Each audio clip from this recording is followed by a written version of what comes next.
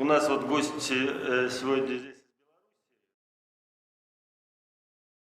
Да, предлагаю всем коллегам по Евразии его с нами вместе отмечать, потому что это действительно знаменательное было событие, после которого Россия стала выходить на мировую арену с нормативным регулированием всего, что касалось интеллектуальной собственности.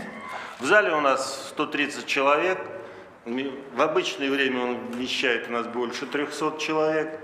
Но все-таки в этом году мы решили, что гибридный формат у нас будет хорошо работать. Уважаемые коллеги, вообще название конференции, само слово «экосистема интеллектуальной собственности» родилось в этом году, когда правительство вырабатывало ряд мер по фронтальным стратегиям развития страны в целом. И наш проект интеллектуальной собственности, как инфраструктурный, как обеспечивающий это развитие, тоже обсуждался. Я благодарен вице-премьеру российского правительства Андрею Андреевичу Белоусову за этот термин, потому что он родился по предложениям, прежде всего, тех предпринимателей, которые работают в технологической сфере. Нужно нашим предпринимателям больше поддержки в определении тех научных направлений, которые завершаются созданием патента. И вообще, то, что сейчас правительство объявляет, что оно будет финансировать те разработки, которые заканчиваются патентными, а точнее патентноспособными результатами интеллектуальной деятельности, это политика, которая объявлена, и мы должны, конечно, посмотреть на то, чтобы инфраструктура интеллектуальной собственности, отношения в сфере интеллектуальной собственности с заявителями, с изобретателями, с предпринимателями, с другими ведомствами были совершенно точно определены и не являлись барьерами. Наша задача создать цифровую систему информационную. 15 новых информационных систем мы введем в промышленную эксплуатацию до конца года, что кардинальным образом изменит ситуацию с получением информации всеми субъектами. Мы считаем, что одним из достижений ведомства стали очень сжатые сроки рассмотрения заявок. Сейчас заявка лежит и ждет тогда, когда соберется вся информация по этому вопросу, когда будет информации достаточно для принятия решений, а не так, как это было раньше, когда она ждала, когда эксперт освободится от предыдущей заявки, чтобы начать ее рассматривать. И, конечно же, мы понимаем, что должны быть созданы еще более эффективно работающие системы патентной аналитики, системы фасттрековской поддержки изобретателей по основным направлениям. Именно таким мы видим ведомство и экосистему. На профессиональной нашей конференции сегодня будут рассмотрены практически все вопросы, актуальные для этой сферы и для текущей работы Роспатента. Откровенно говоря, некоторые методологические решения мы даже не принимаем, ожидая обсуждения их на конференции, и по результатам конференции мы надеемся получить рекомендации о дальнейшей нашей работе. Так, эти выводы, предложения я прошу модераторов всех завтра на пленарном заседании изложить конкретно. Давайте договоримся, что завтра не будет просто рассказа о секции или круглом столе или панели. Об этом нам расскажут журналисты, которых здесь сегодня достаточно. А будем говорить только о конкретных выводах и мерах, которые вырабатываются на том или ином направлении, с тем, чтобы ведомство получило необходимый толчок, импульс для этой реализации. У нас много гостей, мы в процессе конференции всех будем представлять. Я хотел сказать, что нас приветствует Комитет Совета Федерации по науке, образованию и культуре. Председатель комитета Лилия Салатовна Гумерова написала нам, что тема обеспечения эффективности Института интеллектуальной собственности была и остается одной из самых приоритетных для Совета Федерации. Мы с вами прекрасно знаем, как работает Совет по интеллектуальной собственности в Совете Федерации. Его теперь снова возглавляет сама Валентина Ивановна Матвиенко, и мы надеемся, что мы также будем активно сотрудничать. При этом комитет нас заверяет, что мы будем вместе работать по плану мероприятий трансформации делового климата интеллектуальной собственности. Вы знаете, что в августе этот план был модернизирован. У нас там 30 пунктов, которые нужно реализовать в ближайшее время, и приглашаю всех на них работать. Уважаемые коллеги, наше ведомство тесно работает с евразийскими патентными ведомствами, мы тесно работаем с Всемирной организацией интеллектуальной собственности. И я хотел попросить сейчас выступить с приветственным словом заместителя генерального директора Всемирной организации интеллектуальной собственности господина Хасана Клейба. Пожалуйста. Mr. Kleib, Your Excellency, floor is yours.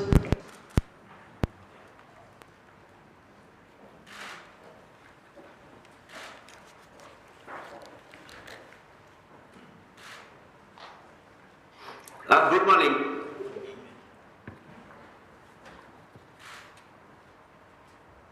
Can hear you. Go ahead. Thank you very much. A very good morning to all. Deputy Minister of Economic Development of the Russian Federation, Mr. Vladislav Fedorov, Head of the Federal Service for Intellectual Property of the Russian Federation, Mr. Grigory Ivliev, Director General of the National Center of Intellectual Property of Belarus, Mr. Vladimir Vyacheslav, distinguished guests and participants, ladies and gentlemen. On behalf of the Director General of the World Intellectual Property Organization, WIPO, it is a great pleasure for me to take part in the 25th International Conference Rospatent entitled Building IP Ecosystem.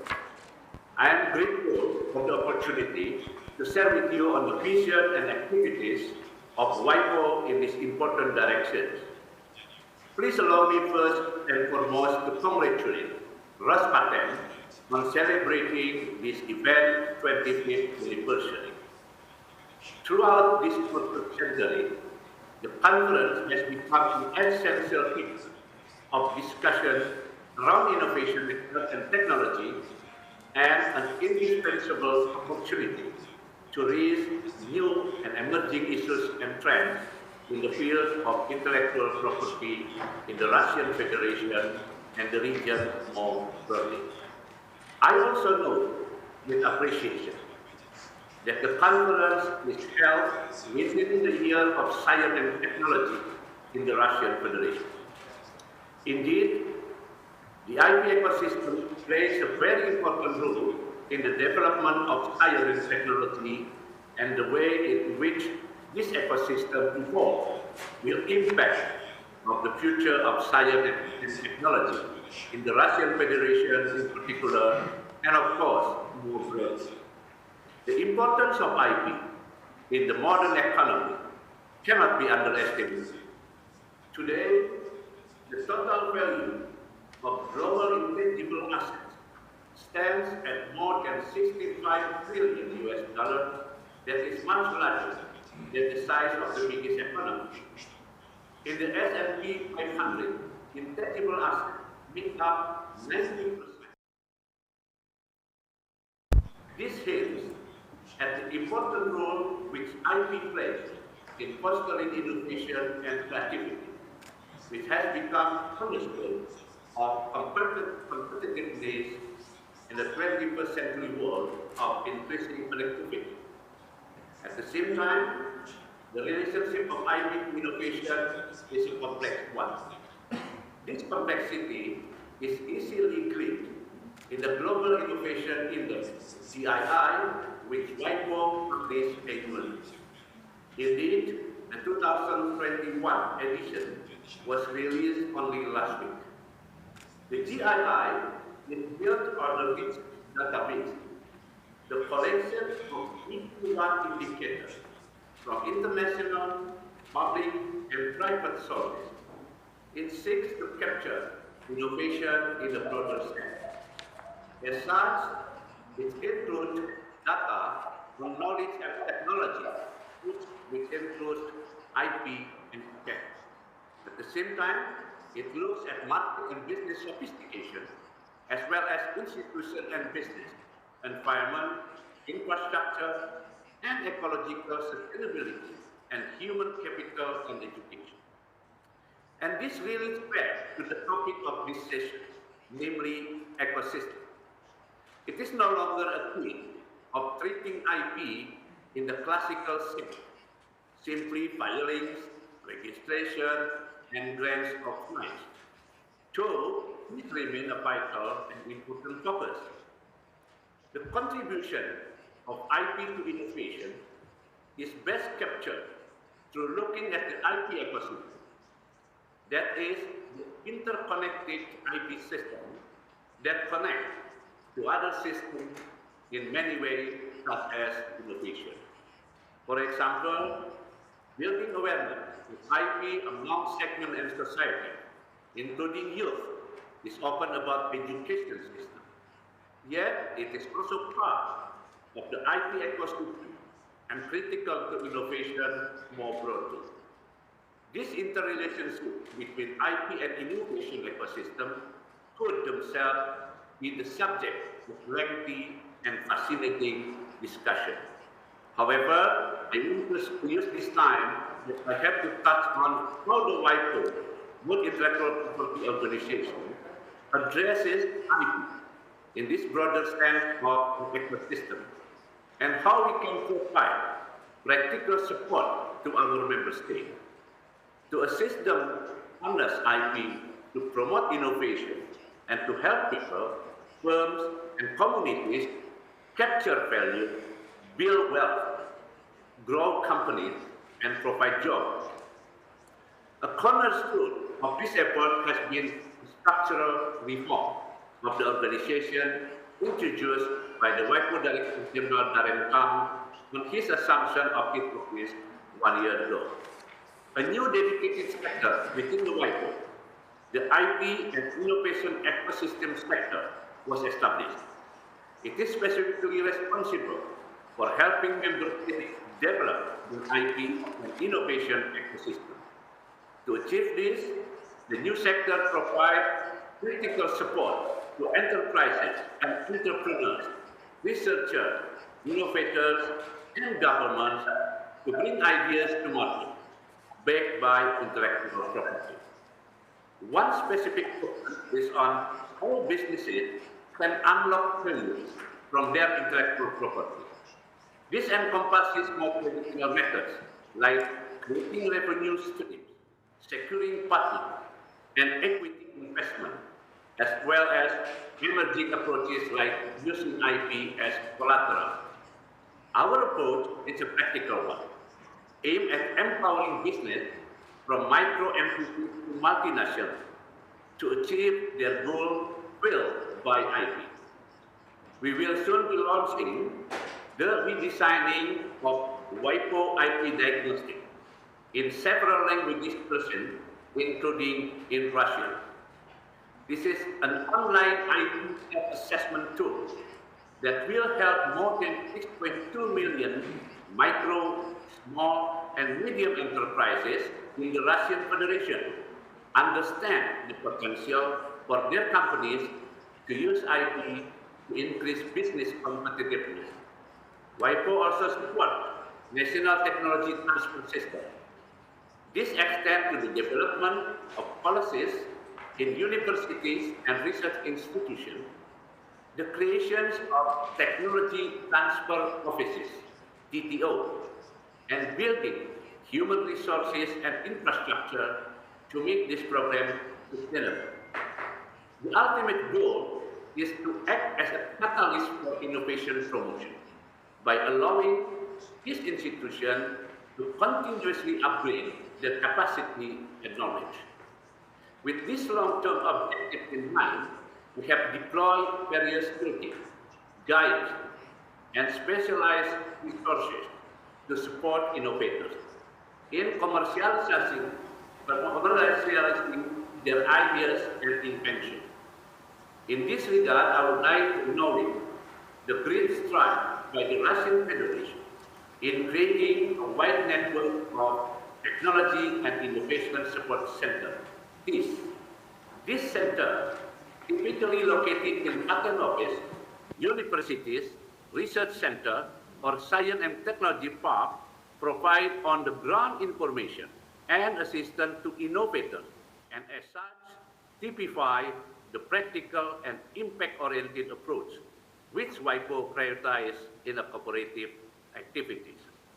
170 TIS in the Russian Federation, a good way to reach key IP stakeholders across your vast country, including the importance of SME sector, and to engage them in the IP ecosystem, and ultimately in the national innovation ecosystem.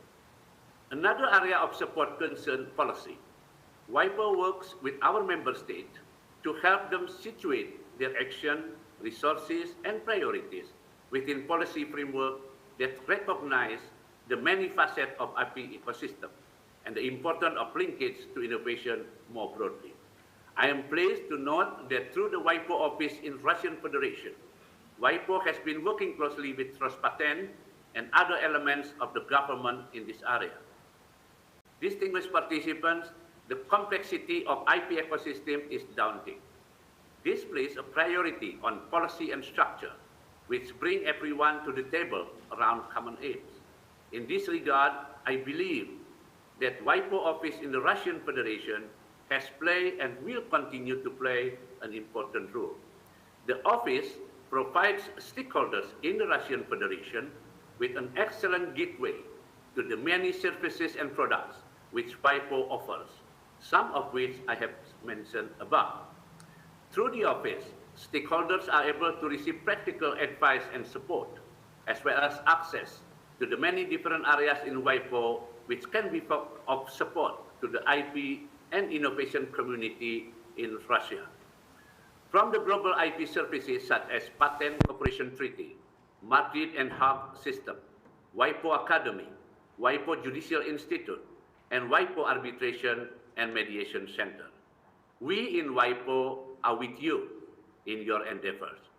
We too are partners for strengthening the Russian IP ecosystem, with its health and development as an important priority for the organization. On that note, I would like to thank the head of Rospatent, Mr. Ivliev, for the kind invitation to participate in this conference, and I would like to wish you all a very productive deliberations over the next 2 years. I'm confident that through this exchange of ideas, many valuable insights will emerge for the benefit of IP and innovation in the Russian Federations and beyond. And I thank you. Спасибо, господин Клейп. Мы знаем, что программа генерального секретаря Даррена Тана одним из основных пунктов содержит как раз положение об экосистеме интеллектуальной собственности. И мы надеемся, что опыт ВАИС в нашей стране будет хорошо адаптирован.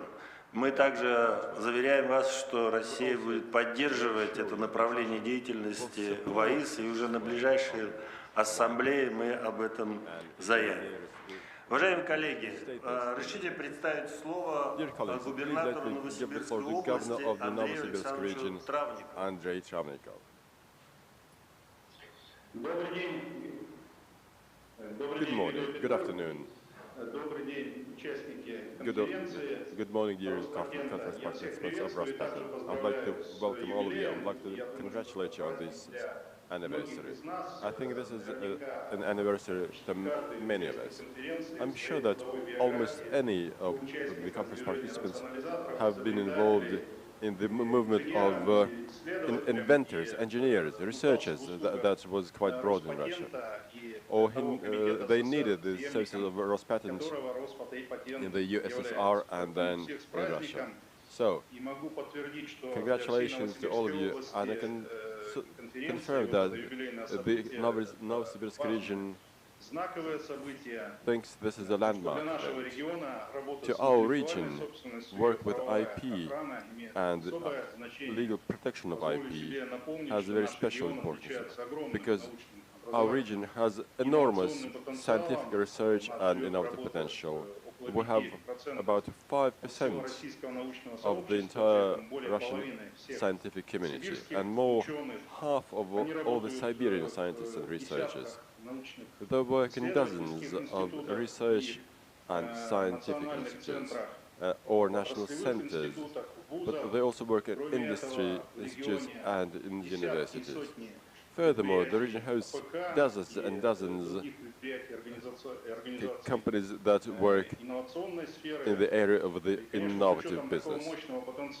So, considering this enormous potential, considering our broad diversification of the economy, including a large share of innovative SMEs, I think it would be fair to say that we not only intend to do a transition to the knowledge economy, we are already there. We have already done this transition, and to be able to support this movement in the future, we clearly will have to focus on developing the infrastructure of the IP market, and the infrastructure that will, on one hand, help us to protect the very valuable knowledge, and on the other hand, to ensure quick and unrestrained access to this knowledge. I would like to note here that we have established a very close and very good relationship with Rospatent, both myself and my colleagues, but also the committee of our Council on Research and Science. And I, in my capacity of the head of this region, have also established very good relations to my peers. So, Mr. Ivliev, thank you very much for your constant involvement in our joint events. I would like to extend my special thanks for your support of our decision to open this year the Siberian branch of the Federal Institute for Industrial IP. This has become a landmark event.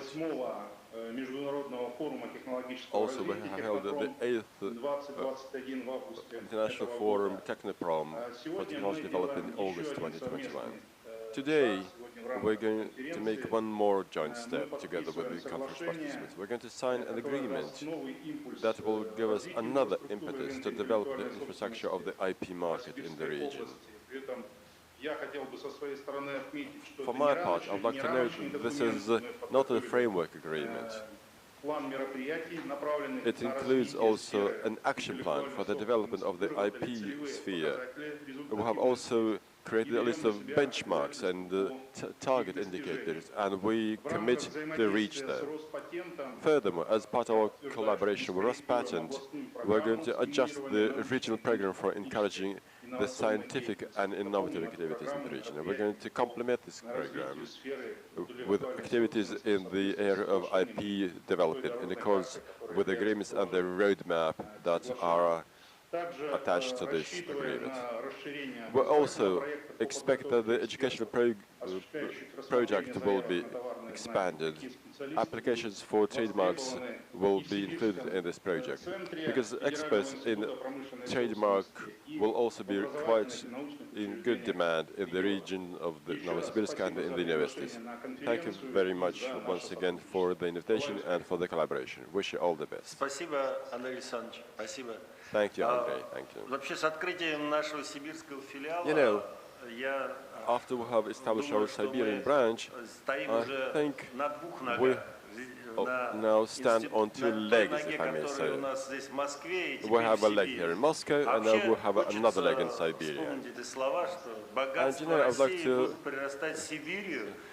remember what our scientists said back in the days, that Russia is going to be rich from Siberia.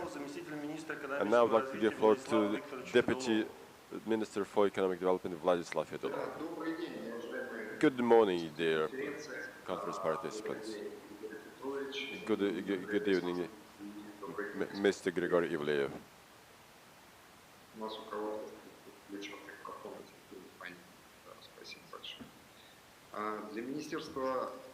The ministry finds it extremely important to develop IP as a factor of competitiveness and creating highly liquid assets. We have been doing a lot. We have created a roadmap for transformation of the business climate. This is what Grigory Ivliev mentioned in his speech. There are more than 30 items on this roadmap. They are quite clear, understandable. They must be implemented for the interest both of business and the government to be able to work actively. We have been establishing new services, digital interfaces for Rospatent, entering into international treaties. We have a special focus on the regional agenda. We have been implementing the recommendations developed by Rospatent and the Council of Ministers in the Russian regions. All 9 agreements have already been concluded. Other regions have also shown an interest. Through joint efforts, we will be able, together with you, to reach success. Inventors, business, regional and federal authorities in joint collaboration will be able to promote innovations and inventions in the area of Rospatent. We encouraged the initiative of the Novosibirsk region to enter into a trilateral agreement, and we support the active development of this industry. I wish the conference participants creative and economic success, and I wish special success to the Novosibirsk region. Thank you very much. Спасибо, Владислав Викторович, за характеристику взаимоотношений. Действительно, трехстороннее соглашение, которые мы сегодня намерены подписать, the trilateral agreement that we're going to sign today is an agreement between the entity of the Russian Federation, the Ministry of Economic Development, and Rospatent. This agreement will be of regulatory importance. It will be used then to adopt plans, programs to implement various activities. And we see that we began by information and consultative cooperation with the regions, when we were establishing support for innovation. But now we have raised a yet new level of collaboration. In the regions which signed these agreements, they have become leaders in this area. They have become leaders in IP development. They help inventors to join the global integration process in the IP sphere locally, but they can do this at the international standard level. The activities that will be drafted based on this agreement will give a new impetus for regional technology transfer of IP. I suggest that we proceed to the signing of this agreement. This is the first experience of virtual signing of an agreement. Clearly, this pandemic has imposed a lot of limitations on our work. That said, a number of other regions would like to sign this agreement with us. I think we're going to test this online signing format, and then we will feel much more free in this respect. I ask esteemed Andrei Travnikov and Vyacheslav Ivliev to sign this agreement. Please give me my copy. We announce the signing of the trilateral agreement on cooperation in the area of support for intellectual property development within the Novosibirsk region. The agreement is signed by head of Rospatent Grigory Ivliev, governor of Novosibirsk region Andrei Travnikov, and deputy minister for economic development of the Federation Vyacheslav Fedorov.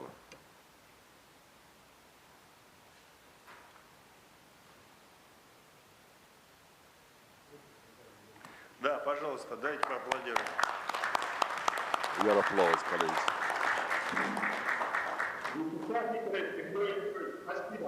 Спасибо, Андрей Александрович. Vyacheslav Fedorov. Thank you, Grigory Ivliev. Начинаем работать уже по соглашению. Let's get down to work. Thank you. Да, сейчас, коллеги, мы переходим к другой теме. Теме евразийской интеграции, теме двустороннего сотрудничества с нашими коллегами по Евразии. И наш уважаемый гость сегодня генеральный директор Национального центра интеллектуальной собственности Республики Беларусь Владимир Анатольевич Рябоволов. Предлагаем ему выступить. You have the floor, Vladimir. Большое спасибо. Уважаемые участники и гости международной конференции, от имени Национального центра интеллектуальной собственности Республики Беларусь я рад приветствовать вас на сегодняшнем мероприятии. И, пользуясь случаем, хотел бы выразить благодарность Федеральной службе по интеллектуальной собственности и лично Григорию Петровичу за приглашение к участию и столь высокий уровень подготовки данного мероприятия. Ежегодная международная конференция Роспатента уже успела зарекомендовать себя в качестве эффективной площадки для открытого диалога всех участников системы интеллектуальной собственности. Хочется отметить, что проведение данного мероприятия в год науки и технологий в Российской Федерации в очередной раз подчеркивает тесную взаимосвязь сферы интеллектуальной собственности с развитием высокотехнологичных секторов экономики и инновационным процессом. Несмотря на то, что обсуждаемая сегодня тематика никогда не теряла своей актуальности, в современных реалиях остро ощущается необходимость формирования новых стратегических подходов, которые отвечали бы вызовам времени и потребностям общества в сфере защиты и укрепления интеллектуальной собственности. В последнее время сектор технологических разработок претерпел изменения. В силу того, что мировая общественность определила, что для себя совершенно новым являются цели и ориентиры развития. Так стремительно активизировался рынок так называемых зеленых экологически чистых технологий, демонстрируя ежегодный рост. Получили всемирное признание и нашли применение в различных отрастях от здравоохранения до торговли, технологий виртуальной и дополненной реальности. Отдельное место в инновационной среде стали занимать разработки, созданные с использованием искусственного интеллекта, что в свою очередь непременно приведет к пересмотру вопроса о степени вовлеченности человека в данный процесс и об авторстве в отношении конечного продукта. Это лишь некоторые примеры актуальных тем, составляющих сегодня международную инновационную повестку. В этом контексте становится очевидно, что система интеллектуальной собственности также подвержена серьезной трансформации. В целях обеспечения наиболее эффективного использования ее инструментария для всеми заинтересованными, включая изобретателей, авторов, экспертов и в целом общества. На сегодняшний день государство, определяющее развитие инновационного и интеллектуального потенциала в качестве одного из приоритетных направлений государственной политики, несомненно закладывает основу стабильного и процветающего будущего своих стран. Республика Беларусь, в свою очередь, признает значимость данного направления и активизирует деятельность в этом направлении. Так, основополагающий документ страны, государственная программа инновационного развития, которая принимается на 5 лет, вышедшая 2 недели назад, впервые включила в качестве одного из основных разделов раздел об интеллектуальной собственности. Этим еще раз указывается на значимость интеллектуальной собственности как необходимого фактора развития, инновационного развития страны. В соответствии с данным документом, Национальный центр интеллектуальной собственности впервые определен как субъект инновационной инфраструктуры. И в данный момент начинается работа по определению места и компетенции нашей организации. Уже на данном этапе очевидно, что функционал такой организации, ограничивающийся в традиционном понимании вопросами экспертизы и регистрации объектов права-промышленной собственности, должен быть значительно расширен с целью обеспечения эффективности функционирования системы в целом. В этом ключе НЦИС, объединив в рамках своей деятельности вопросы коллективного управления, регистрации и коммерциализации объектов промышленной собственности, профессионального обучения и Центра научной деятельности в сфере интеллектуальной собственности, стремится создать структуру, отвечающую мировым стандартам и мировым тенденциям. Наша республика на постоянной основе ведет активную работу по совершенствованию национального законодательства в сфере интеллектуальной собственности. За период с 2012 по 2020 год правовая база претерпела существенные, кардинальные, я сказал бы, изменения. Практически каждый из 6 основных законов, регулирующих правовые отношения в данной среде, претерпел изменения. 4 из них изложены в новой редакции. Кроме того, мы признаем необходимость изучения международного опыта и укрепления сотрудничества в сфере интеллектуальной собственности. За прошедшие несколько лет мы присоединились к Марракешскому договору об облегчении доступа слепых к информации, также к Женевскому акту Гаагского соглашения о международной регистрации промобразцов, В данный момент мы прорабатываем вопрос о присоединении к Женевскому акту Лиссабонского соглашения о НМПТ и географических указаниях. В целях обеспечения дальнейшего развития национальной системы интеллектуальной собственности был также разработан проект национальной стратегии интеллектуальной собственности Республики Беларусь до 2030 года. Это второй документ стратегического планирования в сфере развития. Первый закончился в прошлом году, он показал эффективность, такая форма поступательного планового движения. Мы заложили в новую стратегию, как мы считаем, революционные некоторые подходы и наполнили их конкретными мероприятиями. План мероприятий на 3 года содержит конкретные мероприятия в данной сфере. Актуальная и эффективная правовая база в сфере интеллектуальной собственности способствует развитию научного и инновационного потенциала страны. Оценкой такого развития можно считать позиции стран в глобальном индексе инноваций. По данным глобального индекса, вышедшего буквально недавно, в 2021 году, наша страна сделала очередной шаг в этом направлении, поднявшись за этот год на 2 позиции. А всего же за последние 3 года мы поднялись на 24 позиции. Для нас это положительно. Мы хотим закрепить этот результат и двигаться вперед. Беларусь также занимает 15 место среди 34 стран мира с размером дохода выше среднего. Применительно к уточненным показателям, Беларусь традиционно занимает определенные лидирующие позиции по таким индикаторам, как экспорт услуг информационно-коммуникационных технологий 11 место, подготовка специалистов в области науки и техники 11 место из 132 стран, государственное финансирование общего образования 5 место. А показатели возможностей для трудоустройства женщин с научной степенью 1 место. Ну и также традиционно мировым лидером является Беларусь по разработке мобильных приложений. В целях поддержания существующего уровня инновационной активности Республика Беларусь уделяет особое внимание совершенствованию данной деятельностью в сфере инновационного развития. Мы стараемся развивать технопарки, бизнес-инкубаторы, инновационные кластеры, центры поддержки технологий и инноваций. За последние 2 года с 1 мы увеличили количество ЦПТИ до 14. До конца года мы планируем довести это до 17. В этой связи нам интересен опыт Российской Федерации. Мы готовы поучаствовать, Григорий Петрович, в Нижнем Новгороде на съезде ЦПТИ.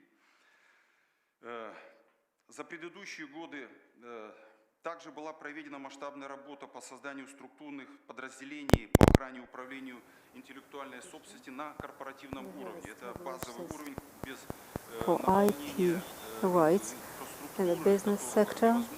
So that's the baseline level that is actually required to deal with those tasks that we have set for ourselves. And that back to 2020, we saw that we had that 70% of our scientific organizations plus technological centers or holdings. So those were supported by IP divisions or innovation divisions. So this is quite a good result, but we want to grow and we want to achieve a better result in this respect as well. So these are all the initiatives to provide for a better environment that will be conducive to technological development, and also at the same time would help implement those innovations and technology that is already there.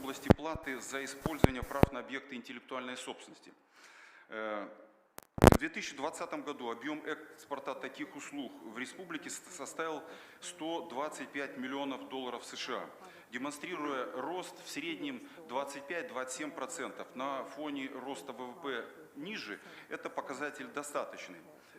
Хотя мы понимаем, что это всего лишь 0,2 от валового внутреннего продукта страны, а общий мировой показатель в 2 раза выше. Мы ставим задачу, конечно же, использовать этот потенциал и внести соответствующий вклад в развитие нашей страны. Еще одним важным показателем является объем экспорта в области компьютерных услуг. Здесь традиционно позиции Республики Беларусь неплохие. В 2020 году экспорт составил более $2,5 миллиардов,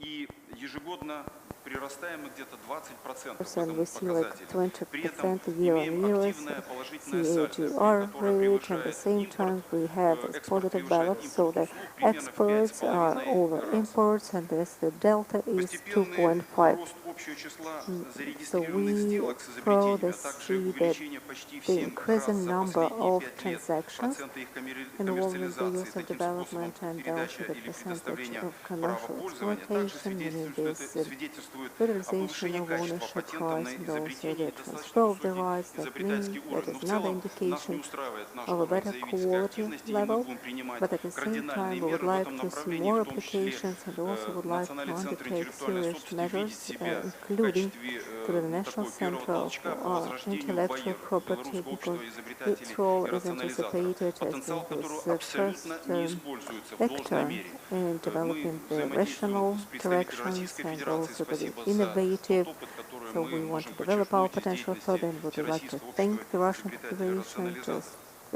for this opportunity to rely on the experience of rational-minded people На сегодняшний момент and to Национальный центр streamline интеллектуальной the собственности ставит ряд processes других задач, domestically. реализация которых And позволит there's a укрепить different category of Национальному tasks патентному that will ведомству also help свой статус и стать полноценным strengthen the position центром или of the субъектом инновационной patent инфраструктуры. bureau Мы полагаем, of что Belarus and also become a в непростой период full-fledged мировой трансформации stakeholder экономической, actor in социально-экономических IT sector. систем So на глобальном, в obviously том there is числе a very уровне, complex а также иные process of субъективные economic факторы, transformation только can be observed both концентрация globally усилий, and я бы сказал domestically, бы and it таким is only военным through the термином, на направлении concerted главного удара efforts. позволит So нам I say сдвинуть we need to be движение oriented towards the key в target этой and области. to Я уверен, just hit что the target. So необходима we концентрация need to go together and we need компетенций, to в том числе в concentrate каких-то в our руках каких-то competences, and значит, these should органов, которые rest будут with координировать certain authorities деятельность в that этом will be направлении. in В charge Республике of Беларусь на coordinating all государственном efforts. уровне это определенно And Национальный центр интеллектуальной собственности. Actions to that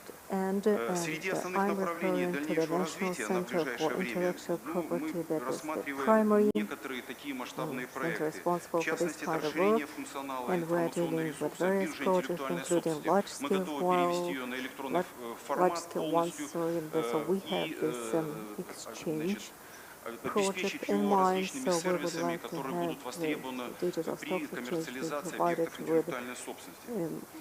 multiple Также мы tools that will приступили help к депонированию объектов commercial авторского exploitation права. of Мы IP буквально в rights. этом месяце начинаем So, работать в этом next направлении. we take В последующем мы ставим перед собой deposits of задачу IP депонирования rights and ноу-хау, objects, созданных за and счет also we would like бюджетных to средств, work с with целью повышения know-how, степени их and this коммерциализации, project will управления be financed by the budget because we want интеллектуальной to собственности. see it on a larger Также commercial мы scale. значит, направляем свои усилия на вопросы цифровизации. Это, конечно, особое направление деятельности. Здесь мы тоже progress in terms of digitalization, and we see it as a key direction, so we'll be willing to collaborate and we'll be willing to learn from the Russian Federal Agency Service for Intellectual Property that is obviously a leader in this sector. So as of today, I hope that we'll be able to address those relevant issues and topics at the regional level, and the Russian conference will be of great use to all the countries in the regions. Obviously, we have lots of interesting ideas to share. So as I said, it will be very useful to all of us, and I would like to wish you all this productive work, and congratulations, Rospatent, on your birthday today. Thank you for listening. Dear colleagues, I would like to remind you that this was the head of the Belarus patent agency, but the way he was speaking, it looked like the Russian patent agency has to do the same, has to follow suit. We see that Belarus basically offers us a benchmark that shows us whether we are doing this the right way, whether we can meet with success, or is it too difficult, and whether we still have to wait for success. But when we work together with them, we see that this demand is there. Not only our businessmen or our heads of Russian regions say that this is important. No, it's of global importance. This is why Mr. Hassan Clay and Mr. Rabiolov in the speeches shows the global trends of IP development. We can see whether we're doing this the right way and whether this is where we would like to draw the attention of our colleagues from other agencies that the Belarus government has given a lot of authority to their National Center for Patents. So we expect that our authorities would also be quite significantly expanded along the track where we're going to work directly with our colleagues from other agencies.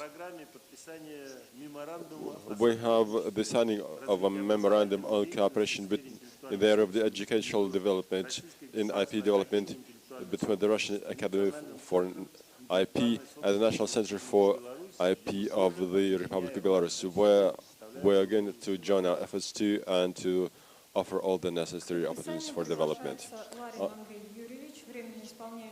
Andrei Larin, acting director of the Russian Academy of Intellectual Property, is invited to join the signing ceremony.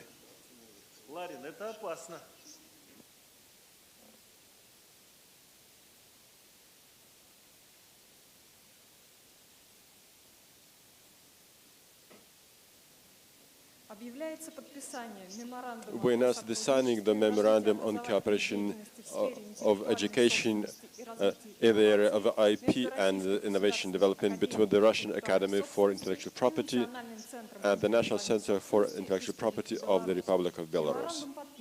The memorandum will be signed by the executive acting chair of the Russian Academy of Intellectual Property, Andrei Larin, and Director General of the National Center for Intellectual Property of the Republic of Belarus, Rabiolov.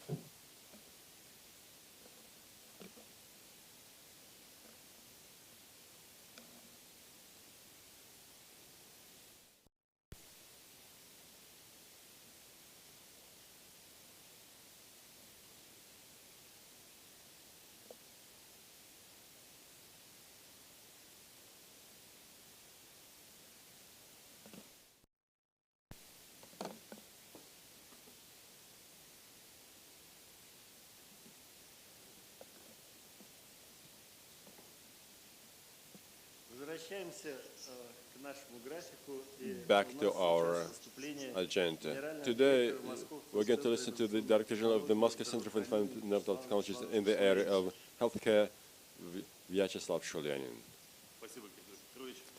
Thank you, Mr. Ivliev. You know, I would like to extend my deepest thanks to Grigory Ivliev and to Rospatent and to the employees of the Federal Institute of Industrial Property, because they have granted so much help to our young center that was established just 5 months ago. We were established to implement innovations in the area of healthcare, and they've been granting so much help to us. I don't think it would be overestimated to say that we in the healthcare industry are in dire need of highly skilled experts. We need help to be able to receive patents properly, to be able to protect intellectual property. We see at the medical community that medics find it very important to publish an article in the medical journal or to defend a doctor's dissertation, but with respect to patents and IP, this goes to the background, and a lot of inventions remain shelved in archives. So we need to correct this situation. We need to help as many new inventions as possible to be implemented in real life. This is why we started to work together with the Rospatent agency, and our colleagues have already helped us in 2 cases to protect the rights of doctors. In one case, Tatyana Erivantseva is here. I'd like to thank her as well.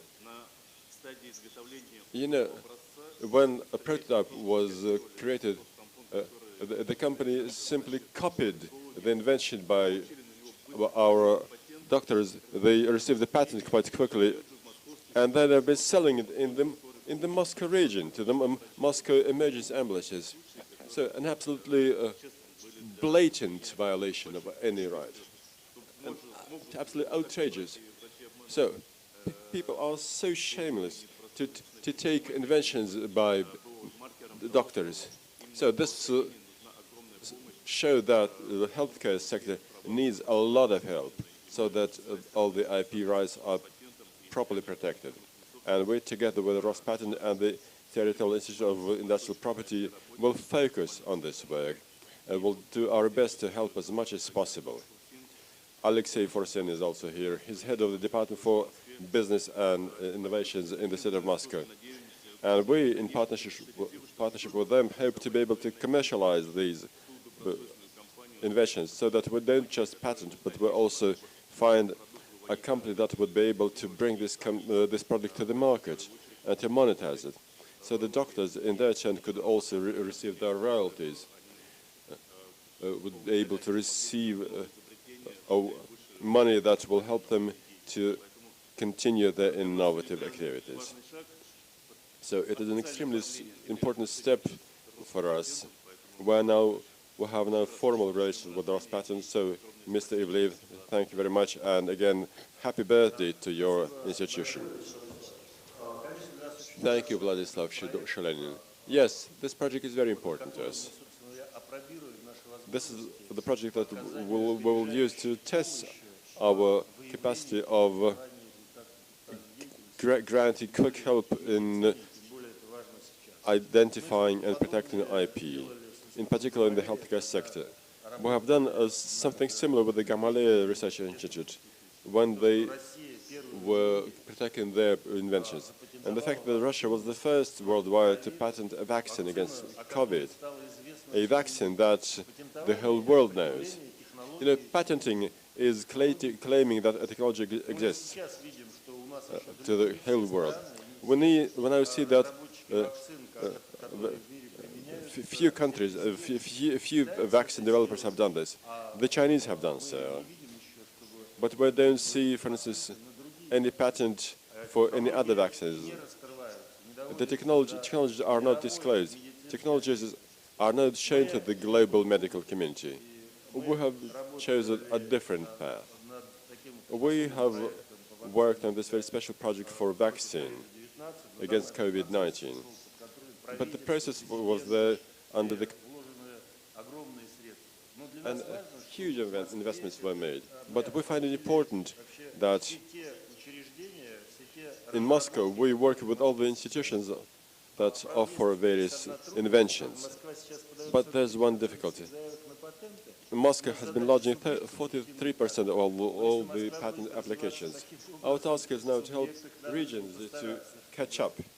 But if Moscow keeps developing at this rate, then regions will have to do a lot to be able to catch up. Now we have another signing of the agreement on the agenda.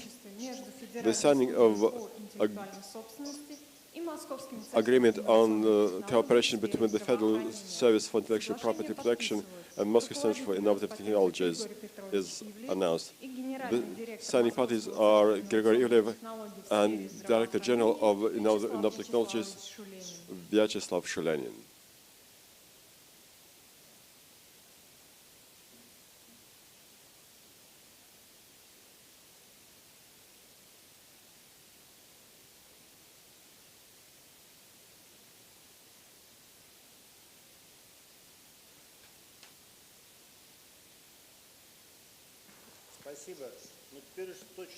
Thank you.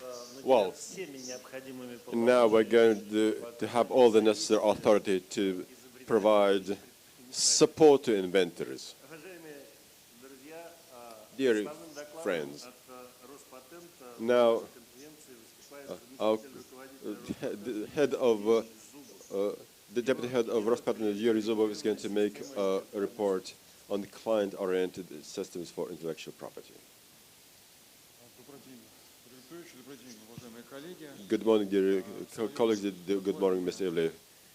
In my report, I will be quite frank. We have made another attempt, we think the Rospatent is the core of the system of intellectual property.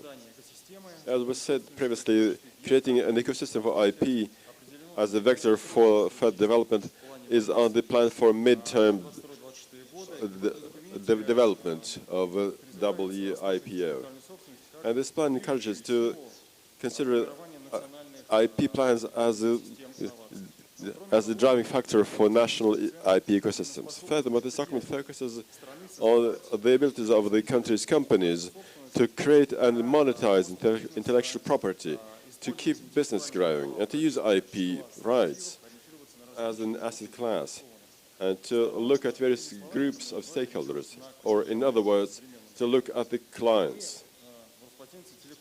We at Rospatent fully support this initiative, and we believe that the strategic aim of Russia is to create an ecosystem for transforming the IP into a tool of gaining additional revenues.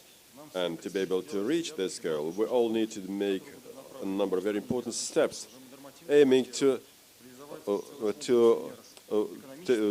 break down various normative obstacles and to create economic incentives, to create and to improve client-oriented digital services for our clients, but also to educate Russian scientists, but also Russian businessmen, to be able to comply with the culture of IP system.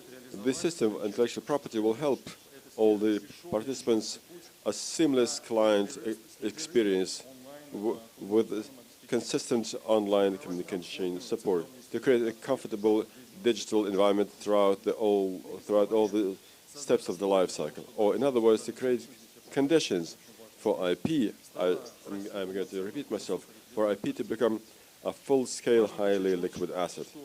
It is important to note here that Rospatent is the center where all the elements of IP property meet. It is at the forefront of patent and innovative activities in Russia.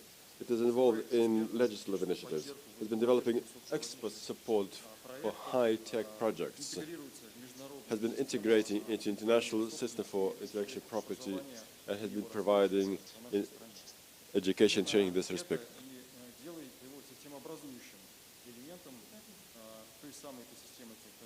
So this is, in my opinion, the core of this ecosystem. And I would like to begin by discussing the future tasks, what we need to do to embark on the new mission of Rospatent to be able to help manage science and innovations in Russia.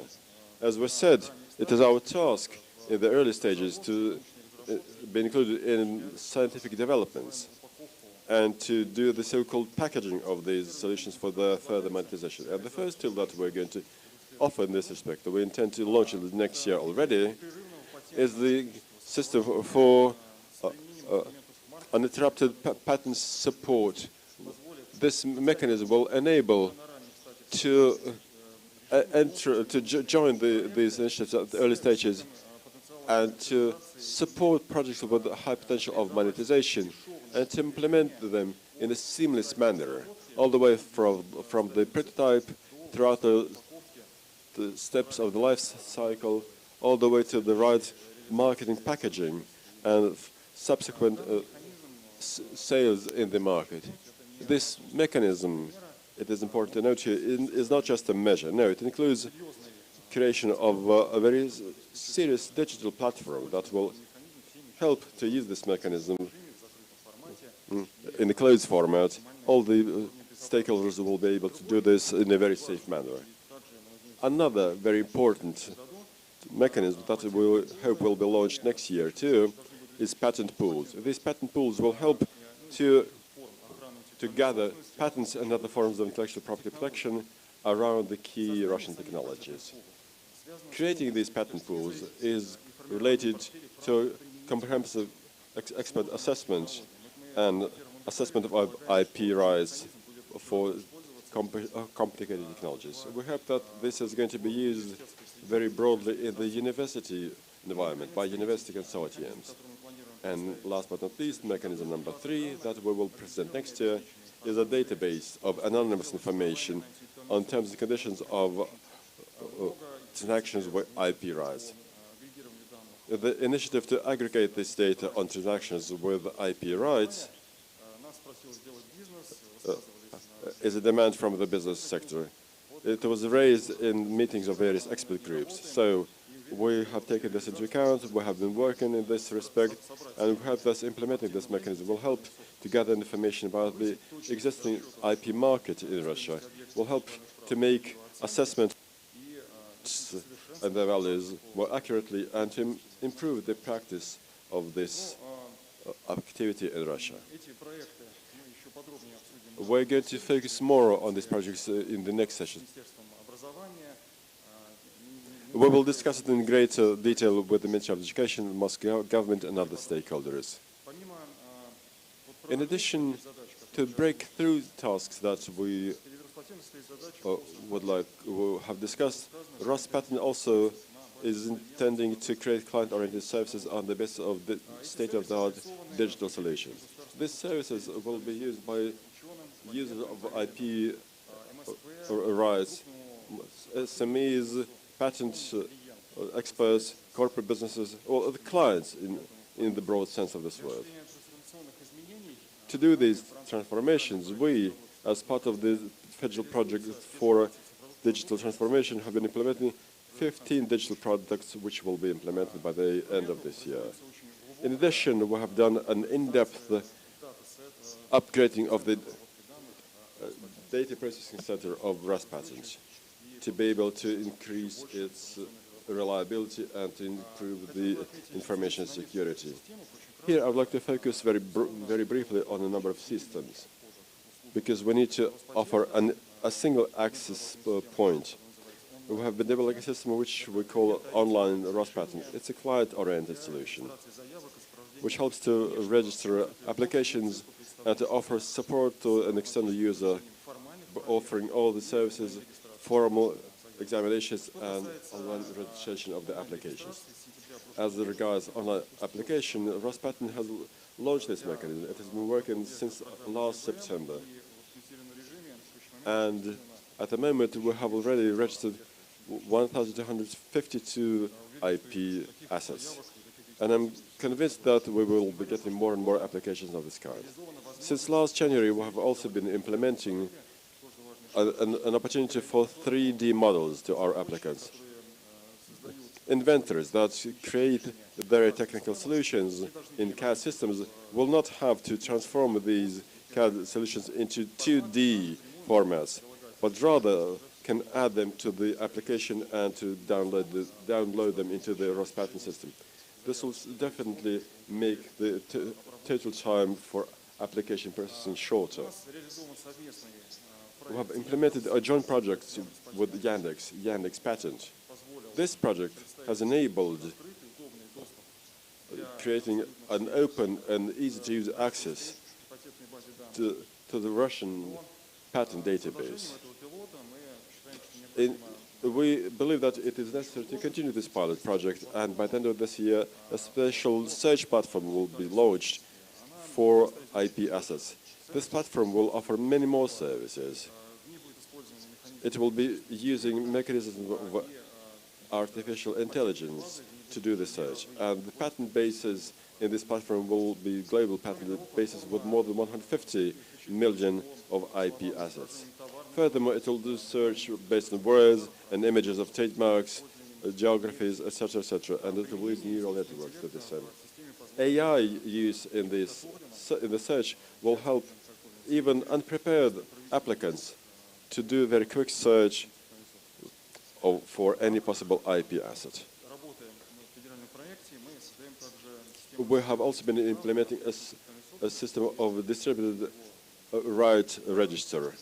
What is important, what is so significant about this project? It is based on the system of distributed registers, and the applicants will be able to provide applications and everything will be done online.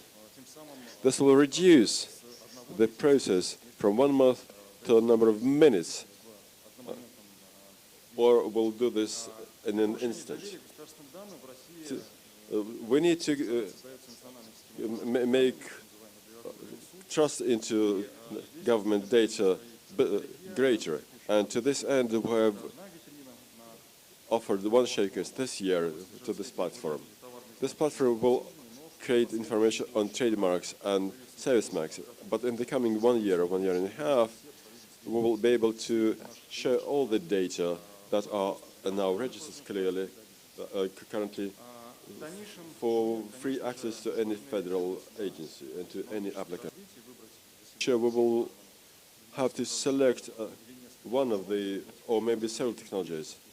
And we see that AI is going to be one of the technologies, because it's a global trend. It's going to become one of our guides, one of the guidelines. And it will help us to automate many processes related to the classification of documents, related to translation of documents from 10 global languages into Russian, and to create forecasting services based on intellectual activities. And there'll be many more various services of this kind. Despite the fact that the indicators on IP applications have been growing from year to year, for instance, over the 8 months of this year, Rospatent had received 18.2% more applications than last year. Also, in the first 8 months, Russian legal entities have lodged applications to 10.4 applications more than last year. But when the comfortable environment is established, it will be our aim to improve services which will be more comfortable for right owners. It should be noted here that over the past 18 months, as part of the roadmap for transformation of the business climate in the IP area, maybe according to the first version of this map, a number of initiatives have been implemented with the Rospatent's involvement. For instance, the term of IP asset has been included into the Russian legal system. An opportunity to download a 3D model was also offered to the applicants. And we see already the results of these initiatives. Many applicants have been using them. In middle last year, we also saw the adoption of the law on patent search and also the assessment of patentability as part of examination. So we further work on the initiatives, on the utility models, so we're just selecting those organizations that can be involved in this work. So that was last year that we achieved better results in terms of e-filing, and after this long deliberation, so we saw 80% and even higher. So that's the number of applications that were filed electronically, and for trademarks we even saw 90%, so 90, and we want to go further for this in the coming year. And next, this recent regulation from the government that will receive its version number 2 for intellectual property that prescribes the removal of barriers across all stages in the life cycle. So the roadmap provision is done in order to promote the development of intellectual property. So there are 6 basic initiatives, and I would like to outline those that are the key focus for us at the moment. So actually we have been acting across all areas, which are some of them specific issues of greater importance to us. So we start with this patent box that implies a taxation regime, and then the reduced rate can be applied to corporate income, and then we look at the result in IP results. So we believe this initiative deserves attention. It should go through the pilot stage and the trial and testing period, but we are not fully happy with the way it is presented now. So we just made this suggestion to introduce certain amendments to the tax code so that we could reduce the tax rate from 20% to 3% to have this kind of taxation maneuver for IP objects. But this is quite a drastic measure that is actually capable of reducing the tax burden and promoting commercial activities and commercial exploitation and use of IP rights, and including it can also attract the return of certain rights from abroad. And now we also see this new order for the government contract, IP results and other fields. So there are certain amendments that have been introduced and they will take effect early next year. So Russia is going to join the Geneva Act for Lisbon Agreement on the geographical indications and certifications for industrial design, and then improving military IP rights treatment regime, and to make sure that these rights can be also used in the market. So at the same time, there is this diversification of an industrial complex so that we shouldn't overlook, so both traditionally and currently. So most of the breakthroughs we do see in this area, and obviously this is a very important segment to make this picture complete. Rospatent is also taking a very active part in the changing the administration system for IP rights, and these would include those results that are owned by the parties to government contracts, and that's the exclusive right to IP rights under defense contracts in particular. So there are certain contradictions or diversions of opinions with the respected agencies, so we put forward our version so to take into account IP rights without any detriment to the defense or the security of the Russian Federation, and there's a number of initiatives that relate to the transfer of rights and also the exercise of rights and the vesting of rights of IP. So we take greater importance to international collaboration, cooperation, and it is true for the Eurasian landscape. So that will take into consideration of the regional specifics and domestic ones. And it was last year that we saw that for industrial design, that the system was put in place, so the ratification process is over. Now it's ready to be deployed for trademarks within this Eurasian Economic Union. We're also just trying to build out a single jurisdiction to settle dispute, to have this unified register in order to just overcome the challenge of exhaustion of legal remedies domestically. So WIPO, actually this one of the top priorities for the Russian Federation to maintain cooperation with that organization, and that has been further emphasized with the guidelines on the part of WIPO, and so we do support all the approaches that are formulated in this new report. So these are the approaches that we can use to work with young people, with scientists, and also trying to change the economic perceptions toward intellectual property.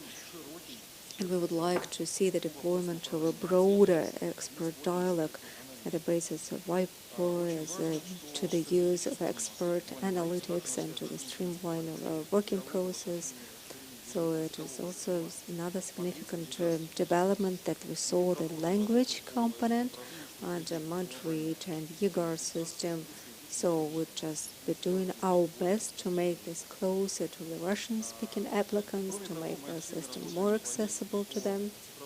So along the line of WIPO, we also taking active efforts for digitalization.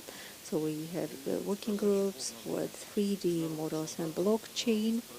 And now we are just modernizing international standards and trying to bring the 3 model expertise to a new level in terms of quality, because we do have competence in place to achieve this task. And it's regions in IP ecosystem, so this regional work has been there for quite a number of years. So I'm just now referring to those technological centers or technological innovative centers. So we have 172 in 68 regions. So Samara and Rostov are the 2 regions that will sign the agreements on establishing these innovative centers very shortly. So the Siberian Center in Novosibirsk has been already mentioned today by the governor of Novosibirsk, and there's another priority project, and so the work is underway to train the specialists and experts that will be involved in the operations of the center. Just to conclude, I would like to say that any ecosystem would just need a foundation for IP rights, and this very foundation that will be built by the Russian Academy of Intellectual Property, that have the competences as center to raise the awareness and to improve the training and qualification for IP applications. So they are in charge of the development of new programs and in terms of technology and education. So this is an expert forum that is being provided by the center, and the 2 education organizations, so they are entrusted with the implementing government instructions. So these are 39 higher education institutions that will be winning the contest, and then will develop and implement IP modules for further trainings of their students and for their undergraduate and postgraduate students. So and then we expect to see more than 4,000 teachers of that qualification, and that is close for my presentation. So now I'll be happy to take your questions. So thank you so much. And remember that the last slide, and then you should add, that phrase that hooray to the Ministry of Education of the Russian Federation, just the projects that were launched by the Russian Ministry of Education. Dear colleagues, I would like to remind you that we have more than 600 attendees in our virtual space, and there's one important speaker, Vladimir Knyginin, Vice Governor of St. Petersburg, because for our service, for our agency, he is the person that provides a stimulus and promotes our ideas and just communicates them to the government, to MPs. So the floor is yours. Vladimir, could you please give your outlook on intellectual property in Russia? Georgy Petrov, dear colleagues, so intellectual property probably is your area of expertise in the first place, but I would like to touch upon the intellectual aspect of our development and innovation, because we see that there are transformations. So all the key players, including Federal Service for Intellectual Property, so we need to cooperate more effectively, and in light of the COVID, the pandemic, so we see this great importance of innovations and technology. So we see that a transformation is developing at an unprecedented pace. And remember that was let's look at the period of time.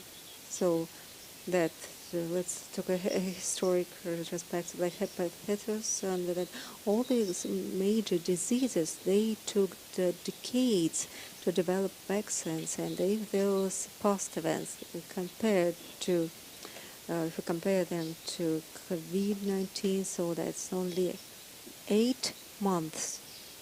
So we see this sort of contraction of time in terms of the transfer of knowledge.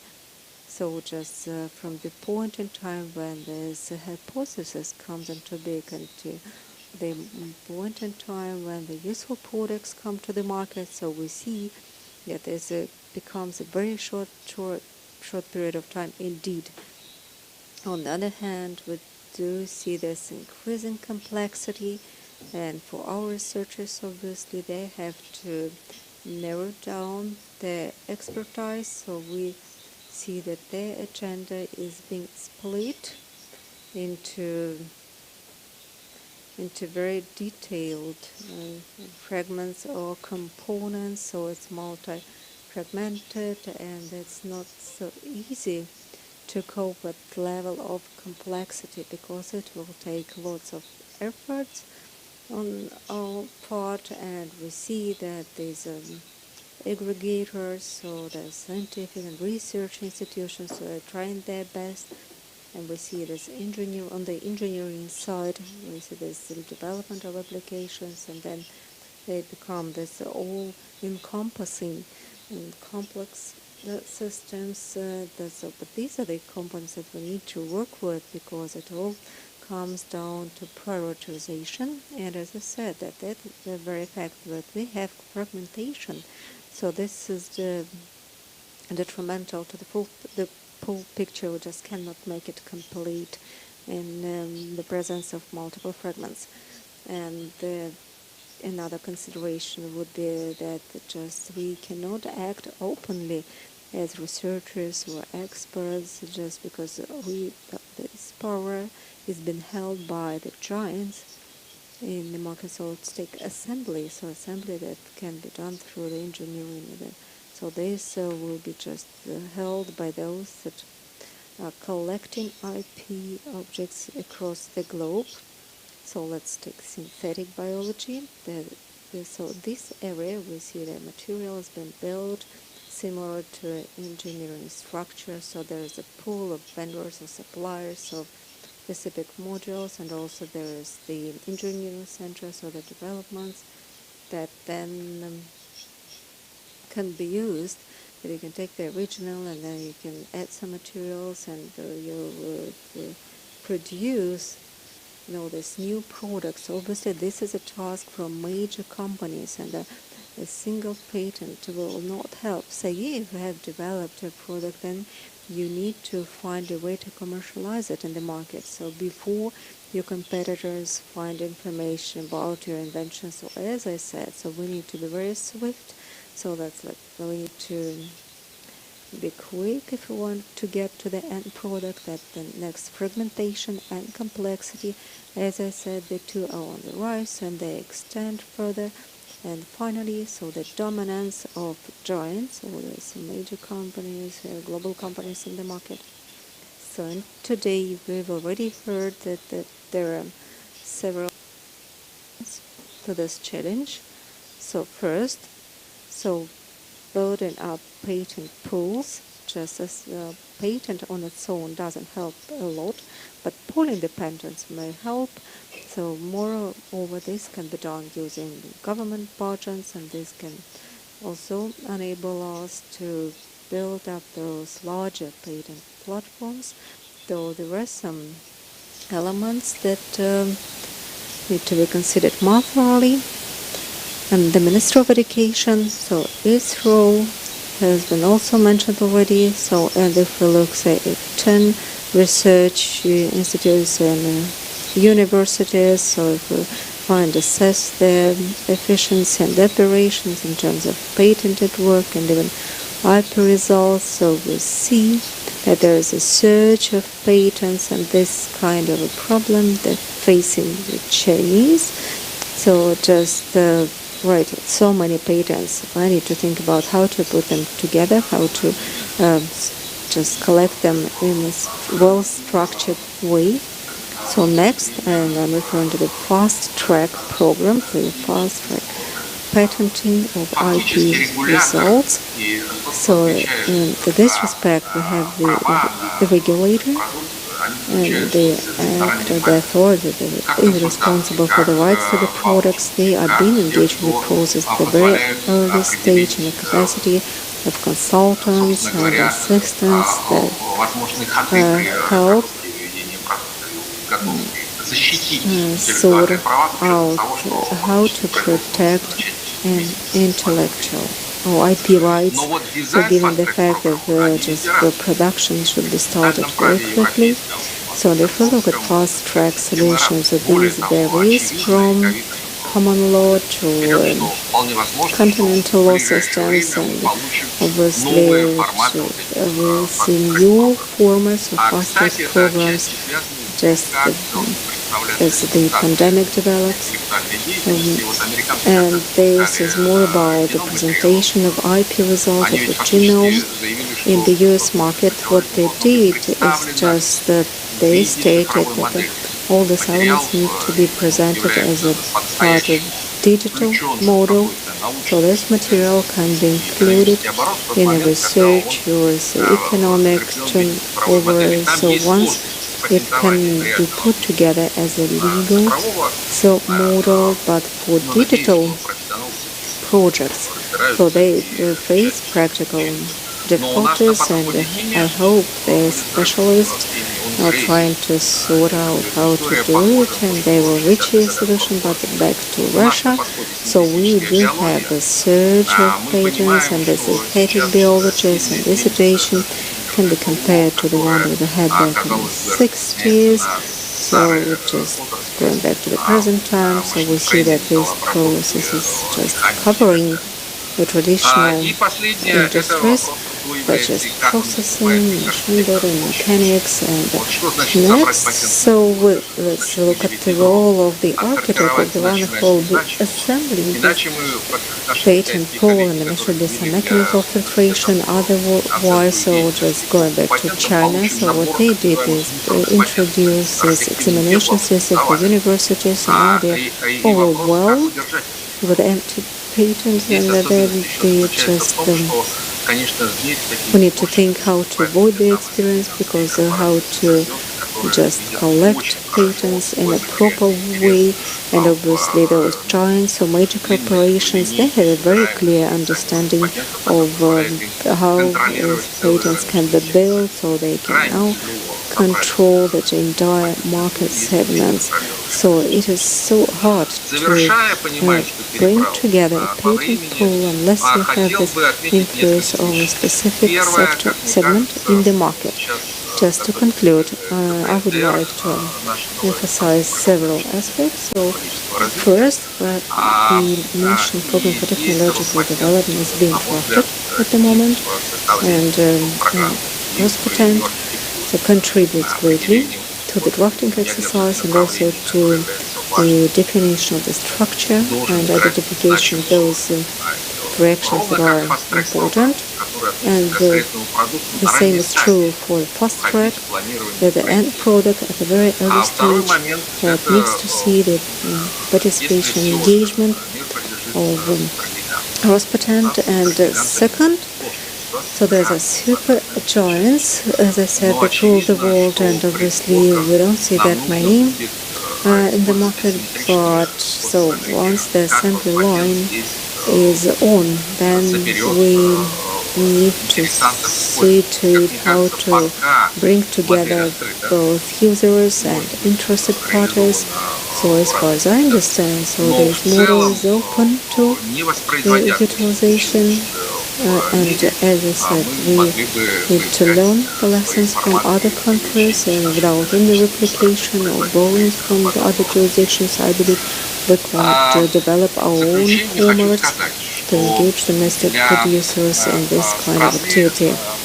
And just in conclusion, for the country, so the patent authority, the way that it is structured and the way it contributes to the research agenda and activities. So I see it as a one of the indispensable components of the trainal system, and I'm happy to see those positive transformation in your agencies and authorities, so you see that you are taking on new topics and issues, and you are well beyond this, legal or legalistic or even defensive position with respect to intellectual property and developments and creations.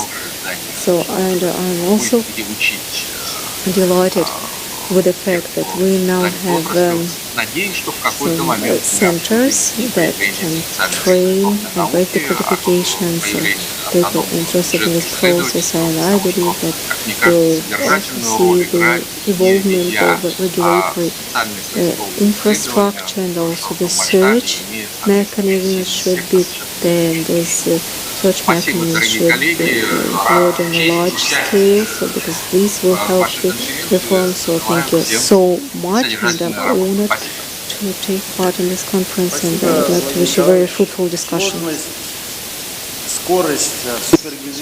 Thank you, Vladimir. Yeah, the complexity, the quickness, the supergiants, the asymmetric nature of inventive activities, you have demonstrated this all to us, but we're not afraid. We're ready to work in such formats.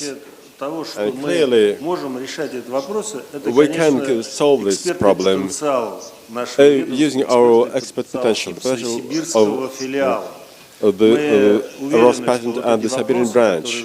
We're convinced that the questions which are raising can be solved with rely on experts, people who know this in depth.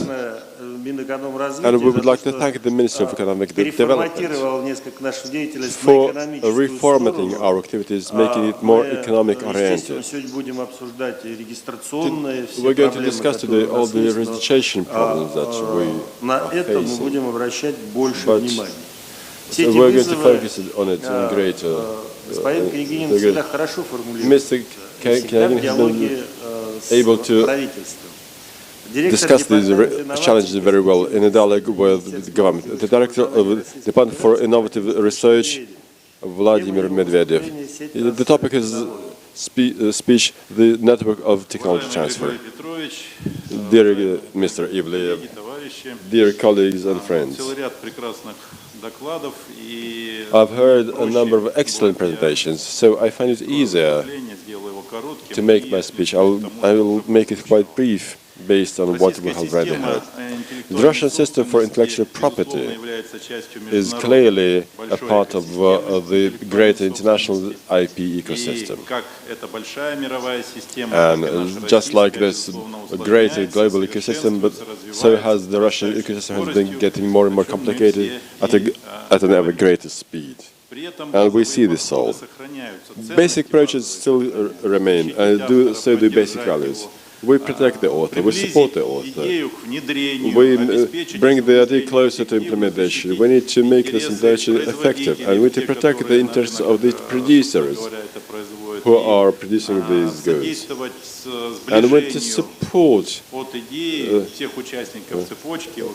all the participants in this chain, all the way from the idea to the market implementation. Vladimir Knagin has, and I agree that it is a very important thing to look for our formats. We see what has been going on in the global practice. We must be very thoughtful about it. We must look for the meaning of these processes so that we can protect our national interests. And in this respect, if we need fast track, well, let's think about it. Let's think what is the best way to do this. If we need to make any pools, then we need to think how to gather them. What will be the meaning of it? How quickly we can do this? What will be the focus? We need to find our own meaning for the national interest.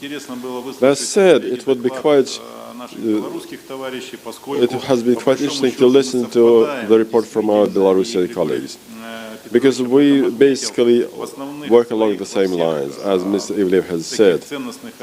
In all our values, we fully resonate with them in all our because we have a common market, we have common standards, we have the same relations in the production area, in IP protection, and I think that has been shown today quite vividly, and we would like to thank our colleagues for this very deep analysis. In this year of science and technology that we have in Russia in 2021, the Ministry of Education and Science focuses even greater on these activities. Copyright market has been developing.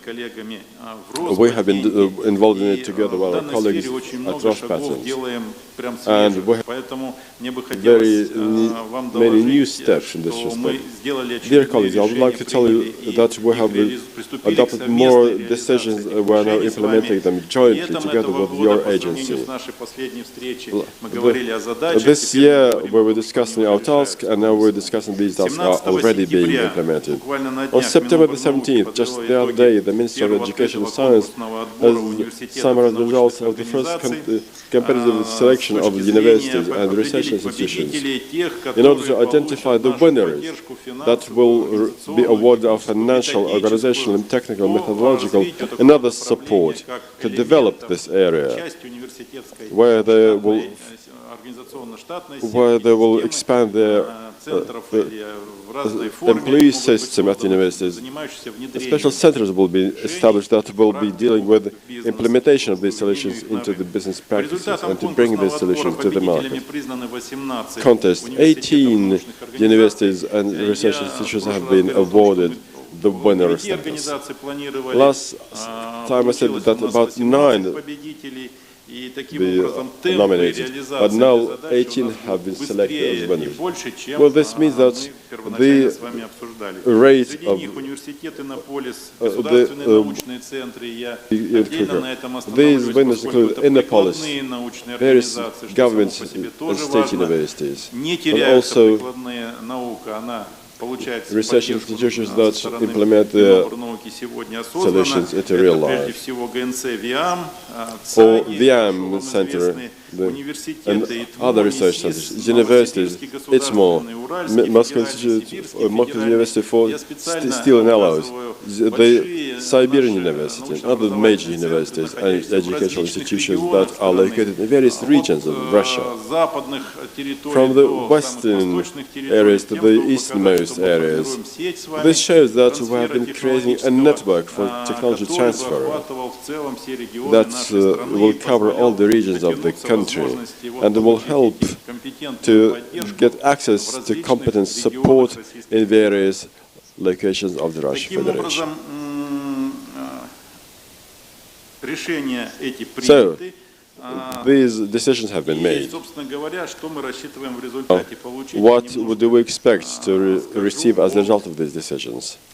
I will tell you very briefly about the achievements which we hope to make in the coming years. Legal protection.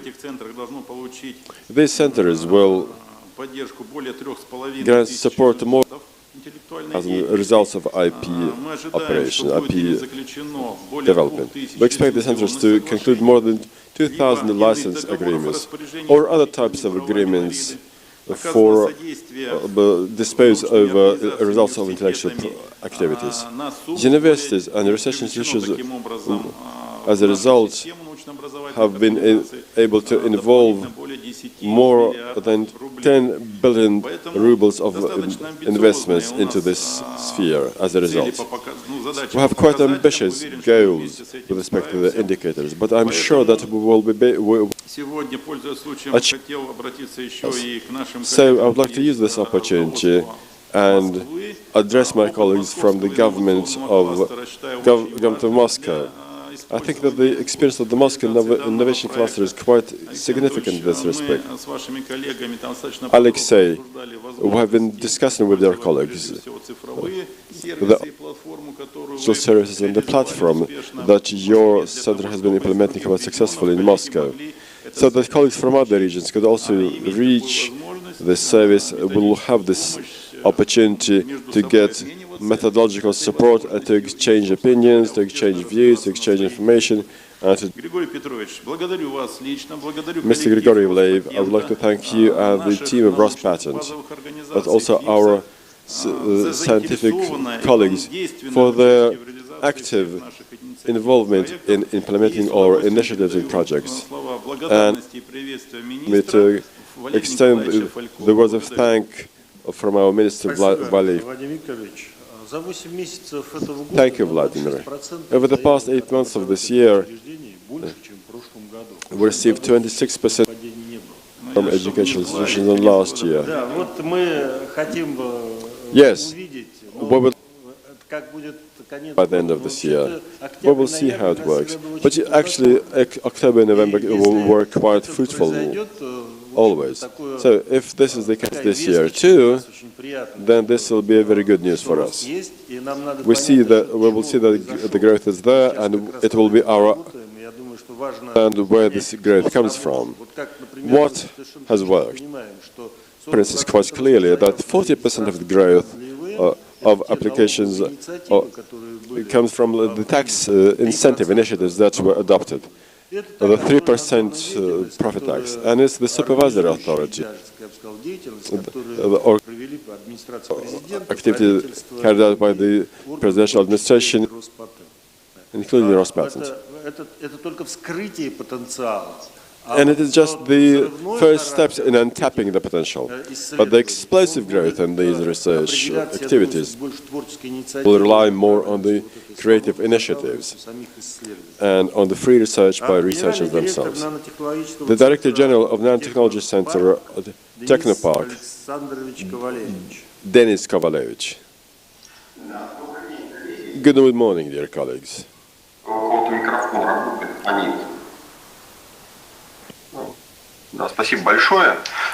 Thank you for this invitation. As Grigory Ivliev has said,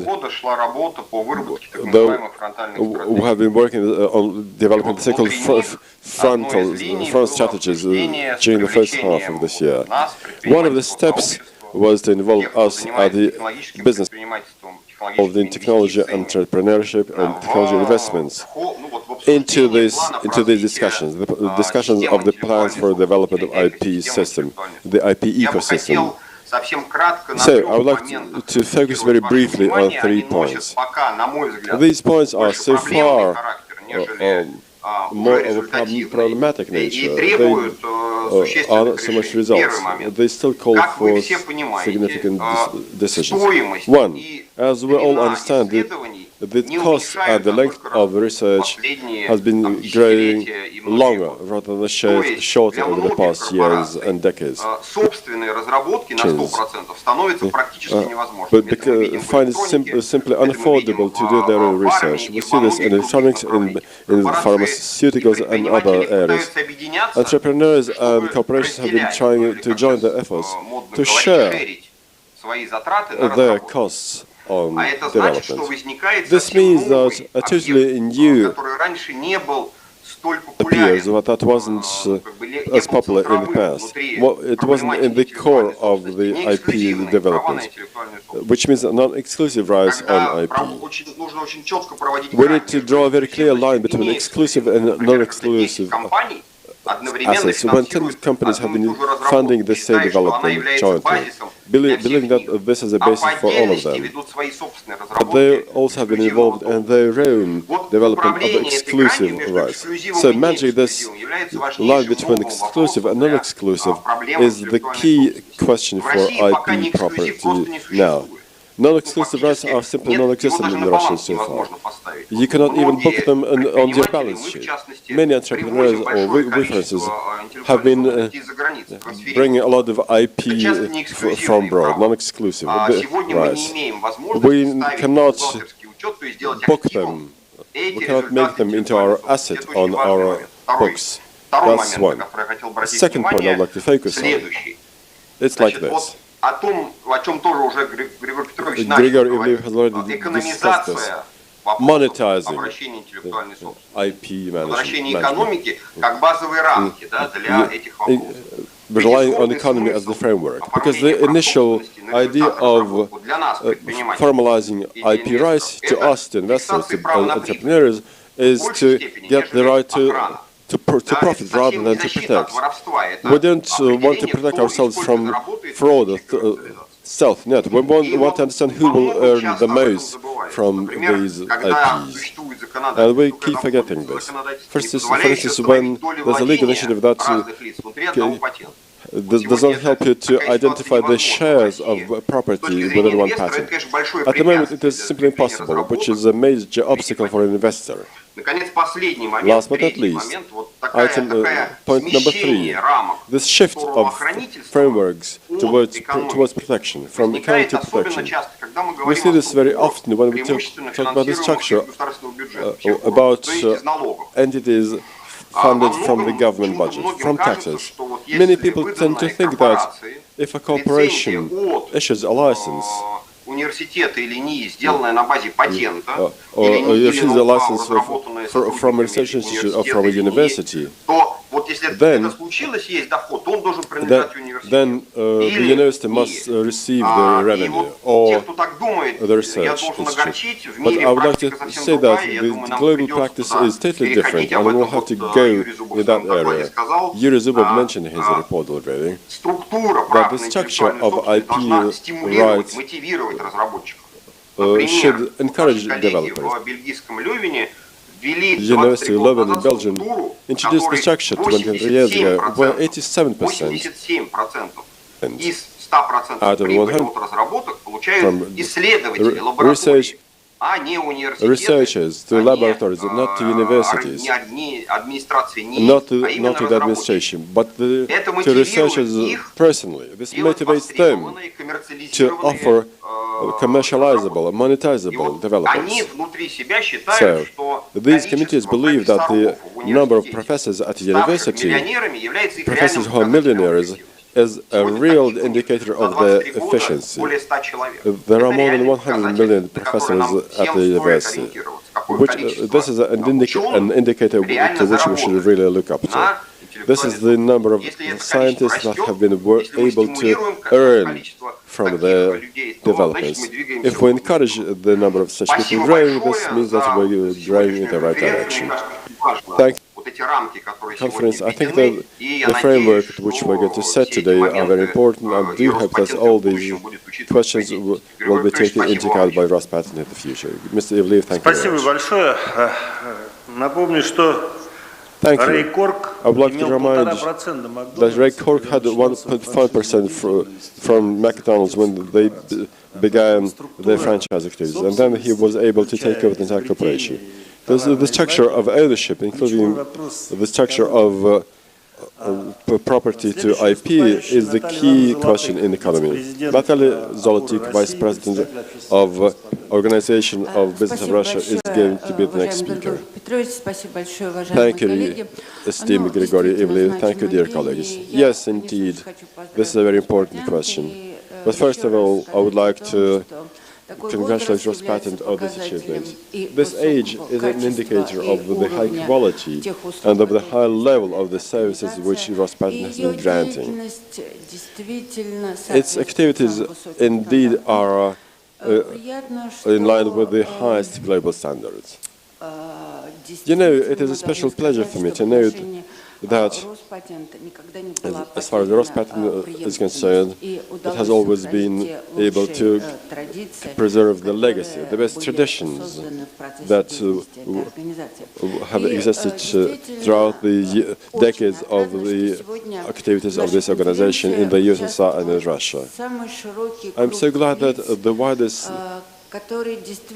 community is involved in today's conference. People come from various international organizations, come from various regional organizations. They represent federal authorities and business.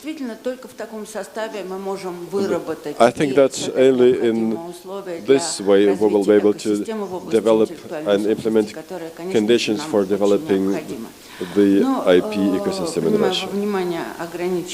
But taking into account that I have a limited time, I would like to discuss very briefly the problems which, in our opinion, pose obstacles to exporters, not only exporters of high technology, but of any products from Russia. It should be mentioned here that international and local problems are similar here. Our exporters face problems internationally which also are present in the Russian Federation. And if we talk about legal problems, then I think that one of the most acute problems is that at the moment we see a strong need for Russia to join the Lisbon Agreement on the protection of places of origin. And we see that the name of places of origin is that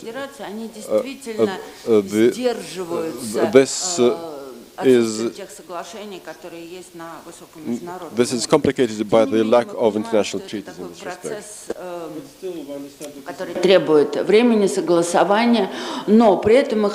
So we do realize that it is a time-consuming process, and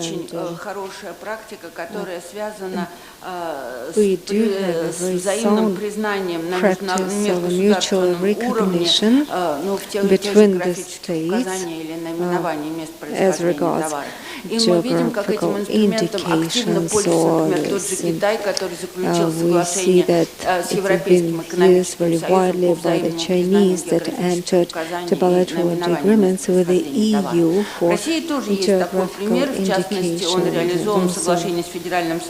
This similar instrument we have with this Switzerland Confederation, so we believe that this kind of instrument should be used more actively in order to ensure the rights of Russian exporters of including agricultural products that are quite in high demand and popular in international markets. So at the same time, we do see that this lack of regulation for the protection of trademarks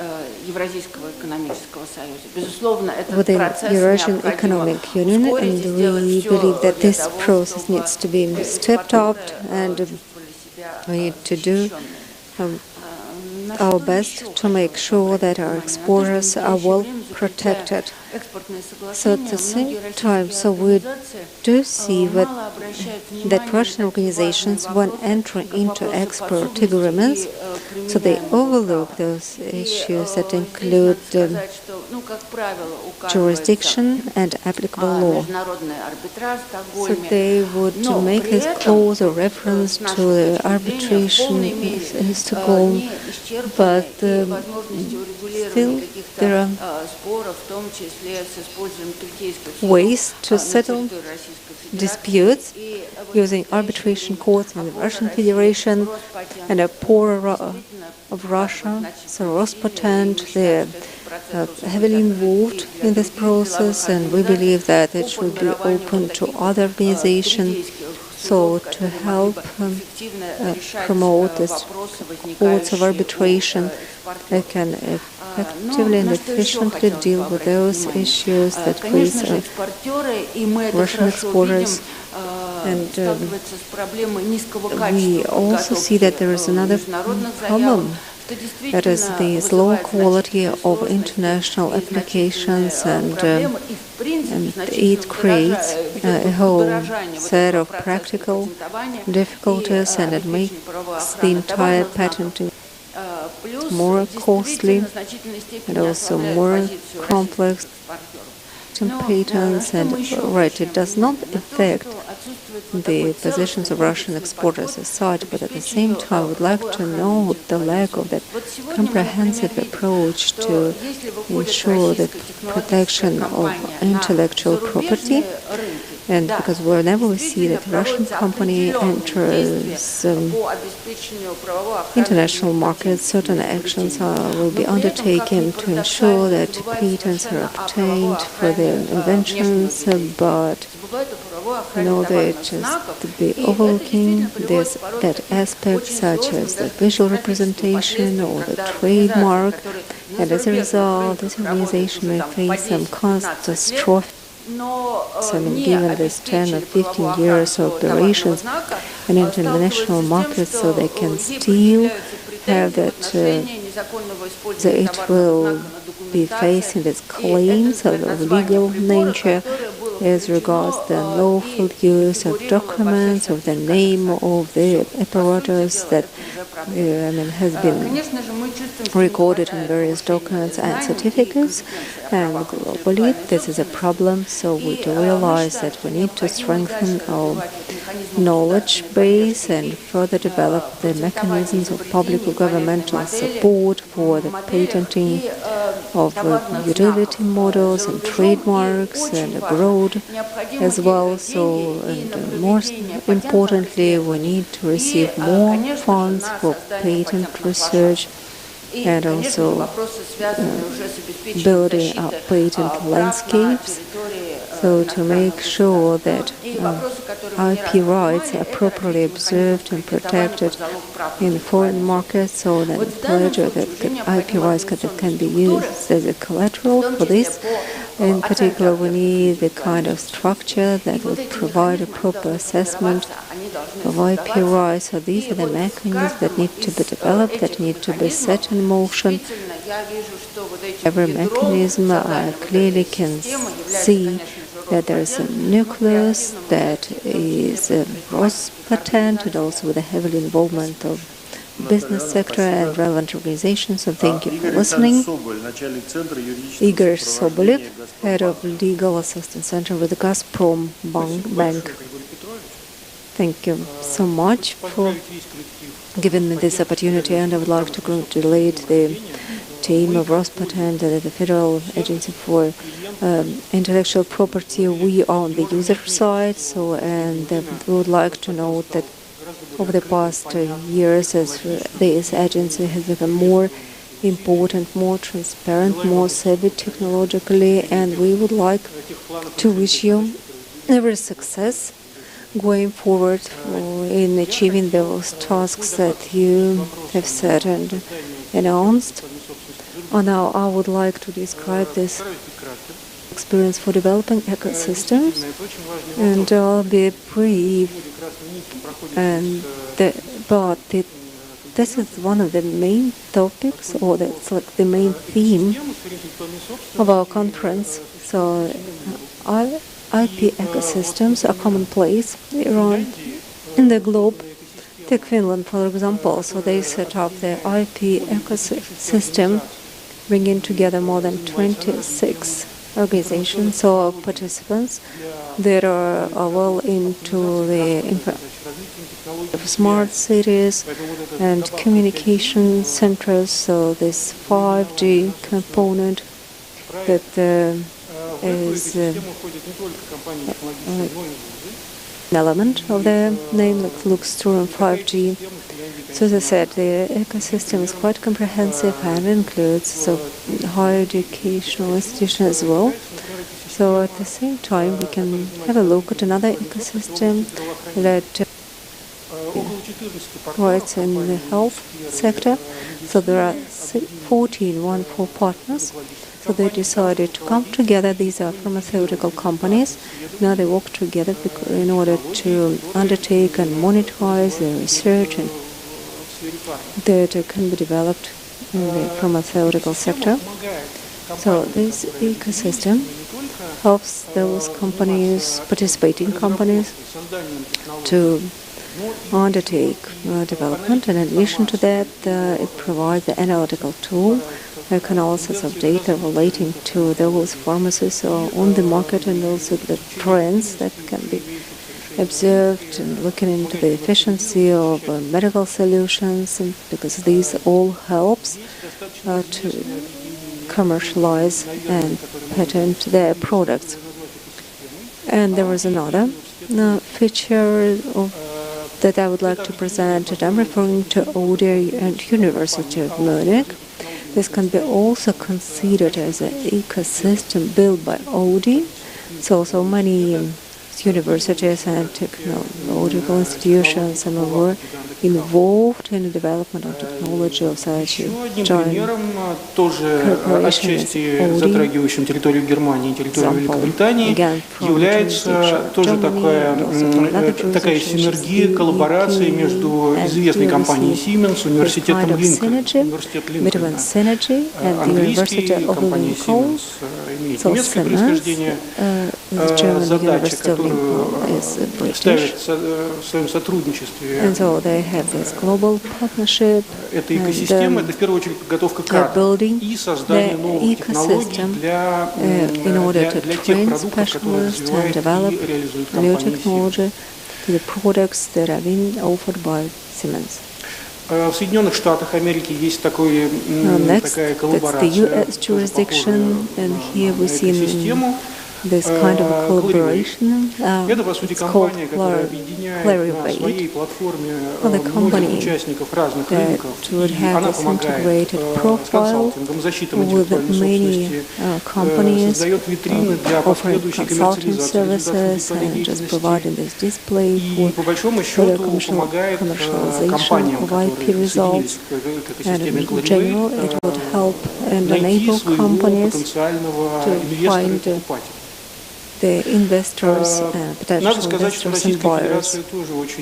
So the Russian Federation actually has been into this for a long period of time. So we, the institutes, the charge of the development of the ecosystem, plus we have the federal level and regional level as well. So on the regional level, here presentation from the Moscow cluster, my Moscow in particular, and many other initiatives can be also cited in this respect. And I would like to express our gratitude to Rospatent, to the Moscow government for all their efforts to support the development of intellectual property. Thank you so much and congratulations for this landmark event. Было правильное решение проводить в этот день. Thank you very much, and I would say that was the right decision to hold the conference on the day of the anniversary. And Mr. Kursin, the floor is yours, to represent the Department for Technology and Innovation. So much, and to congratulate you on these two occasions, so that Rospatent and then your own personal birthday actually had these two options, and then you opted for the day of the anniversary of the agency, and so I represented Moscow, and we just set guidelines for other regions in the country, and so I would like to concur with the previous speakers about our innovation and creativity. So that's one of the aspects that we would clearly like to improve. There are several challenges. At first, so that's the low level of invention and patenting in Russia. So the second challenge is our just difficulties with patenting abroad, and the third challenge will be implementational one. So this slide shows just the position of Russia as compared to leading countries. It's not just in the number of patents, but just let's take a look at the top several countries that are leading in terms of creativity and patents, and obviously so many problems, that's raising the awareness, lack of funds and other complications. But what's next? Right, the problem is there, so we need to address it. And our colleague has mentioned that exporters are having difficult times, and it's not only about our national landscape, but also the operations in international markets. So we just account for 0.47, so it's even less than 1%.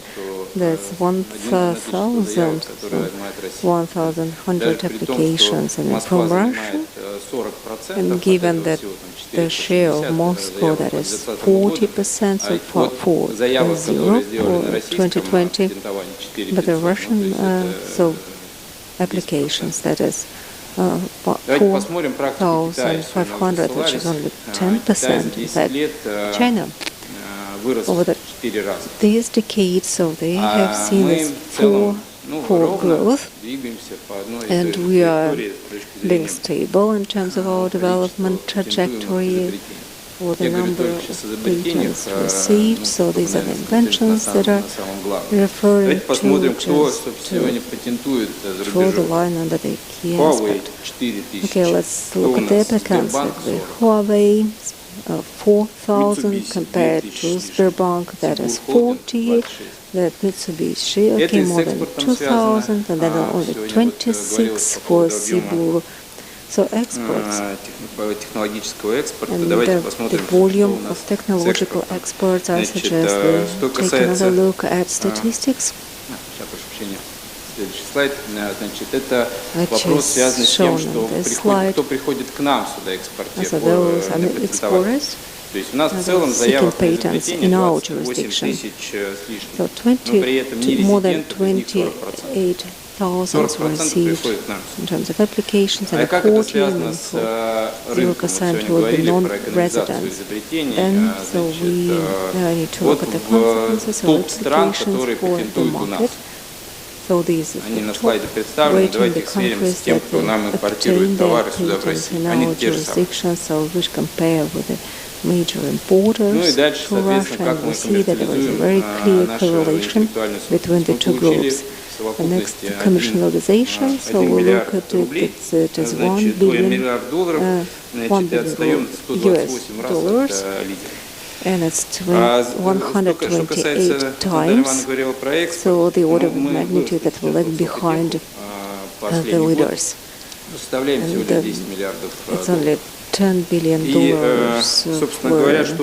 technology. So now let's look at what we're selling. So we're selling intellectual property results and know-how and trademarks. Next, I would like to address these activities in Moscow Innovative Cluster, and it is thanks to efforts that last year we could start developing our sectoral services. And probably one of the realistic solutions would be pooling or adjustments of stakeholders, because we're inventors and entrepreneurs, the banks, the financial institutions, and just working in silos, so they will be never ever able to produce tangible results. So I'm saying that we need to work together and implement various instruments and tools and enable us to achieve the targets. So there are several service-related products, there are patent search, the one that has been mentioned today, that's in Moscow, and thanks again to the efforts of your team that we have it now online, so that we have seen 86% of all the visitors, so those were the applicants for patents. Also, and then we have also the IP rights that can be used as collateral, but this is still to be resolved and streamlined. We will look at the register of intellectual property, and we know that now it takes time to invent, so therefore we offer those comprehensive projects or integrated solutions, and we can just provide funds to produce series and products supported by software, just as a way that we can incentivize other companies, and again, provided that we work together. Next is patent packaging, and this is work in progress.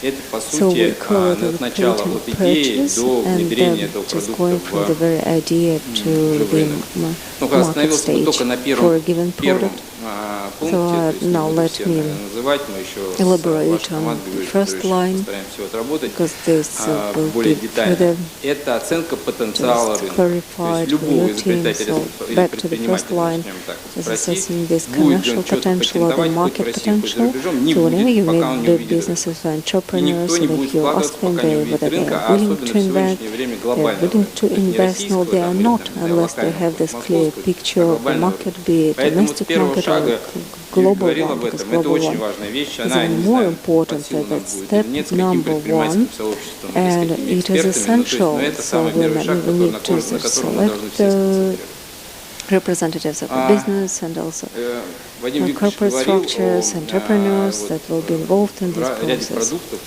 So there are some specific products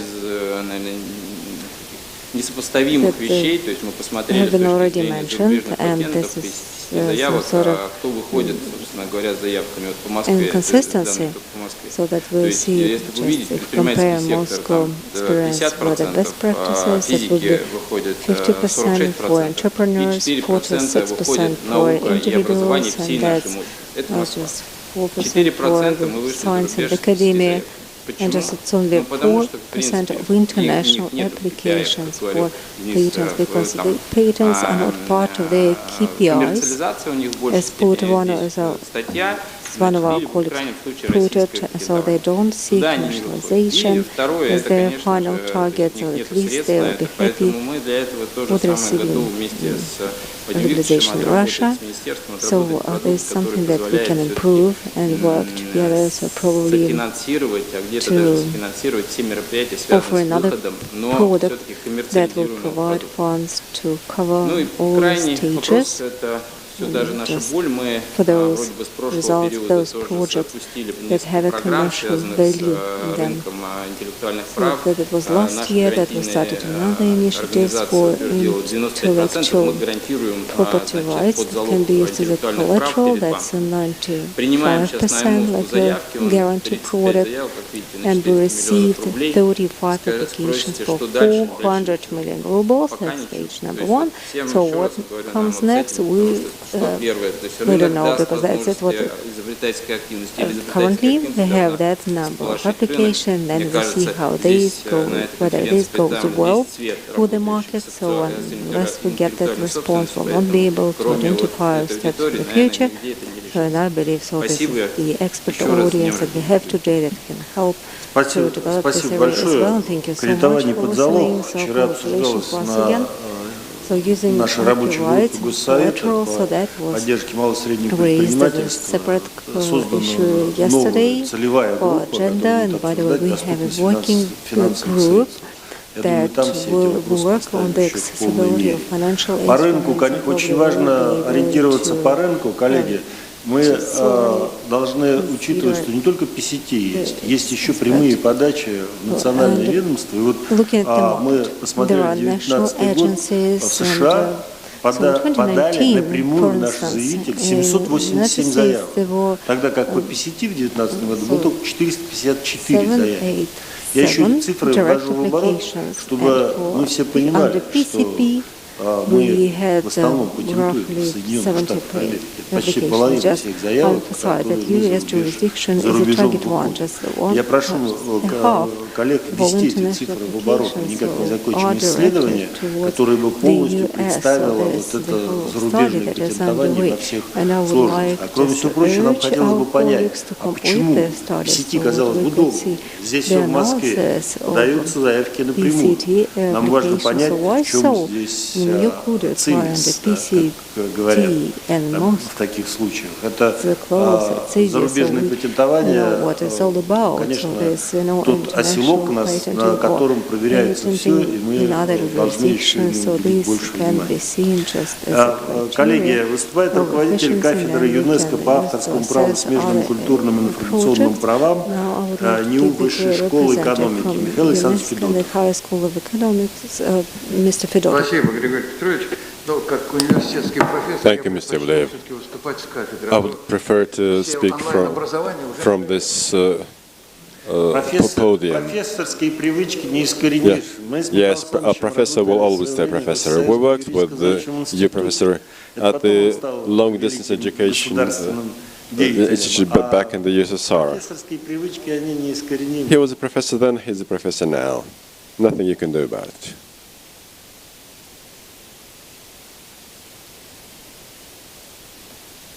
Нажимать? Нет? Все.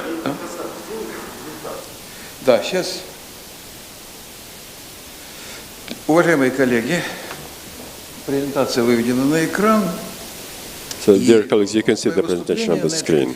Now, in my speech, I would like to talk about the Institute of the Authors and its role in the present-day ecosystem of intellectual property.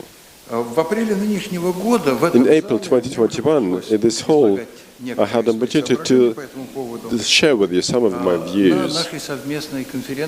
It was during the joint conference between Rospatent and our chair of UNESCO at the Higher School of Economics.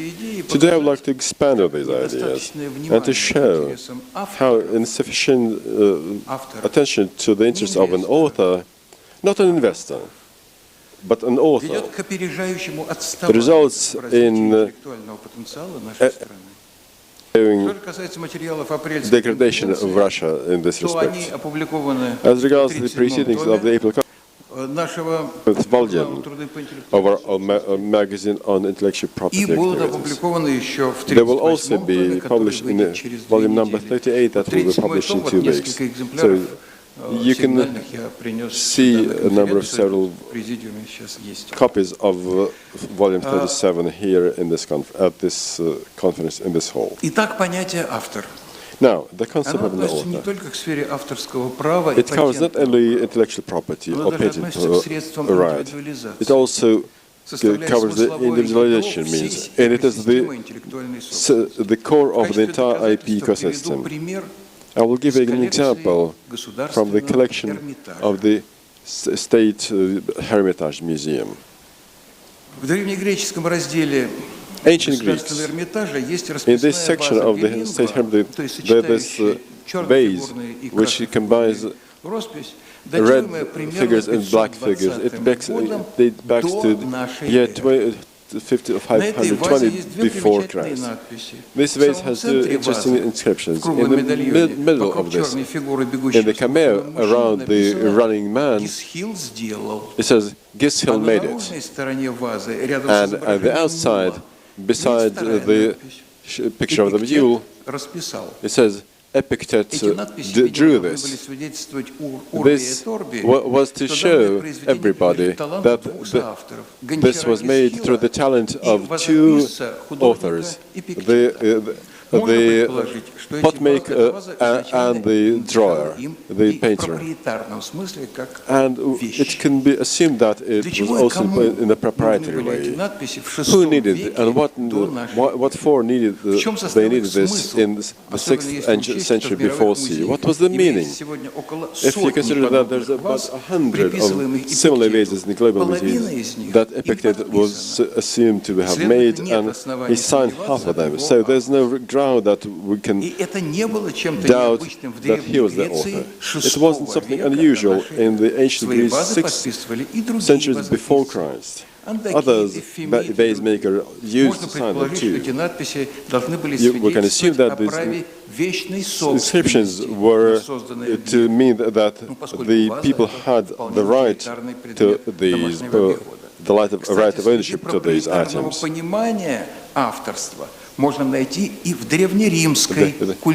can see the elements of proprietary understanding in ancient Rome too, because proprietary feelings with respect to the works of literature back then was also quite a Marshall, for instance, as he was addressing his colleague Valentino, wrote in the short epigram, I was told that you, Valentine, have been reciting my verse as if you have written them. If you claim that if you state that they are mine, I will give them over to you freely. If you say that you have written them, then pay it to me.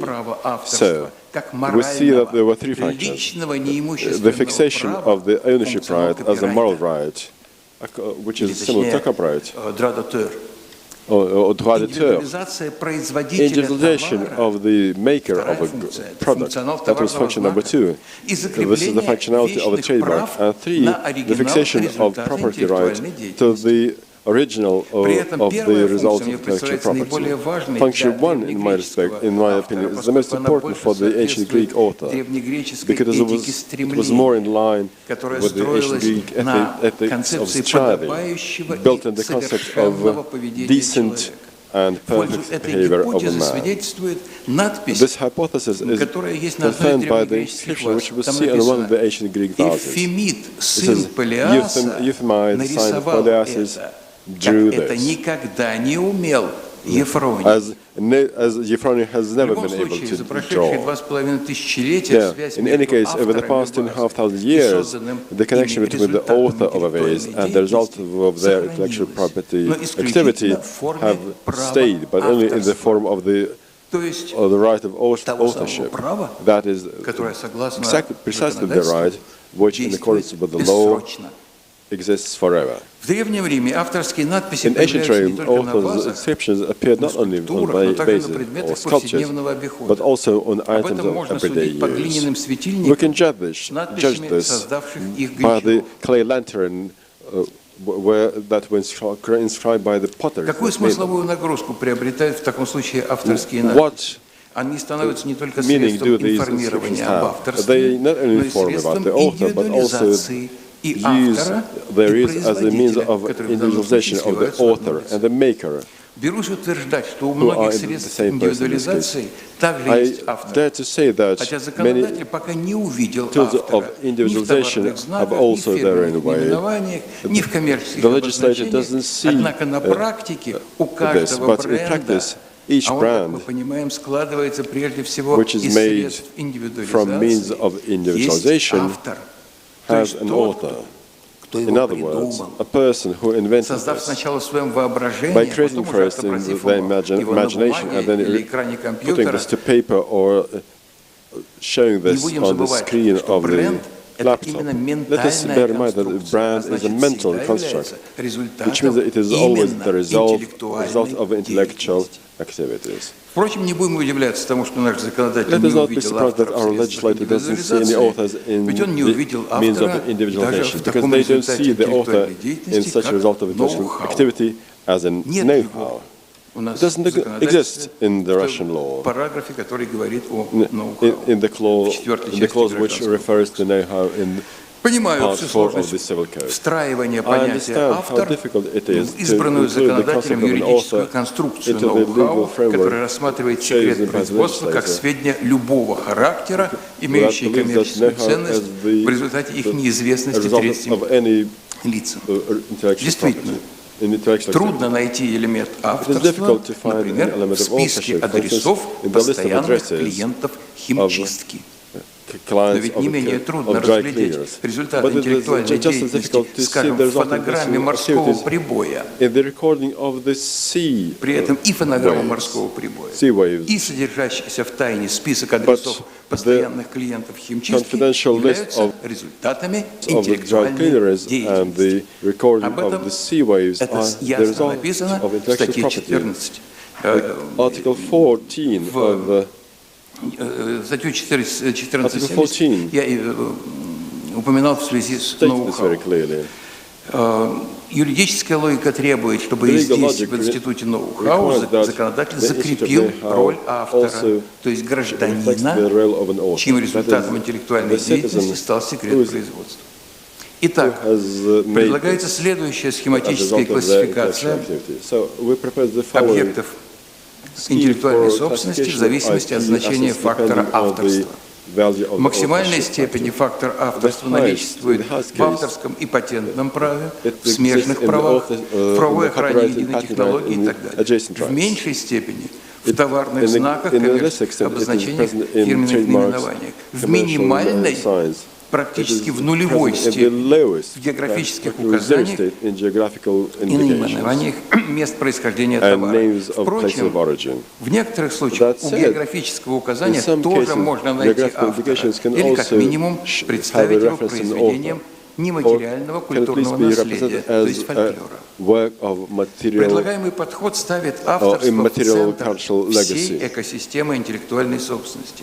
Будучи элементарной частицей данной сферы правового регулирования, понятие автора характеризуется, с одной стороны, кажущейся ясностью, а с другой – глубинной неопределенностью и противоречивостью. Достаточно вдуматься в формулировки статьи. Let us just think about the formulations of Article 2028, Part 4 of Civil Code of Legislation, and we will see how fair this statement is. In accordance with Clause 1, Article 1228, the results of intellectual activities are признается гражданин, творческим трудом которого создан такой результат. The author of the Такой подход в целом соответствует общей мировой традиции, is the citizen that created this. That is in line with the tradition in the area of copyright. The Copyright Charter adopted in Hamburg says that the basis of copyright is the act of intellectual creative work. It's source in the nature of things. The law must only regulate this activity. It should never depend on formalities of any legal nature. Ownership. Thank you. В основе обладания авторским правом, говорится, в Хартии прав авторов, as the Charter says, лежит акт интеллектуального творчества. И только у физического лица может возникнуть право авторства на свои творения. Юридическое лицо никогда не должно рассматриваться как первоначальный обладатель авторского права на интеллектуальное произведение. Если вдуматься в формулировку, которая видна на экране, это пункт 1 статьи 1228, the wording of Article 2028, we see that it is deficient because the thesaurus of Part 4 of the Civil Code doesn't have the concept of intellectual activities or creative work. No of the norms here define what creative work is, on what intellectual activity is. How they correlate. If they are similar, as Professor Gavrilov states, then Clause 1, Article 1228 is a simple logical error. Because it's time. If we look at this norm, we see that there's a very important statement that's made on its basis. The author and the asset of intellectual activity are a pair that cannot exist one without the other. This is why we propose the following wording. The author creates the results of intellectual activity, and in similar fashion, the results of intellectual activity create an author. The more important the result is of the work of art, the masterpiece, the more authoritative the author becomes. Тем выше ожидания от его произведения, от его результата, его интеллектуальной деятельности. Если нет результата интеллектуальной деятельности, то и автора нет. Здесь действует принцип, которым уже более 20 лет руководствуется наша ЮНЕСКО. От каждого по интеллекту, каждому по собственности.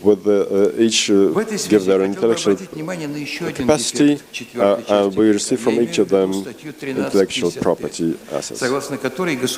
Furthermore, the government encourages the creation and use of inventions, useful models, industrial prototypes, and grants the authors certain benefits. But the nature of benefits is such that over time the value to the author decreases. They become something routine, which means that such benefits must be renewed on a regular basis. Grigory Ivliev starts smiling right away. I understand why. But this raises another question. Why does the legislator fail to provide for a similar norm in Part 4 of the Civil Code with respect to incentive measures, to IP asset rights, to assets of adjacent rights, or topology of intellectual chips. Is this by oversight or is it discrimination? In any case, this is the gap that must be covered. The author, as a creative person, is also considered to exist both in international and national norms. The Berne Convention does not give any clear definition to the author.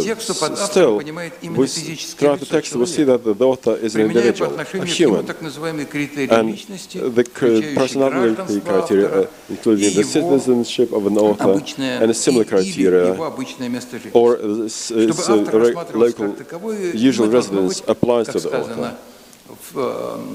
An author, as Article 15 says,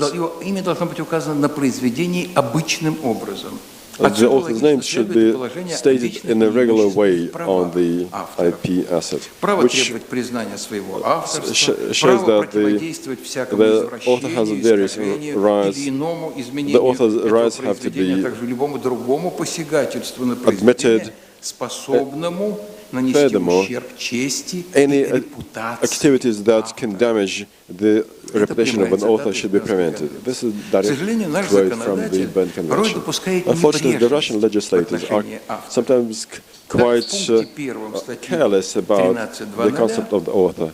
Article 13.00 states that information about copyright is any information that identifies the work, the author, or any other rights holder, or any information about the use of the work, which says that information about author is either not mandatory at all, or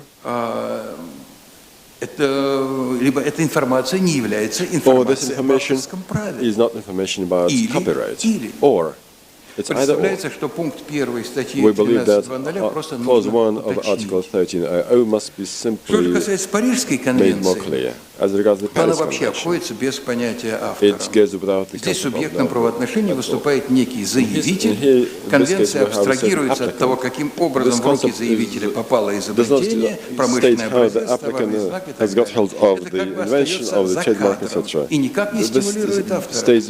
Напротив, в договоре о патентном праве прямо указывается, что понятие авторства определяется в соответствии с применимым законодательством, национальным законодательством. И действующее российское законодательство в этом плане гораздо более гуманистично, чем международные конвенции в области промышленной собственности. Статья 1347 Гражданского кодекса указывает, что автором подобных объектов промышленной собственности является гражданин, творческим трудом которого создан соответствующий результат интеллектуальной деятельности. Лицо, указанное в качестве автора в заявке на выдачу author in the application for a patent is considered an author unless otherwise proven.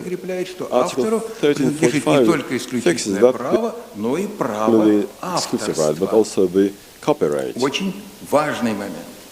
This is a very important point. And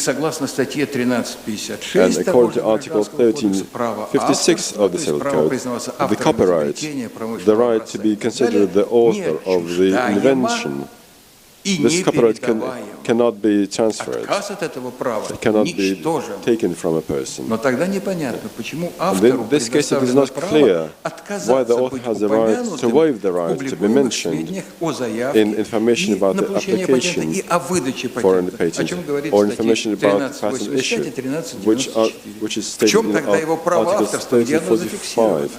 Where is the copyright then? What has left from it? One more question. Where and why did other non-material rights go? For instance, the right to a name. In some cases, the reasons are clear. For instance, not all useful models are big enough to be able to write the name of the author. But you can do so on the progressive in particular, if you consider that is also a work of design, and the author owns not only the copyright, but also the right to the name, or just like any other personal non-material rights. I tried my best to raise the questions on this slide, which have not been answered by the legislators so far. Who can be considered the author of intellectual activity results if it's the result of collective or mass or Ну хорошо, в Буриме играет 10 человек, которые собрались в одной комнате за дружеским столом. А если тысячи, чат в интернете, тысячи, в результате создалось произведение. Дальше, кто автор случайного произведения? Произведение, которое стало результатом, например, компьютерного сбоя. У вас принтер сломался и выдал произведение. Нет ответа. Особый вопрос с результатом работы искусственного интеллекта. Представляется, что во всех этих случаях ответ следует искать через определение того, есть ли у гипотетического субъекта реальная потребность в признании его авторства. Если у неизвестного автора есть такая потребность, ну, сиротские произведения, так называемые, то он может себя назвать и тем самым обрести зарезервированные для него права авторства. Но может ли быть такая потребность у искусственного интеллекта, если он может лишь имитировать процессы мышления? Следовательно, может лишь имитировать потребность в авторстве. Вот почему мне представляется пока преждевременным предложение некоторых коллег признать за искусственным интеллектом авторские или смежные права в отношении созданных ими результатов имитационно-интеллектуальной деятельности. Я подчеркиваю, имитационно-интеллектуальной. Тем более, что пока, на сегодняшний день, искусственный интеллект нередко выступает, в общем, подобием совершенно естественного идиота. Я думаю, каждый из вас сталкивался в своей жизни с проявлениями вот этого идиотизма в работе искусственного интеллекта. Когда вы не можете ему ничего объяснить, он вас не понимает. Хотя вы с ним разговариваете на хорошем русском языке. Обратим внимание на то, каким образом законодатель фиксирует презумпцию авторства в авторском и патентном праве. Бернская конвенция признает автором того, чье имя написано на оригинале или копии произведения в обычном месте. Патентное законодательство требует указывать автора в заявке на выдачу патента или в заявке на выдачу свидетельства о регистрации архитектурного достижения, топологии интегральных микросхем. В последние десятилетия большие масштабы приобрела практика депонирования результатов интеллектуальной деятельности. В начале 90-х годов мы это начали практиковать сначала в РАИ, Российском агентстве интеллектуальной собственности при президенте, а потом в Российском авторском обществе, когда оно было создано на основе РАИ. Сейчас этим занимаются самые разные структуры, от Российского авторского общества до адвокатских бюро. Но если заявки на получение патента или свидетельства подтверждают приоритет и определяют начало течения срока охраны исключительных прав, то депонирование подтверждает лишь факт подачи заявки на депонирование. Больше ничего. Как известно, срок охраны исключительных прав исчисляется с момента создания произведения, а не с момента его депонирования. С таким же успехом можно через почту послать самому себе свою рукопись, чтобы почта проштамповала даты отправки и получения. Юридическая природа такого действия отличается от нынешних систем депонирования, но отличается очень сильно суммой оплаты услуг по депонированию. Например, одна из адвокатских фирм предлагает услуги по депонированию за 22,5 тысячи рублей. Почта берет гораздо меньше. Необходимо наладить, на мой взгляд, единую систему депонирования произведений и других результатов интеллектуальной деятельности, не нуждающихся в патентовании. Одновременно необходимо связать факт депонирования с определенными правовыми последствиями, как это сделано, например, в отношении регистрации произведений в копирайт-офисе при Библиотеке Конгресса в США. Такое депонирование может быть, например, доказательством авторства в отношении необнародованных произведений. В этом плане следует обратить внимание на указ президента Российской Федерации от 28 июня 2021 года номер 378 о создании общероссийской общественно-государственной организации «Российский центр оборота прав на результаты творческой деятельности». Основу создаваемой организации составляет Ассоциация «Национальный координационный центр обработки транзакций с правами и объектами интеллектуальной собственности, так называемый IP-chain. Возглавляет его руководитель Российского авторского общества и фирмы «Мелодия» Андрей Кричевский.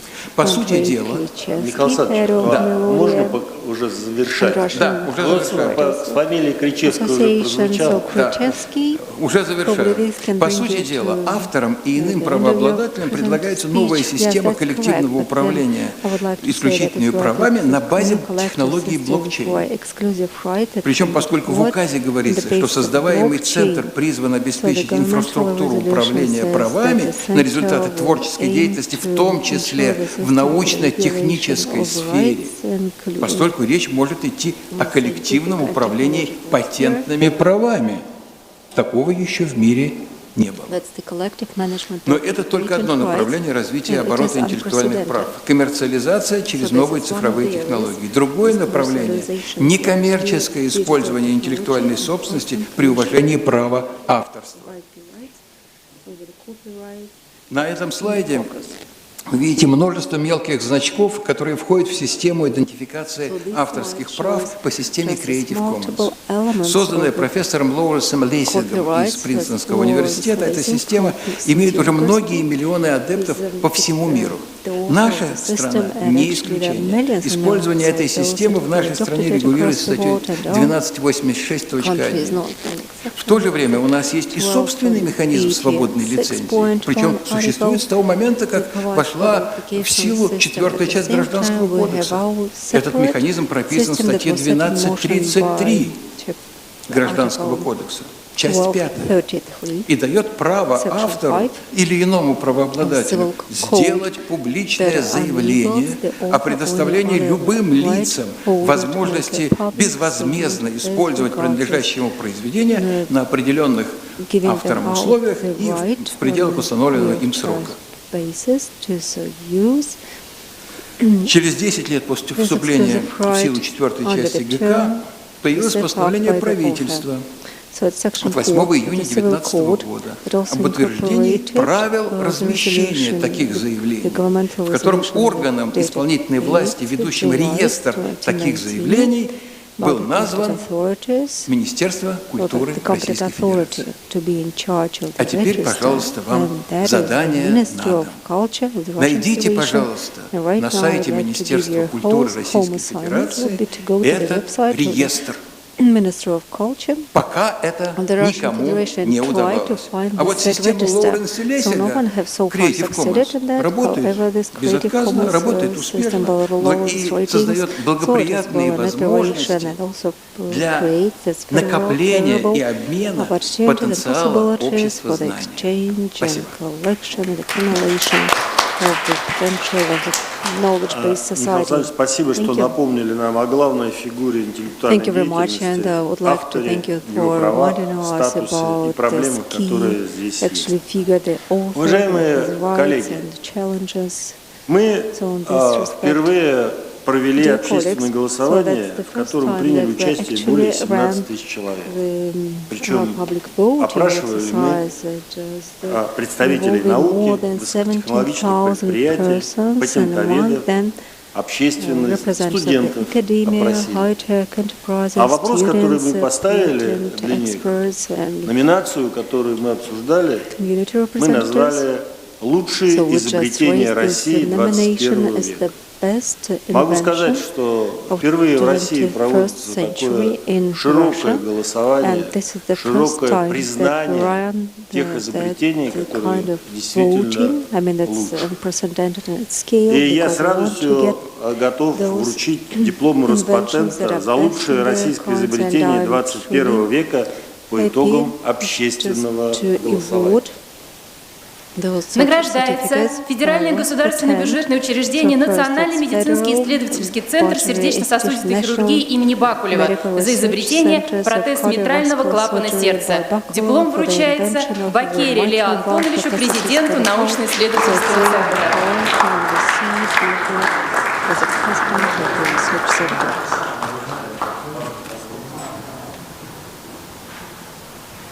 direct function, but it's more of a spiral nature. So when we put this artificial valve in the heart, so there's the way that we can take знаний, this которые накапливались в Бакулевском центре на протяжении 50 лет, был создан соответствующий клапан, который соответствует почти на 100% вот этому закрученному кровотоку. И, конечно, я думаю, что вот сам по себе факт признания этого факта, я лично сделал уже более 500 операций с использованием таких клапанов. And I've already undertaken more than 500 surgery operations with this valve. I believe that this product can be further promoted in the market. Награждается общество с ограниченной ответственностью «Фармсинтез» за изобретение липосомы, содержащей олигопептидные фрагменты основного белка амилина, фармацевтическая композиция и способ лечения рассеянного склероза. Диплом вручается Ставчанскому Андрею Юрьевичу, руководителю проекта ПАО «Фармсинтез». Who is a project manager with FarmSynthesis. Награждается Федеральное государственное унитарное предприятие Российский федеральный ядерный центр, Всероссийский научно-исследовательский институт экспериментальной физики за изобретение способ когерентного сложения лазерного излучения в многоканальных непрерывных лазерах. Диплом вручается Волкову Михаилу Валерьевичу, начальнику научно-теоретической лаборатории Института лазерных физических исследований. Награждается общество с ограниченной ответственностью «Экзоатлет» за изобретение аппарат помощи при ходьбе с системой определения желательных параметров шага в среде с препятствиями. Диплом вручается Крундышеву Михаилу Леонидовичу, генеральному директору ООО «Экзоатлет».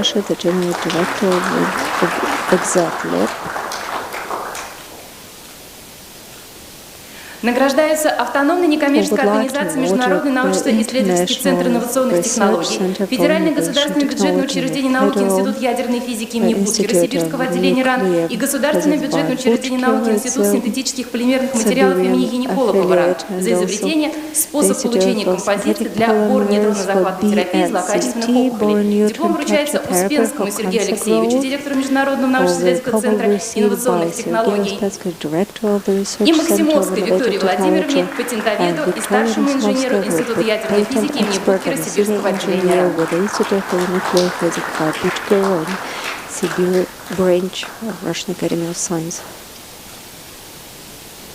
Награждается общество с ограниченной ответственностью завод пластмассовых изделий «Альтернатива» за изобретение биоразлагаемый полимерный композиционный материал на основе вторичного полипропилена. Диплом вручается Фахриддинову Раилю Камиловичу, генеральному директору завода пластмассовых изделий «Альтернатива». Награждается открытое акционерное общество «Высокотехнологический научно-исследовательский институт неорганических материалов» имени академика Бачвара за изобретение малоактивируемой жаропрочной радиационно-стойкой стали. Диплом вручается Лесиной Ирине Геннадьевне, начальнику отдела коммерциализации интеллектуальной собственности научно-исследовательского института. И в завершении церемонии награждается публичное акционерное общество «Сибур Холдинг» за изобретение композиции концентрата и способ увеличения вязкости полимера. Диплом вручается Намаконову Василию Петровичу, члену правления, исполнительному директору ООО «Сибур», и Бушкову Владимиру Владимировичу, генеральному директору ООО «Неопост».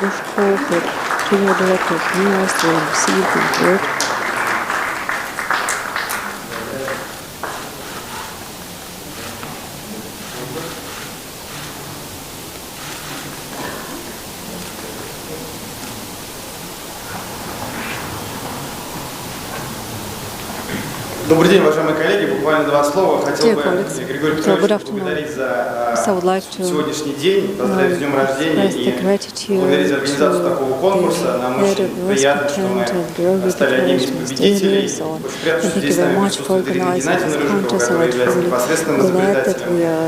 И как и ряд других коллег здесь получили награду, как мне кажется, во многом за то, что внесли вклад этим изобретением в экономику замкнутого цикла. Проблема вторичного пластика всех беспокоит, и таким образом, внедрив уже непосредственно изобретение в промышленность, мы можем больше вторичных полимеров перерабатывать в изделия, которыми мы все ежедневно пользуемся. Спасибо еще раз большое. Спасибо всем изобретателям, спасибо участникам конференции. Продолжаем работу в секциях, панелях и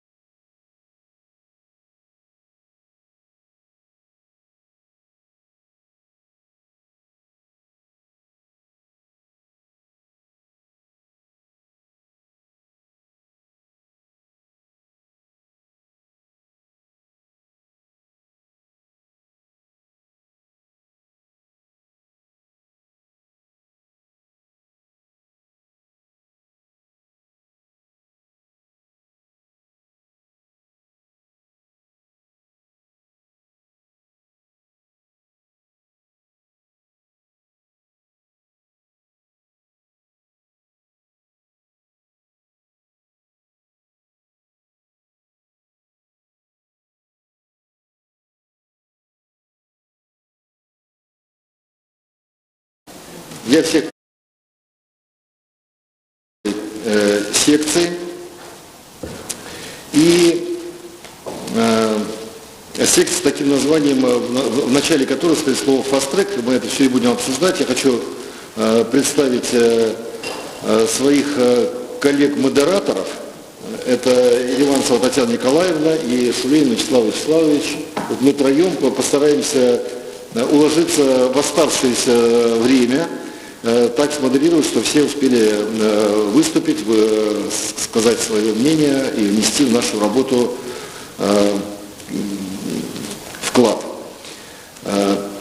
Я очень быстро постараюсь рассказать про FIPS и про FastTrack и сразу передам слово следующему модератору.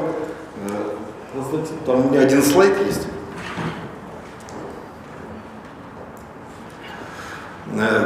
Уважаемые коллеги, мы находимся в уникальном учреждении и научном центре Федеральный институт промышленной собственности. Это, по сути, единственная в стране организация, которая обладает всеми компетенциями в области интеллектуальной собственности, ну и в частности в области изобретений, полезных моделей.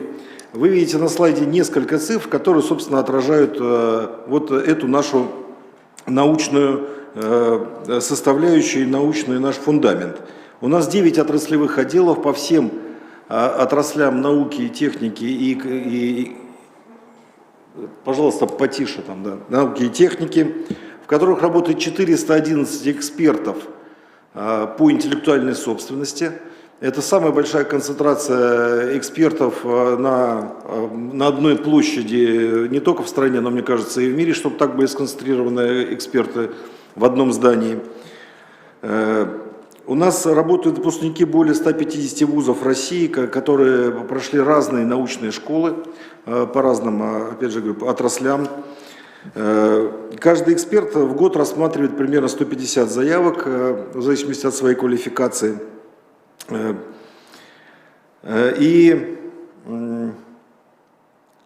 есть еще такая цифра, что экспертов FIPS каждые 3 минуты выносит решение о выдаче патента или отказе. То есть вот это фактически фабрика, это конвейер.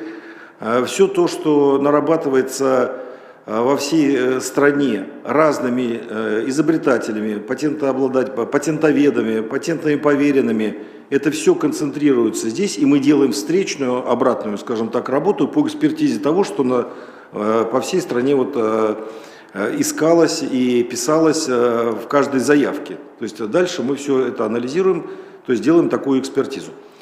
Поэтому естественно, что наша организация, безусловно, имеет все возможности научные и компетентностные помочь разработчикам новых технологий, изобретений в том, чтобы правильным образом заявить о своей интеллектуальной собственности и защищать свою интеллектуальную собственность.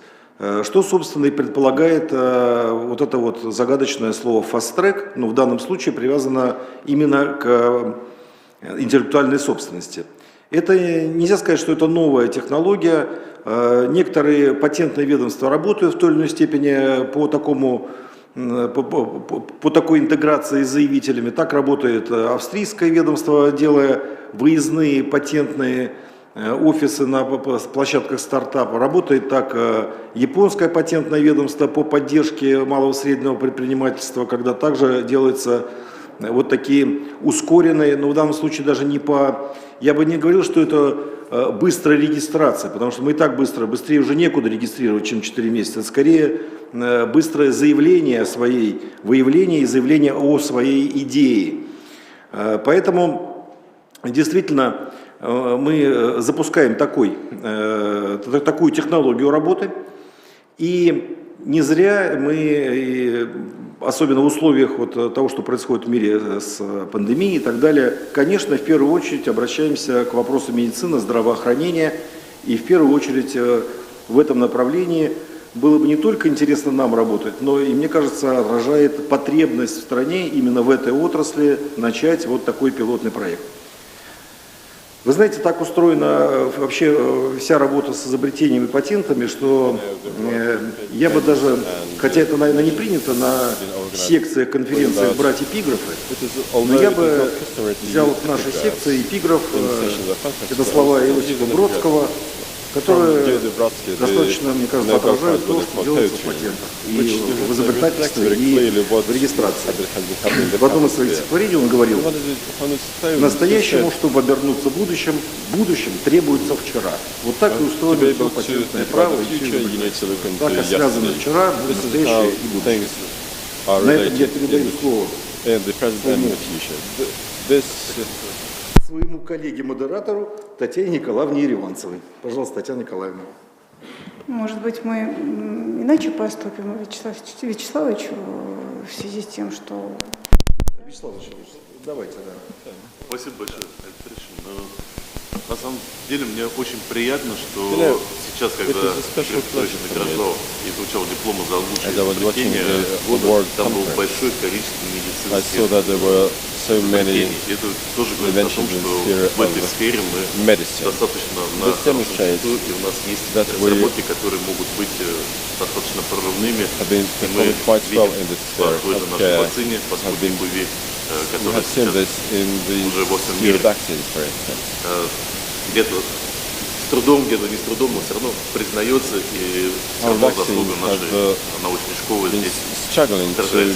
Здесь, конечно, вот та культура, которая сейчас уже зародилась, и то, что начинают патентовать врачи свои изобретения, это очень, конечно, позитивный фактор, но мы прекрасно понимаем, что еще большое количество всего достаточно интересного, нужного и полезного еще остается на полках. И здесь как раз цель, наверное, нашего сегодняшнего круглого стола как раз обсудить, что можно сделать нам со своей стороны вместе с Федеральным институтом промышленной собственности, для того, чтобы все-таки с полок эти изобретения поступали в промышленный оборот и чтобы авторы соответствующих разработок также максимально поощрялись и получали вознаграждение и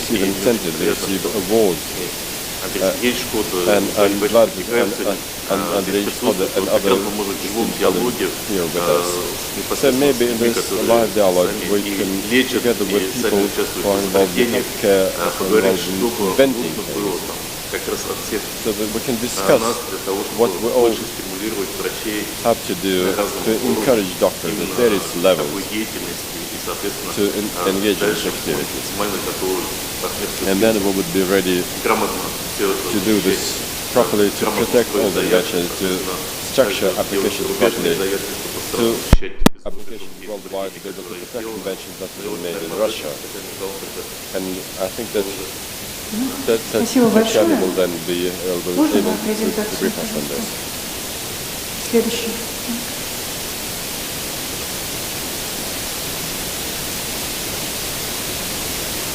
Прежде чем начать рассказывать о том, что мы можем, чем мы можем быть полезны здравоохранению города Москвы, врачам, исследователям, я хотела бы на нескольких моментах остановиться. Это то, что по результатам по итогам прошлого года в Европейское патентное ведомство было подано такое количество разработок в области медицины, это медицинские истинные технологии, это не фарма и не биотехнология, что медицина заняла первое место по количеству поданных заявок.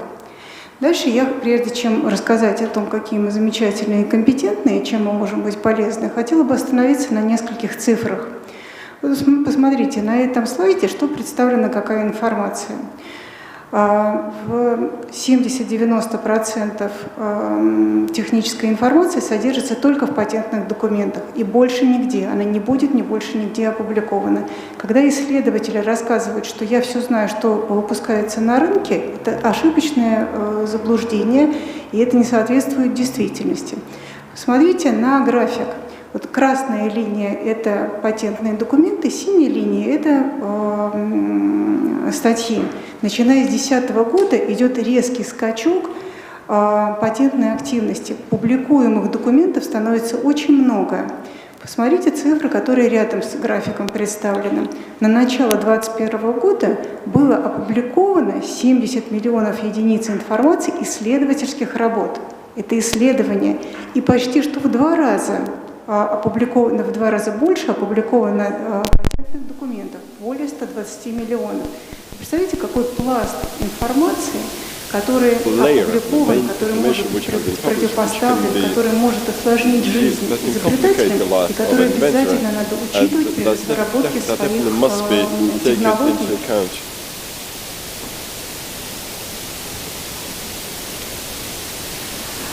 Еще немножечко цифр.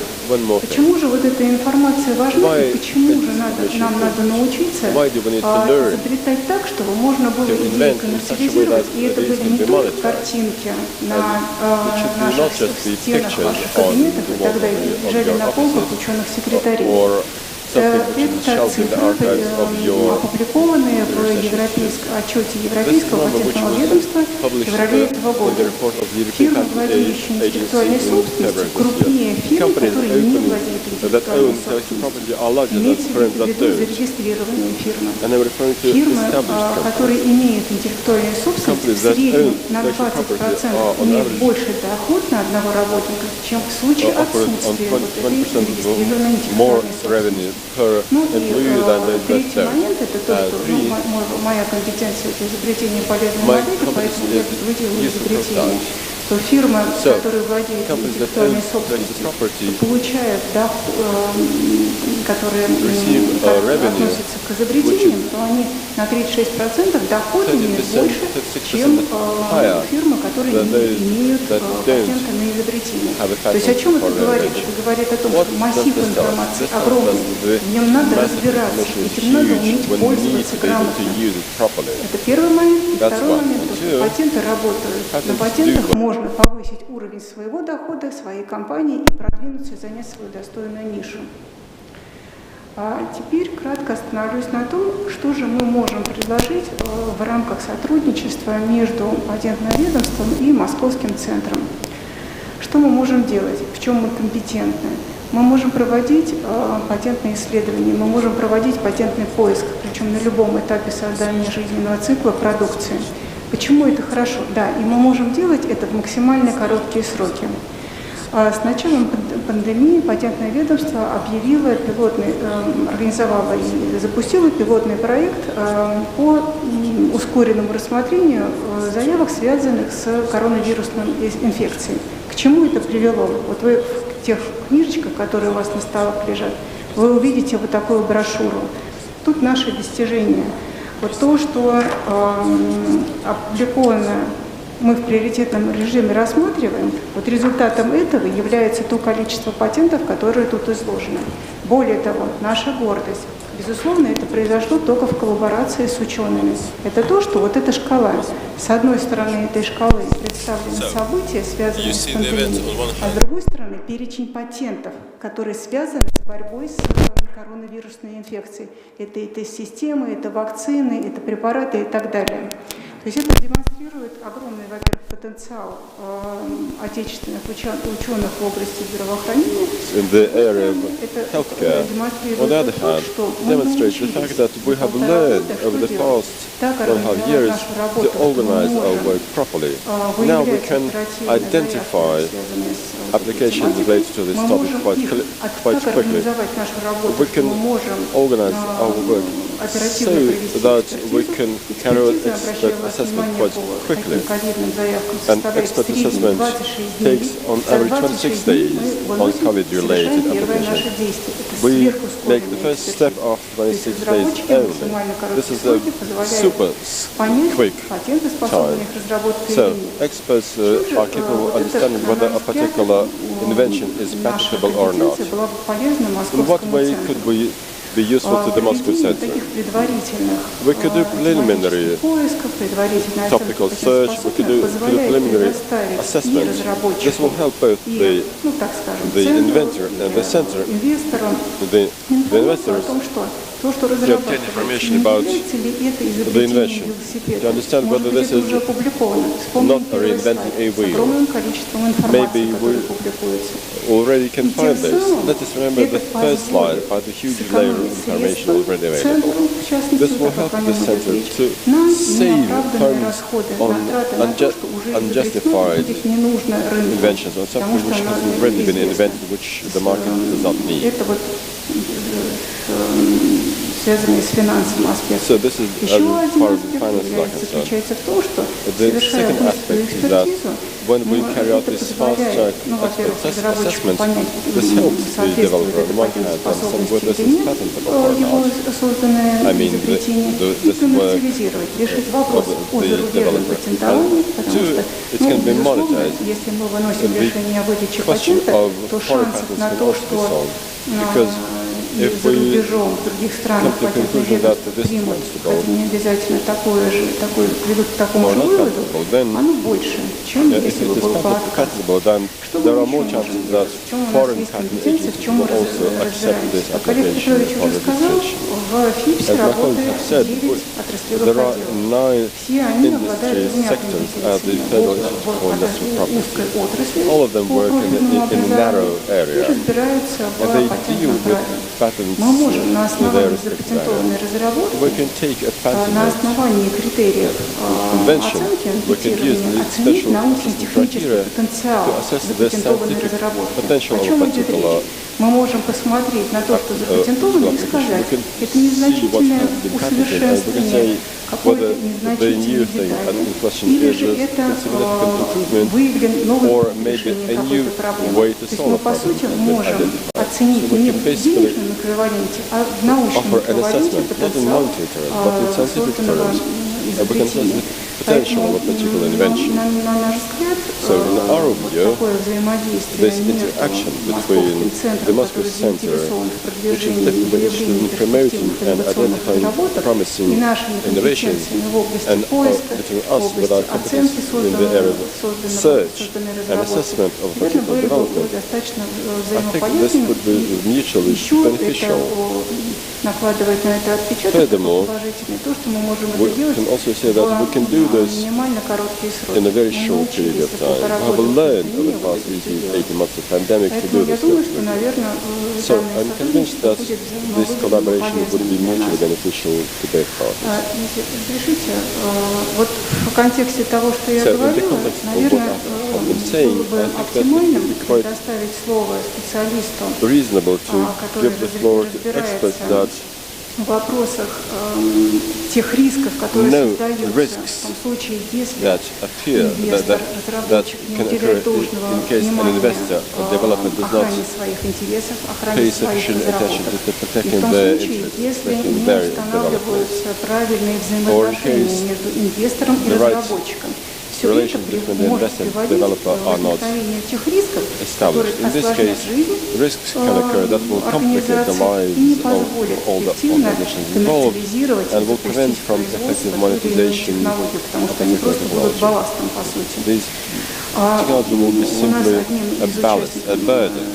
сегодняшней сессии является Виталий Калятин, очень уважаемый человек в нашей области, это профессор исследовательского центра частного права имени Российской Федерации, специалист, который знает законодательство не только с точки зрения теоретических вопросов, но имеет огромный опыт компетенции в области практики, в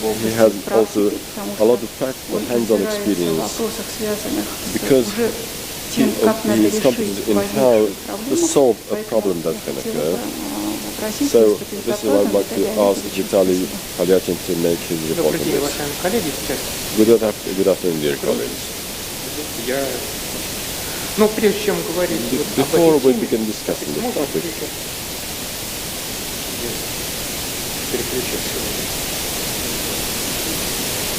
прежде чем начать вот эту тему, я хотел бы сказать, что она достаточно сложна вот для того, чтобы изложить ее так за 15 минут, поскольку все эти проблемы управления, они вызывает очень много вопросов, много аспектов у них и так далее. Получается, что в короткий период нужно переходить к более общим темам, а в конце концов мы придем просто к вопросу, что надо защищать интеллектуальную собственность. Это, безусловно, правильно, но совершенно неинтересно для практики. Тем не менее, попытаюсь вот за это время осветить некоторые базовые такие вопросы, которые возникают применительно к управлению интеллектуальной собственностью и тем рискам, которые здесь появляются. Но надо понимать, что вот за каждым общим каким-то пунктом стоит на самом деле конкретные уже сложности, которые у нас могут возникнуть. В практике нашей компании, я кроме Центра частного права работаю в Роснано уже 12 лет, у нас много фармацевтических компаний. И, конечно, у каждой есть свои проблемы и сложности в работе возникают. Но вот что всегда характерно, то, что понятно, что эти проблемы могут возникать и из-за неправильного управления компанией, и ошибки менеджмента, и там, финансирование не тогда пришло, или еще что-то.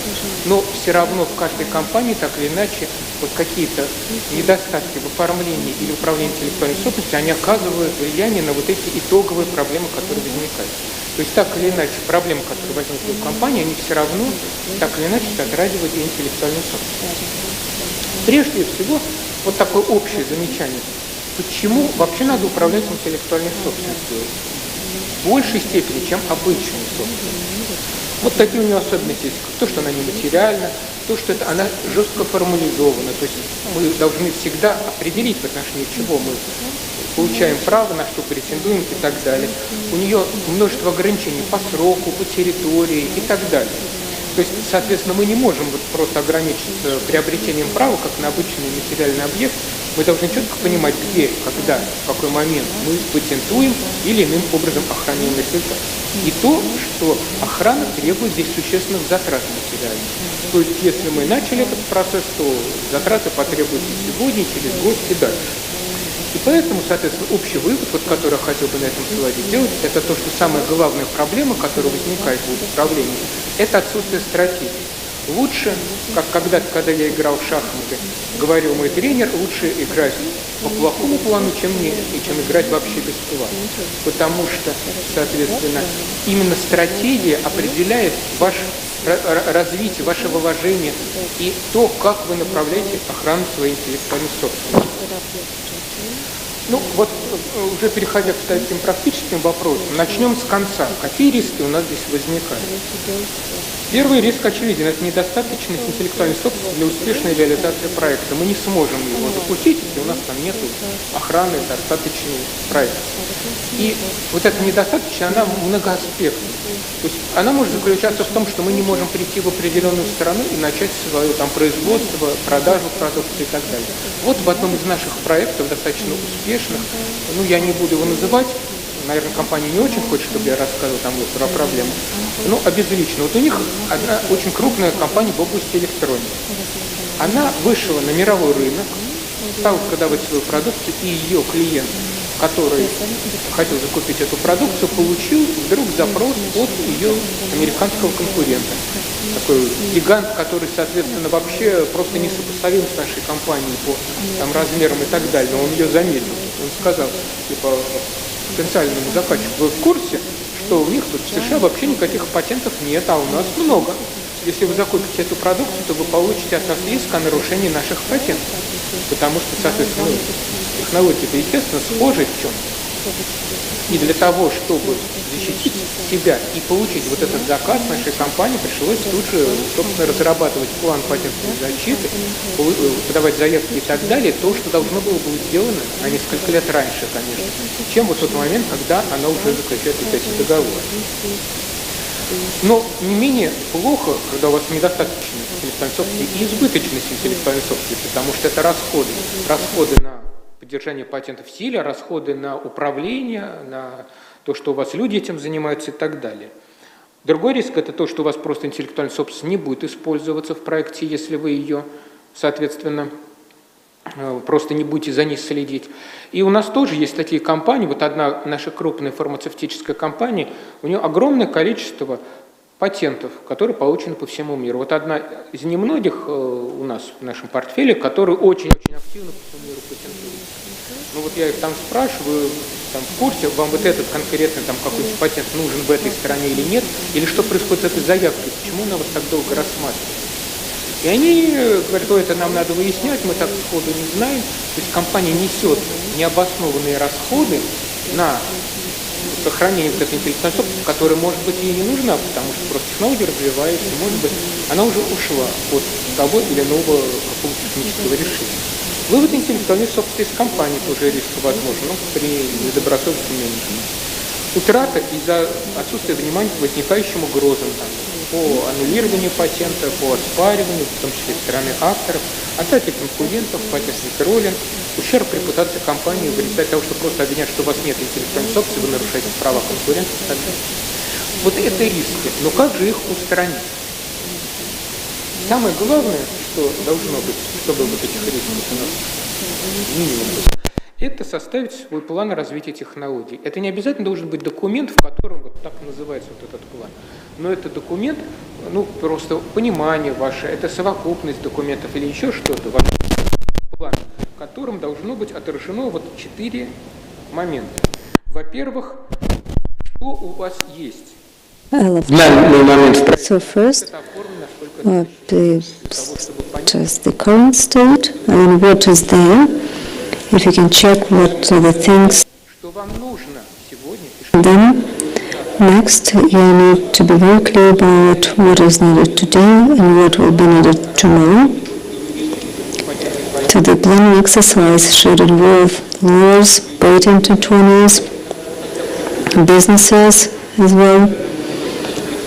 So we know that when people seeking consultancy as regards the patents, neither me nor patent authority, even the most efficient one, will be able to give advice regarding jurisdictions if we don't know the operations of the company. We need to further analyze this trajectory of developments to see what jurisdictions are more favorable for obtaining patents, and the patent landscape could be used as a tool to this effect. And I know it is a costly exercise, but at the same time it can be quite efficient, because we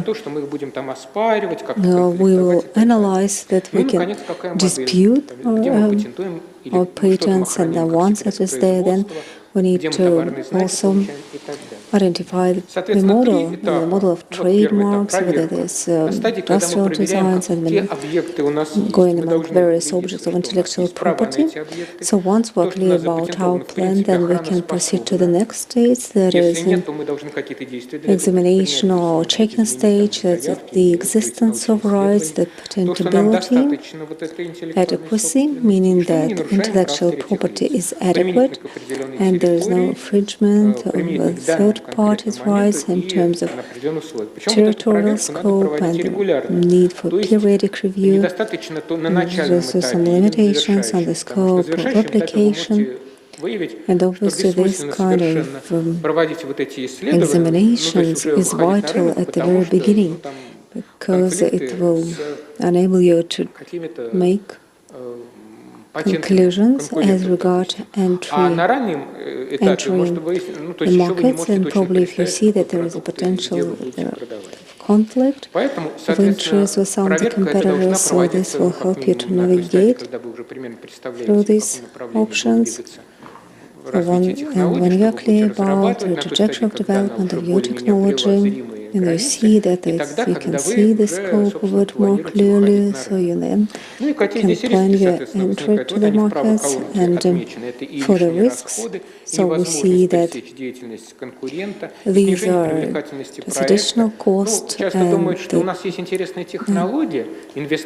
also low attractiveness of our projects. Some people think that they have great projects, but everything happened. And it was last year that an American investor turned to our company saying, you've got a great project and I would like to invest, but what do you have in the United States? Is your technology well protected in our jurisdiction? Because it's not only the question of what you did or what you developed, because it's also the question of the protection of the investor, because for investors, they want to be sure that their projects will be well protected, and for corporations or profit-making companies, you will have to have some kind of substantiation, because you will not invest in the company if you don't run a due diligence or similar kind of check on the company to make sure that all is valid and lawful.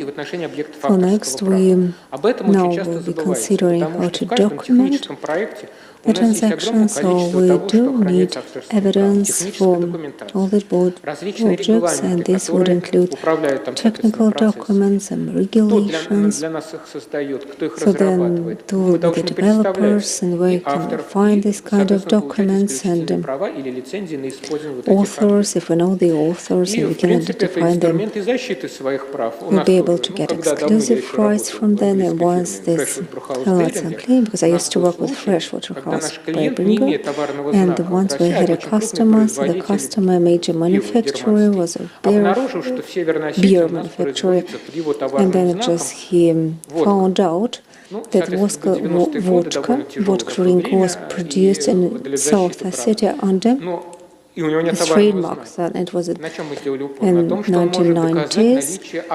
That wasn't so easy to defend your rights to trademark, and then we just helped him, because we sent the label stating that you can use the label to send your claim. And he says, thank you so much for providing us with this information. So they decided to remove the line from their production to avoid any legal action in this respect. So it's more on the legal side. Whenever you enter into agreement, or if it's an agreement with the author, so you need to make sure that it provides for the anonymous use of a product just for industrial design, so as mentioned by Professor Fedotov on the one hand, and then that this object can be modified, so without his or her consent, so that also should be another boilerplate provision as part of your contract. So then, when the agreement or contract is put together, you need to also identify the optimal legal regime, plus make sure that your submission or your filing is timely. So next, management stage, so we are looking at object of intellectual property and to control it more efficiently. You know, for instance, if we need to plan this work, there are companies where they have people responsible for management, and they have people with dedicated functions. Let's say we have more than one company. Obviously, there should be this peer review mechanism, and then at what cost and where to refer it. I mean, for those actors or entities involved, will they have the status of co-authors and all these managerial aspects? They should be thoroughly considered for right holders. It's better not to hire individuals, because individuals may leave the company, or them can maybe change in their circumstances. And this brings me to the three categories of risk. So the lack of patent research for key markets will result in higher cost and inadequate management, and as a result you'll have to invest more in your management practices. And that's the second category of risks and mismanagement practices, and that's your choice that is not optimal. So if you just opt for intellectual property at large, and then you will not focus on the value of technology more specifically. So just less, the less you'll be involved in this. So secrecy. So secrecy can be considered as trade secrets, but I suggest that we need to have a two-tier system. So just at the corporate level and then general level. And finally, that's the last category. There can be some drawbacks in the regulation of these IP results for hard, and also the documentation procedures and probably untimely documentation of know-how for those developments that are in progress. And this is true for R&D projects, those that are in progress, and some authors are willing to publish their works, so they need to be mindful of that the results can be used in order to properly protect their inventions. Just for you need to have this very clear path of where to go and what to do in the most effective and efficient way. Yes, Vitaly, thank you very much. Risk management is a very important issue. Thank you very much for your report. Colleagues, we have a very short speech by Chief Medic of the Moscow Hospital number 67, Professor Doctor of Medicine Andrei Shkoda. Please, you have the floor. Dear participants, I would like to thank you for this invitation to participate in this outstanding forum today. Furthermore, I would like to thank the government of Moscow, and in particular Vice Mayor of Moscow, Anastasia Rakova, because she was the one who was involved in establishing the Moscow medical cluster. The reason I'm beginning with this is that the healthcare sector has been developing in a very quick way. This has been proven over the past 1.5 years. And what Tatyana has said about healthcare, we have seen a lot of new discoveries. The government of Moscow has established the Moscow Innovative Medical Cluster, headed by Vyacheslav Shulenin. And we see that the potential of Moscow healthcare sector is very high. Uniting all the existing hospitals in Moscow that are involved in research would be a very right decision. You know, it so happened that hypotheses that were offered couldn't find any demand in Russia, but were in demand outside Russia. So it is important that the entire architecture of providing services in the area of new inventions has been changing in the medical sector. This is why it is a highly relevant topic today. The reason medicine has been developing is to offer incentives to people with the highest motivations. They create their own teams and started to manage these teams. This gave them this social lift opportunity, which they could use to take managerial positions in the administration of the hospital, while at the same time they not only developed a particular project, but this helped to involve the entire team of the project in this work. This was a very important aspect. The second aspect was that, let me put it like this, maybe this is a controversial item, but if we look at medicine as an isolated science, it has not been manifesting itself in outstanding ways. But if we look at medicine that is in collaboration with various academic and research institutions, such as universities or technoparks, or other counterparties that offer technological collaboration, we have more than 35 technology collaborators and partners, which is quite a lot over the past 5 years. And this helps us to reach more success in the market of medical inventions. As an example, several inventions that we have made over the past year. For instance, we have patented express diagnostics of lung fiber It's a computed tomography calculator. There are just 3 of them worldwide. The first one was registered by the Johns Hopkins University. They worked on 5,000 items of data. Our colleagues from China worked on 8,000 various pieces of data.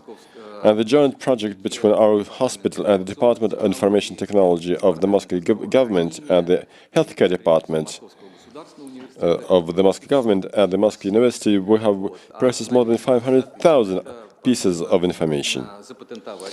As a result, we have been able to patent this express diagnostics method.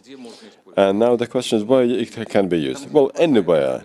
Wherever there are no computed tomographs, or in hospitals, in daycare clinics, in laboratories.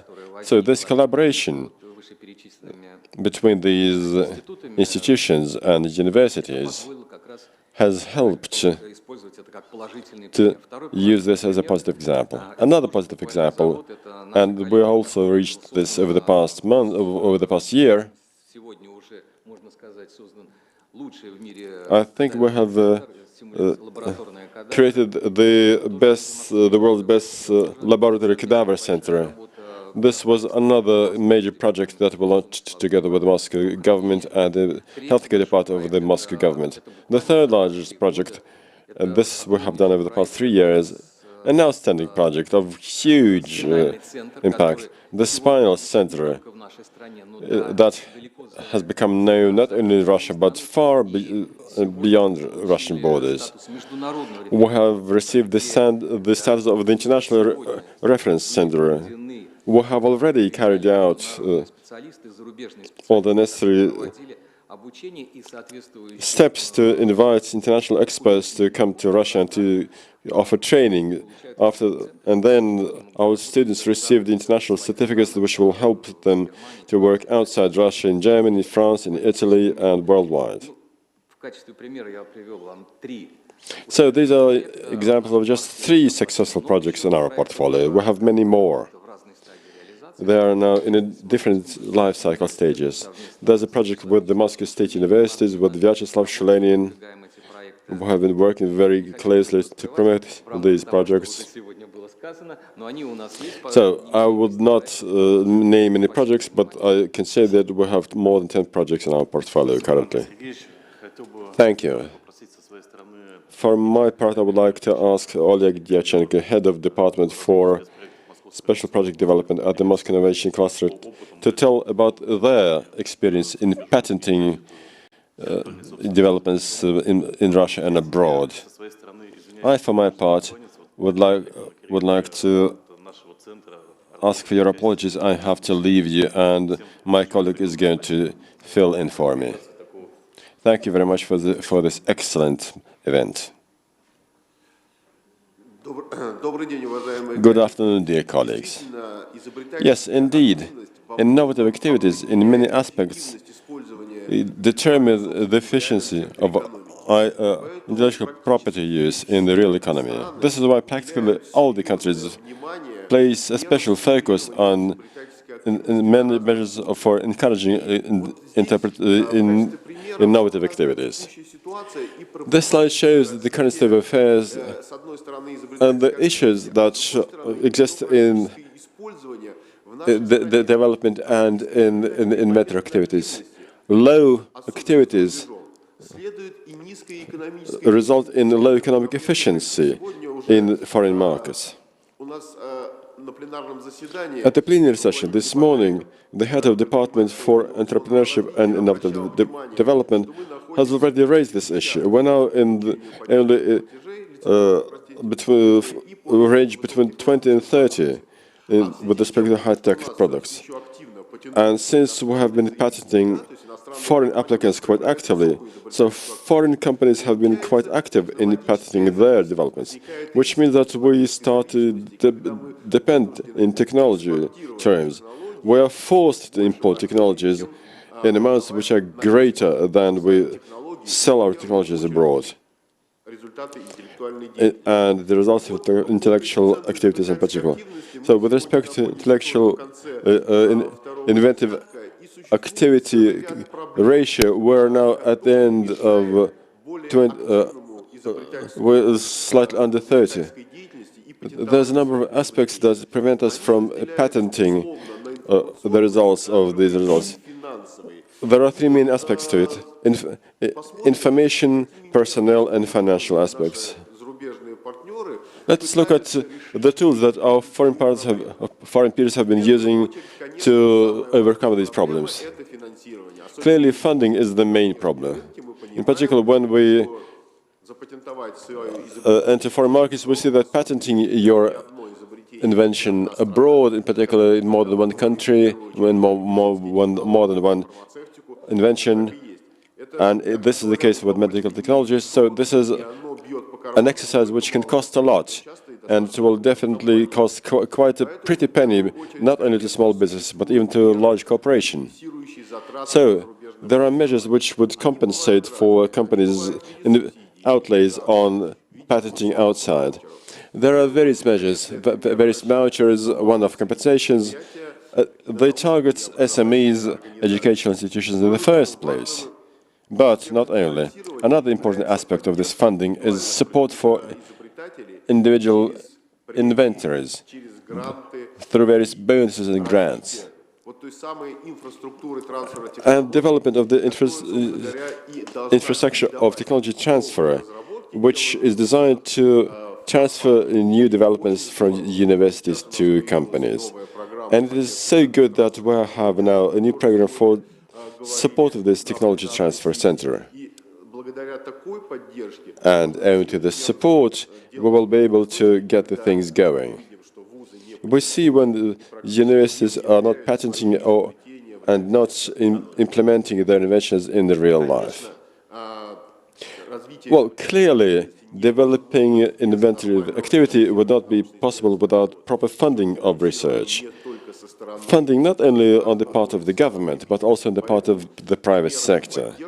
This is why measures of support in many countries are various bonuses and incentives that the government offers to businesses in case of financing or co-financing such inventive activities. And clearly, we should also mention the salary level to researchers, but also whether the status of an inventor is a prestigious status.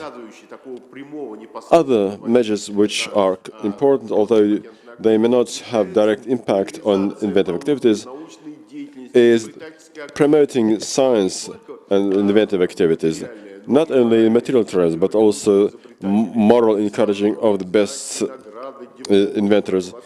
There is science, there is certificates and awards. Like this morning, we awarded a special certificate of Best Inventor of the Year.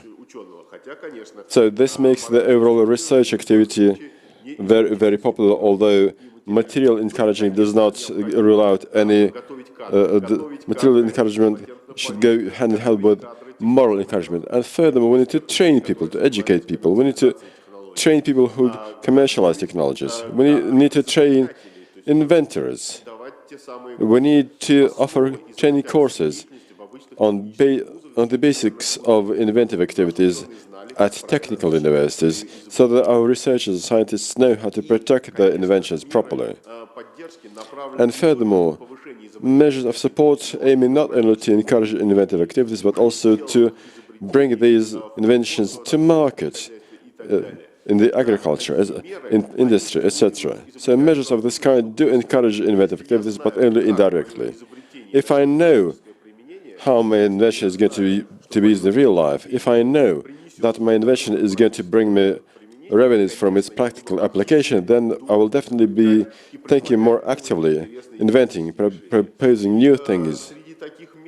And measures of this kind can include, for instance, various tax incentives for companies, for R&D, but also for acquisition of intellectual activity results, or funding innovative centers at universities and offering tax incentives to these centers.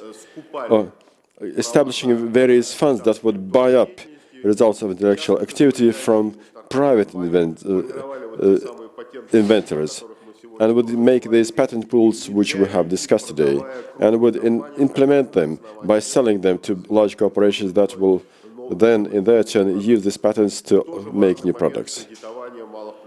Loans to small and medium enterprises would also be another important step, not only using the IP result as a collateral, but also offering loans at lower interest rates. And last but not least, I would like to summarize the financial aspect, the financial measures of support, because I think they are of the highest relevance. I add, as an annex to the presentation, an in-depth analysis of individual countries, but here I would like to outline the main aspects. Who would be getting funding for patents, in particular foreign patents in particular? It's SMEs, it's educational and research institutions and private inventors.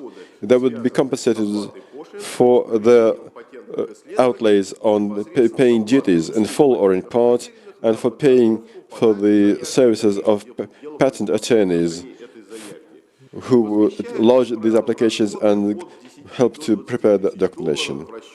Furthermore, the amount of outlays compensated is on average from $10,000 to $20,000. The percentage is 50 to 100% of the outlays. Let us look at two models and how they work. The Chinese model, the exclusive path for development. First, we patent everything. In the country, we cover our market from foreign technology owners. Then we bring our technologies to foreign markets as much as possible. We patent them as best as possible, and we receive revenues. If we look at the charts, then we see that with the lag of 1 year, 1.5 years, there's a growth of first national patents, then a growth of PCT applications and foreign patents, and then economic growth from using results of intellectual activities outside China. This has been happening since 2017. And the Finnish model, an alternative model that has focused on the quality in the first place. So any invention, any new technology would gain government support only in case the government sees the global market, not only just the narrow national market, but if this invention can be brought into the international market. In this case, they will get support for patenting abroad, and if we have a close look, then one Finnish patent usually generates 3 to 5 international patents. And as a result, yes, as a result, Finland, and we discussed this today, has a very well-developed infrastructure for support of technology transfer. The infrastructure for innovative activities support. The infrastructure is designed to solve one task and one task alone, to commercialize patented technologies outside Finland. And we see as a result that their license payments are 3 to 3.5 times more than those that Russian inventors receive. And last but not least, very briefly about the measures of support that are available in Russia already. In Russia, you can also get a compensation for your outlays on foreign patents. There are 3 programs at least. One of them has been implemented by the Russian Export Center. There's also the Moscow Export Center and the Skolkovo Foundation. The programs are different, but overall they offer a compensation of outlays incurred for foreign patents. The most well-known is the program for the by the Russian Export Center. It does not impose any limitations on the recipients of such subsidies, nor does it have any requirements as to whether a company should be an existing exporter already. Now you can be just thinking about exporting your products. And as Vitaly has mentioned quite correctly, before you enter a foreign market, you need to develop a strategy, including the strategy for patenting in these markets. Then you obtain the patent, then you request for compensation, and basically only after this you can enter the foreign market, after you have gained protection for your IP. Now, as regards the measures of support for those wishing to patent their inventions in Russia and abroad, and what the Moscow Innovative Cluster offers this is what we're going to discuss tomorrow in greater detail during the theory to practice workshop. Oleg, thank you very much. We have learned about the risks. And then we learned about practices globally, and also I suggest we now address the Russian reality, and it's over the period of post-pandemic times that we started to be more active in our dialogue with inventors, so we started to announce as part of our working group sessions, those approaches that can be applied with respect to specific products. And I would like us to touch on our cooperation and collaboration.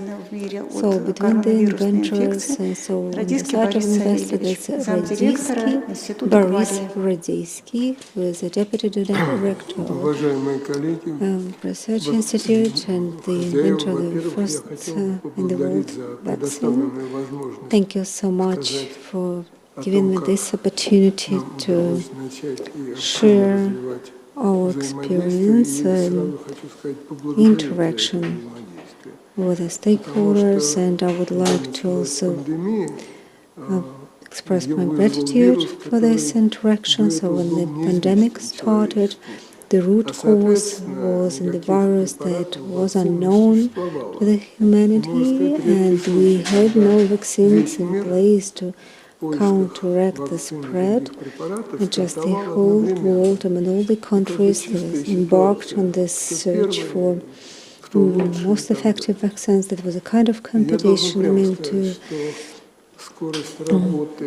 to get to the vaccine in the first place, and no desk research and those that undertook it, and that was quite at a pace, that can be compared with the pace of efforts of those that were trying to protect people during the pandemic times. So it took 1.5 months to produce a prototype that was patentable. So in this process, a crucial role was played by the priority procedure that started by Rospatent and all the issues and developments related to COVID-19. And that was that unique opportunity for us. So before signing off or applying for patents, so we could receive competent recommendations as to how this should be done.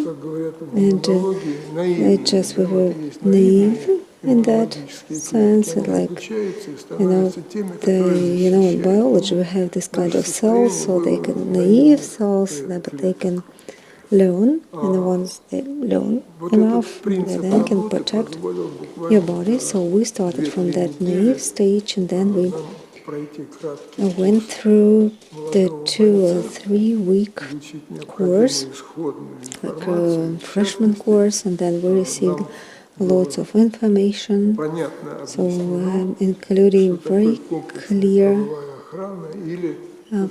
clarification of the ecosystem and this comprehensive legal protection. So I must say that this IP system and this IP ecosystem just came to my knowledge only a year and a half.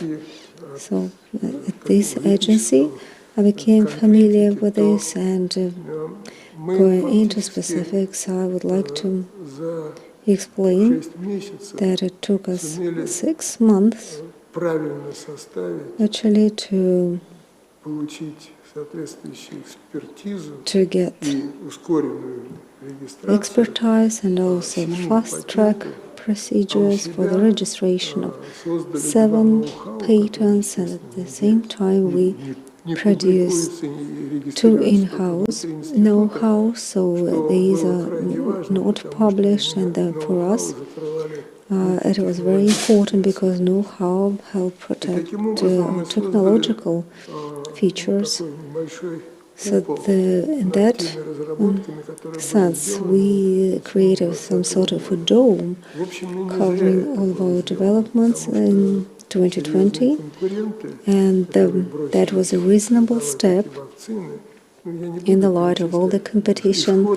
So the serious competitors that also intensified their efforts. I will not name all the companies, but we saw more or less 110 companies entering this competition battle, and then just 20 of them were closer to the finishing line. And today, so there are 6 or 7 major producers offering their vaccine to the market.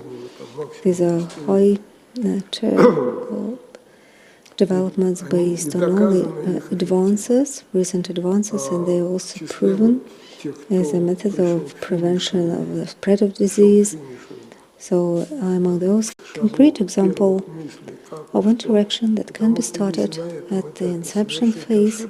So this phase is actually crucial, and if a mistake is omitted, then we will just either embed those mistakes, or the worst case scenario, we'll see that the complete collapse at the finish line. So, in addition to that, it is also important to find the right partners, and we worked with a fund for direct investment. And in international markets or abroad, no one was waiting for our products, obviously, because they would have their own manufacturers, and such as Pfizer, Johnson & Johnson, and other others. And in that respect, so this system of protection is vital when you see your product crossing the border. So this we have 5 patents covered by PCT umbrella, and then we just applied at the Eurasian level for some of them that covers 7 jurisdictions. This very interaction with Rospatent actually has turned out to be very crucial for us. It is an available part of our work, and it should be continued to offer all projects that we are undertaking. So swift measures are required, and red taping will not help in the least. So we need to be very quick in ensuring protection of IP rights, and it is equally important. Protection, if we compare it to IP rights themselves, and then looking at the system as such, whether this will be kind of integrated or comprehensive system, or probably we can have this 1 or 2 umbrella patents. So this needs to be seen on a case-by-case basis, involving competent authorities and specialists. It is noteworthy that we do have problems in that respect. So those specialists that could be on this one page with Rospatent experts, so these are few. So we do have researchers, and we do have Rospatent specialists, so they're very knowledgeable, but what we're lacking is an interface. So that's a real challenge, and we need to try and put together one. So to conclude, I would like to just hail Moscow for its efforts, because this can provide us with a so much needed interface. And when we developed the vaccine, so we, as I said, collaborated very extensively, and we continue our interaction and collaboration with the Department of Healthcare of Moscow, and this, is a good example of collaboration at the institutional level, at the level of authority, interdepartmental collaboration. They are genuinely involved and help move forward. Thank you so much. And I would like to thank you. So you mentioned that interface, probably this is yet another facet of the, of the fast-track procedures. Продолжаем нашу дискуссию. To continue our deliberations, I would like to give the floor to Director of the Moscow Practical Center for Dermatology and Cosmetology of the Russian Federation, Mr. Potikaev. The floor is yours. Thank you very much for inviting me to deliver a speech today, and thank you so much for all the support provided to us, because we have heard a lot about я тоже хотел бы сказать, учитывая то, что мы находимся в одной сфере, about the collaboration, interaction, and I support and share the views of my colleagues, so because we are also collaborating with the Department of Healthcare, we have a system of curators and founders, so they see it as of primary importance to develop Я, в свою очередь, хотел бы поблагодарить вас, Федеральный институт промышленной собственности, поскольку мы уже встречаемся уже неоднократно, и очень надеемся, что ваш колоссальный опыт в этой работе поможет в реализации наших разработок, которые у нас сейчас осуществляются на базе, в частности, научно-практического центра дерматовенерологии и косметологии и в целом в различных подведомственных департаментах, учреждениях, независимо от организационно-правовой формы. Ну, надо сказать, я, наверное, подробно не буду говорить о наших проектах, поскольку мы надеемся получать патенты.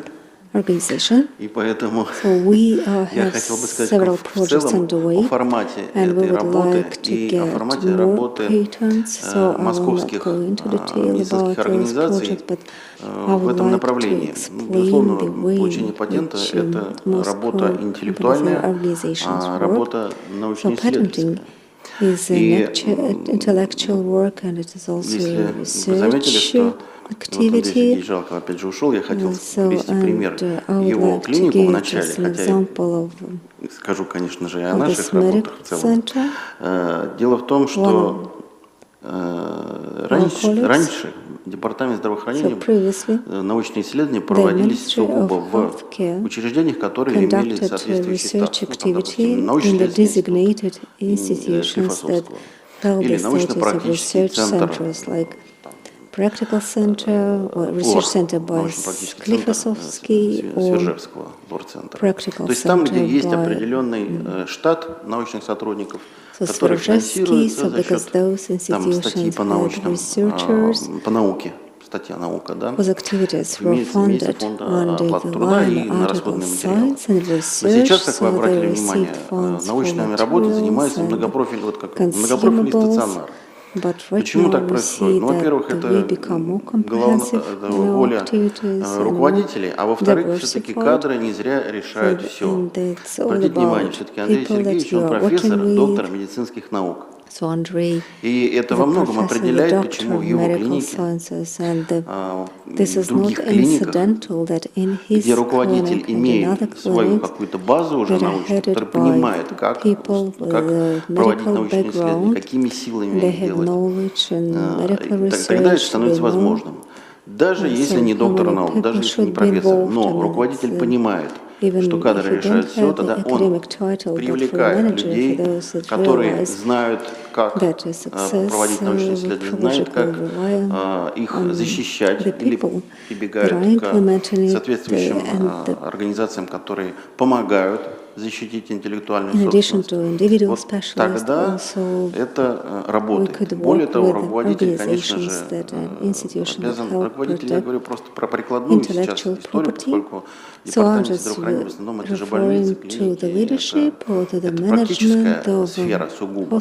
Тем не менее занимается научными исследованиями. Раньше это осуществлялось за счет того, что это была лишь база, сырьевая грубая база для кафедр, которые в большом количестве располагались на территории больниц, ну и, грубо говоря, выкачивали материал для того, чтобы дальше вуз отчитывался по науке. Но по факту эти исследования проходили лабораторные или клинические, или параклинические, научные, осуществлялись на клинических базах. В настоящее время ситуация, слава богу, как минимум в паритете. То есть мы сейчас сотрудничаем с вузами, безусловно, но мы и сами даем научную продукцию.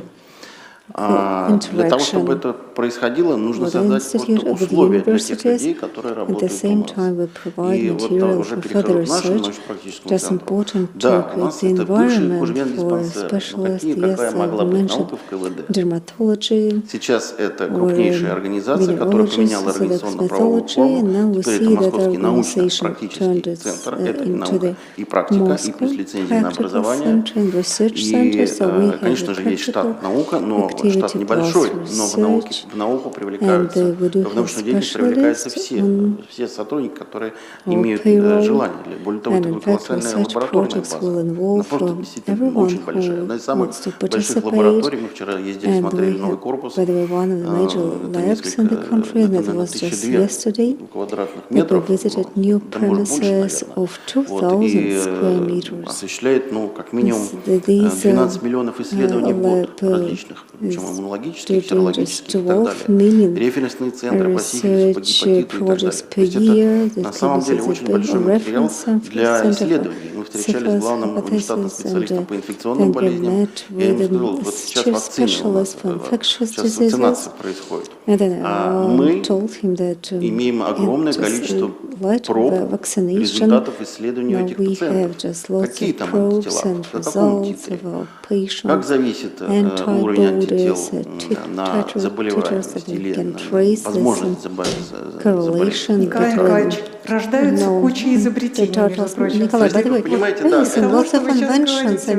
Как это можно в прикладном смысле решать, это вот, обрабатывать эти данные и применить потом. Да, ну то есть, собственно говоря, вот казалось бы, наша монопрофильная специальность дерматовенерология, ну и косметология, которая, как ни странно, тоже обладает колоссальным научным потенциалом, потому что применение тех или иных аппаратов, которые влияют на кожу, это в любом случае как минимум предшествующие большие исследования, а как этот лазерный луч повлияет на коллаген. Для того, чтобы вызвать фотоомоложение, я говорю о такой эстетике, но при этом мы уже фактически касаемся морфологии кожи, мы касаемся патофизиологии или физиологии кожи, в том числе мы даже использовали электронный микроскоп для того, и иммуногистохимию, для того, чтобы посмотреть, какой тип коллагена активируется под воздействием лазерного луча, а какой не образует димеры, как так называемые коллагены и так далее. Я, наверное, долго, это можно бесконечно говорить увлеченно, потому что в свое время, когда ты был директором научно-исследовательского центра первого меда, где был отдел интеллектуальной собственности, собственно говоря, 5 институтов, 23 лаборатории. Поэтому, когда сейчас занимаемся отдельно нашей специальности, хочется чего-то большего, шире, и вот этот как раз междисциплинарный подход, наверное, это залог большого успеха для достижения любой цели, какой бы специальности ни обладал человек, который затеял какой-то проект. Поэтому, в свою очередь, я заканчиваю тем, с чего начал. Я очень благодарю руководство Федерального института промышленной собственности за интерес к нашим организациям, к нашим разработкам и за поддержку, которую уже нам оказывает этот ваш институт. Большое спасибо. Спасибо огромное.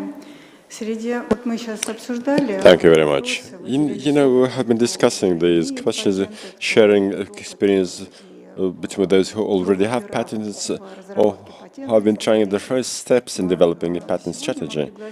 So today we have invited not only people experienced in this area already, not only masters and gurus. We have another organization here. This is the Psychoneurology Center that has not been involved in this activity yet. Has not been involved in innovative activities in obtaining patent protection. We have here deputy head of this center, Renat Ajigitov. Please, could you share your views as a person who may have heard about this madness about with respect to protection of intellectual property rights? What would be your views on this? Yes, Tatyana, thank you. First of all, I would like to thank you for this honor and opportunity to speak here. Our head of the center was expected here, but she is a WHO expert. She is now taking place in a remote meeting, so she could not, fortunately, quit this meeting to attend your conference. Yes, and colleagues, you're quite right. This is something new to us.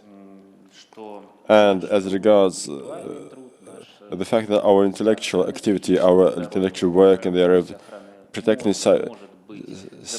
psychological health can be patented, and that a certain end product can be offered to the consumer, and that this product can have a certain value. We have been only learning this. We have been only getting information about this. Previously, we didn't have this information. We even had no clue about how to work with this huge, massive knowledge and of skills. We're going to catch up. We will have to learn more about this FastTrack approach, because clearly our center does have this scientific base. We do have this salary fund for researchers that are involved in developing these intellectual products. And indeed, in the area of psychological health or mental disturbances, there is lots of problems that require solutions. We have no clear indicators of how we can measure certain things, and we do hope that we will be able to reach fruits of this work, and we will be able to do something with respect to patenting them. And we're glad that we can find support, and we hope that we will be able to join your close team. Thank you. You know, I would like to point out the following. Although we at the patent office, we in the patent law believe that thought is a material, still in your activities there are lots of products that are absolutely material, that can be protected. So we're open for collaboration, we're ready to hold training seminars and workshops for your scientists, because this wealth of opportunities, this sea of information.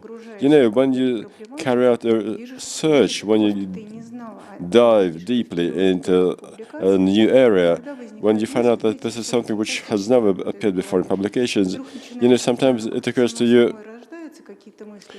that you start getting new ideas. Ideas start coming from nowhere, and you come up with a new approach. So a search, an analysis of what has been published in other sources is extremely important for a researcher, for a scientist.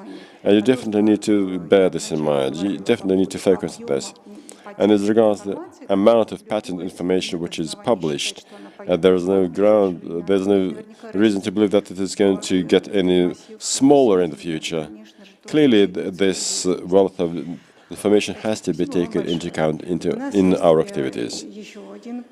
We have another representative from the medical sector, a representative of, well, cosmetology is something pleasant. Psychology and neurology is something which sometimes offers absolutely magical sci-fi results. Oncology is something which it may be concerning, sometimes it may be scary, maybe sometimes even tragic. We have here a representative of hospital number 62, Alexander Shveikin, head of the Department of Abdominal Oncology. Alexander is an inventor, so we can say that he's an experienced inventor, almost an expert in our area. So, Alexander, could you please share your experience? Thank you. I would like to begin by thanking for the invitation to this conference. I have heard very interesting reports. I enjoyed listening to this theoretical description. It is important for me, and I think that this is a very important, very useful technology, because it gives you a new perspective on post-surgery treatment of patients and to increase their to improve their rehabilitation, to accelerate it. So this fast track of innovative technologies can, in its turn, offer a new impotence and help us to raise to even higher level, and to closer cooperation between the research and the hands-on medicine. We have learned from experience, as we were preparing our patent on invasive technologies in liver surgery. We also were in close cooperation, and as a result, we were able to come closer to our target quicker, as opposed to the case when we would be alone. So, again, this is a very useful initiative. And maybe if it were complemented with various webinars and seminars and workshops that would invite people, young scientists, young researchers, doctors between 35 years of age, who can and want to work in this area, this also would be quite useful. It would give another impetus to the development in this area, to closer collaboration and to reaching the targets quicker. Thank you, Alexander. Yes, indeed. Today in this session we have touched upon a whole range of questions that are of strategic importance.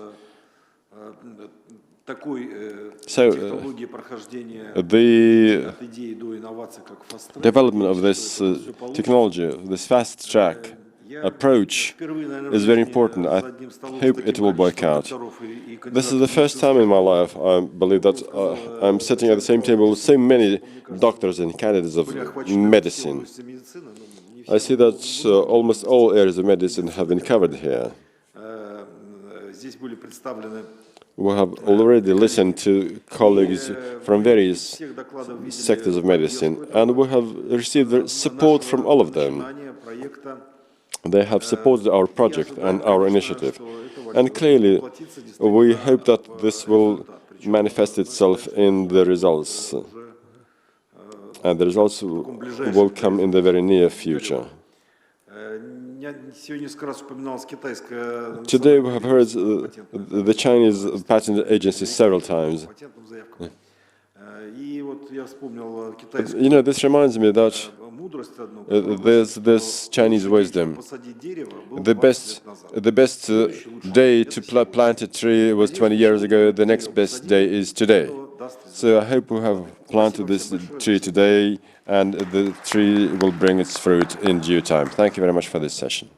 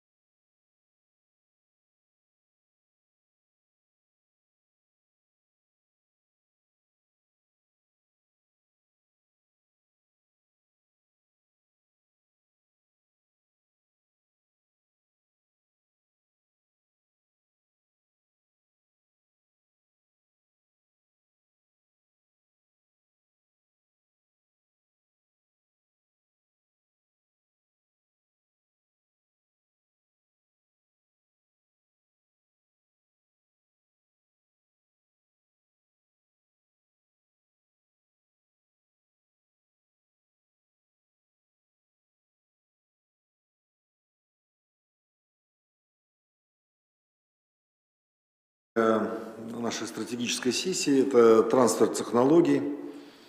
И особым образом мы хотим рассмотреть и затронуть работу по трансферу технологий в вузах, особенно в рамках того, что центры трансфера технологий сейчас создаются в учебных заведениях at various educational institutions in Russia.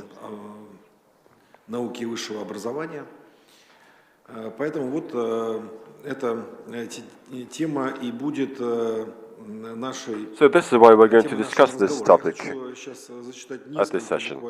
Now I would like to read very briefly a number of items in what you may call a telegraphic manner. Now, what can I say about technology transfer? We need to identify the need for technology on one hand and the assets to be sold on one hand. We need to estimate costs involved in this technology acquisition. We need to do comparative analysis. We need to compare whether technology is ready. We need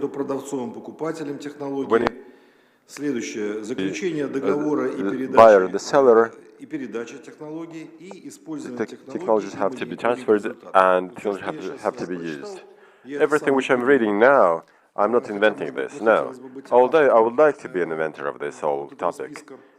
But I have just read out the general provision on technology transfer from the Russian standard, which was approved back in 2016.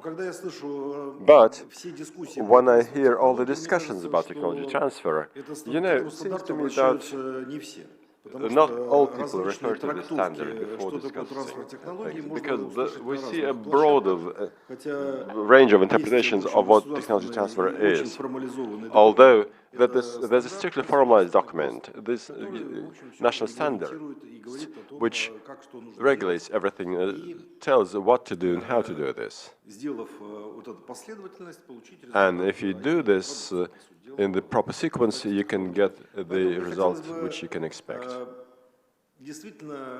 So, what I would like to do, I would like to ask you to share your views and make practical proposals how to attain results.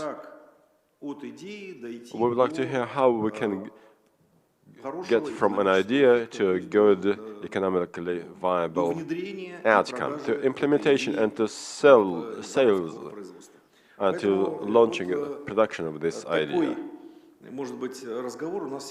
So this is the conversation that we would like to have today.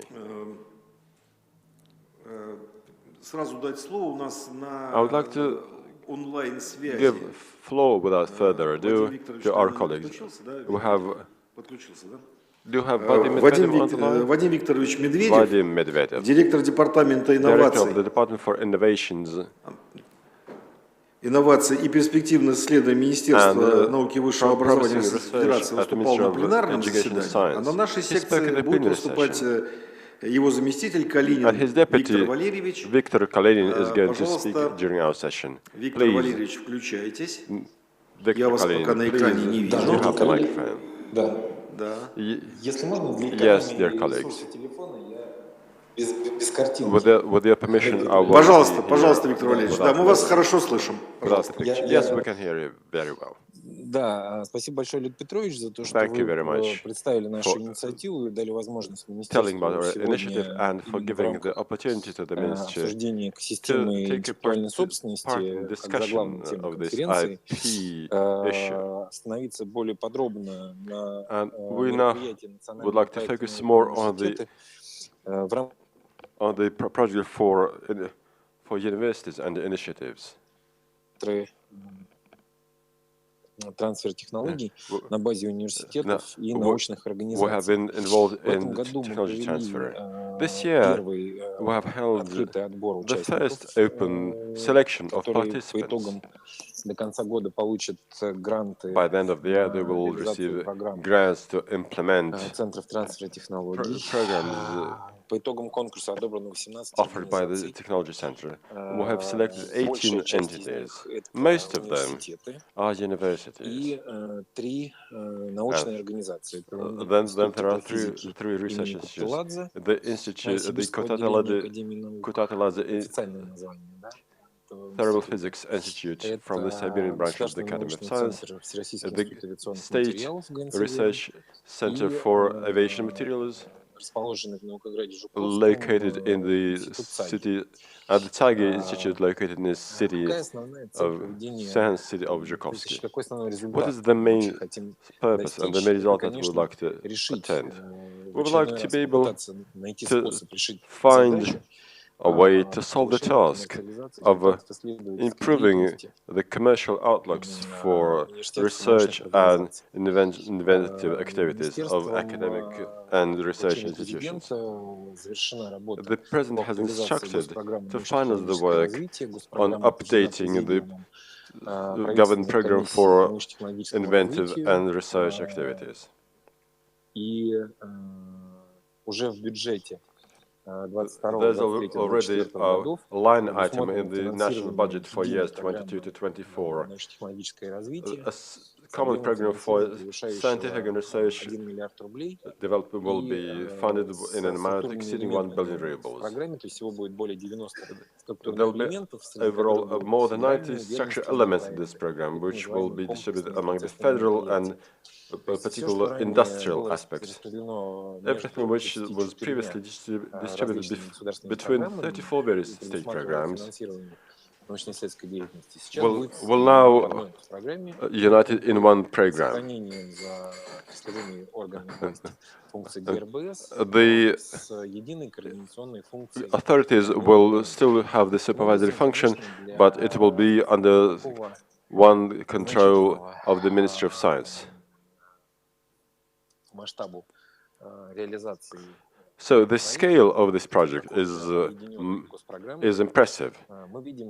We see that this is going to be a very effective program in the coming 4 years. So our task here is to establish a mechanism for cooperation and collaboration between research and academic institutions and industrial partners that would show that using funds from the national budget is quite effective with respect to research and applied research.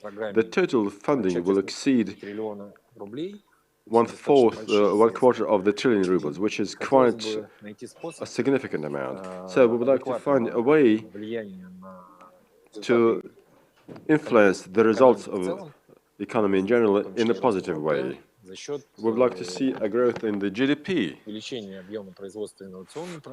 from a greater amount of investments in innovative products and from improving the social outcomes. The first 18 centers selected this year should become a basis, a foundation for these newly established technology transfer centers. By year 2024, in accordance with the project passport, we are to have selected at least 35 organizations. The budget funding is there. We're slightly ahead of the schedule. We were expected to select only 9 organizations this year. We have already selected 18. Next year, we're going to do a competitive selection, and most probably 9 more organizations will have been selected. So by the end of next year, our network will be at least 27 organizations in total. So in this way, we'll have been able to create the bigger part of these centers by the end of next year. But in accordance with the conditions of this competitive selection, we have been able to focus on the organizations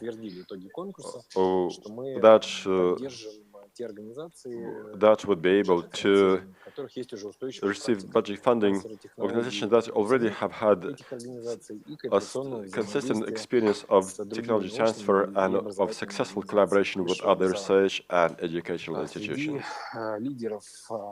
The leaders of the selection this year include the Innopolis University, the Itmo University from St. Petersburg, the Novosibirsk State University, in addition to research institutions which I have mentioned already.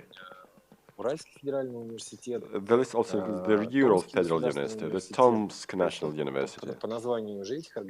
So the names of these universities alone imply that in their regions they are capable of establishing regional technology transfer structures, which will serve both the aims of the respective region of the federation, but also would be able to create their own networks that would involve other universities and research institutions of the region to be able to monetize these technologies. Furthermore, if we look at the Moscow Institute for Steel and Alloys as an example, we see that the practice of industry technology transfer will also be established. This Moscow Institute for Steel and Alloys is a Russian and a world leader in this research. Material science, metal science, metallurgy, mining.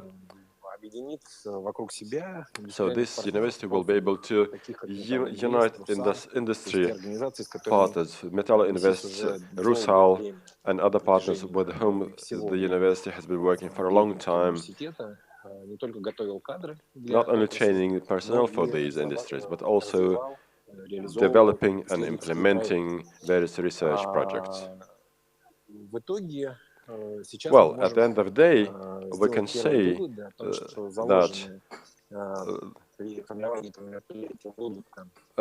the logic behind this technology, the logic of technology transfer, would be implemented in establishing regional technology transfer centers.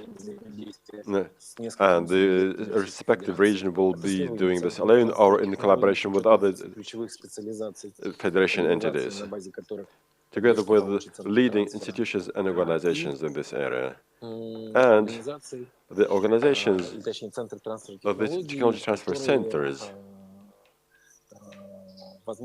that can, as is the case with the South Federal University, can cover even macro regions, so going beyond the borders of their respective region. Because the university is a universal institution.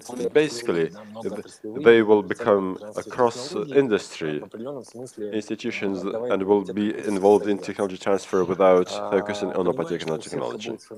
We understand that the network of these technology transfer centers will be created in such a way, and we have provided for an opportunity during the next competitive selection to identify a particular university or research education with the account for the priority in the respective year. So next year we're going to select organizations that whose specialty would be complementing the key competencies selected this year.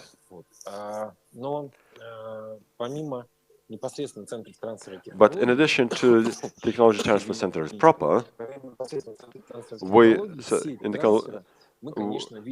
also see that this technology transfer network will include many more organizations. It is already clear that these technology transfer centers will be joined by universities and research institutions that host the so-called national technology initiatives already.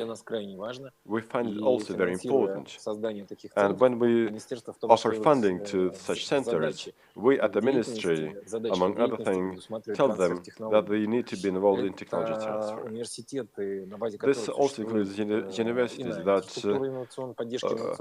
have other means of support for innovative activities, such as engineering centers, research organizations for effective use centers. This includes in particular such universities or research institutions which are part of the innovative process and which serve the technology transfer process. We also expect that Rospatent will support in their turn the development of this network. by involving the universities and organizations that have been cooperating closely with Rospatent. We also find it extremely important. We want to focus on collaboration with Rospatent because we were working with the institutions that were established under the umbrella of the Ministry of Education, but we would like to go beyond this and to involve other organizations, because one of the tasks of the Center for Technology Transfer is to work out programs for monetization and commercialization of IP assets and IP rights. We, among other things, intend to promote patent literacy. We need to carry out various activities to promoting this at the universities. So we find it extremely important as well. So, as a result, we believe that by year 2024, we will have been able to establish not only a network of 35 technology transfer centers, but this network will also include other organizations, because you have mentioned today that there are more than 170 various patent centers. So we hope that by year 2024 we will have united at least 150 organizations, such as 35 technology transfer centers, 24 or more competence centers, at least, let me say, 50 organizations that host engineering centers, maybe 30 to 40 more organizations that have an experience of technology transfer on the basis of collective centers. So, I hope that together with the Rospatent, our ministry would be able to create a network that can cover at least 1/3 of all universities and research institutions by year 2024. Not only those that are under the umbrella of the Ministry of Education or Rospatent, but also other organizations. Like I said, this year, the non-governmental university in Innopolis has also received a grant. Furthermore, the section of medical university, which is under the umbrella of the Ministry of Healthcare. And clearly, the Russian government is one of the founders of the university in Innopolis. But still, we believe that this is closer to the non-governmental, to the private sector. Then the section of medical university, the so-called first medical university, is one of the organizations which is under the umbrella of the Ministry of Healthcare.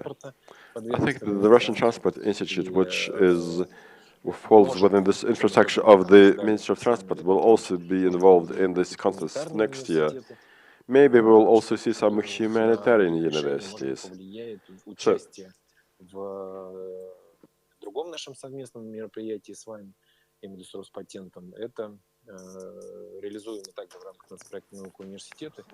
furthermore, we will also launch further training programs. 39 grant recipients have already been selected and will receive funding this year.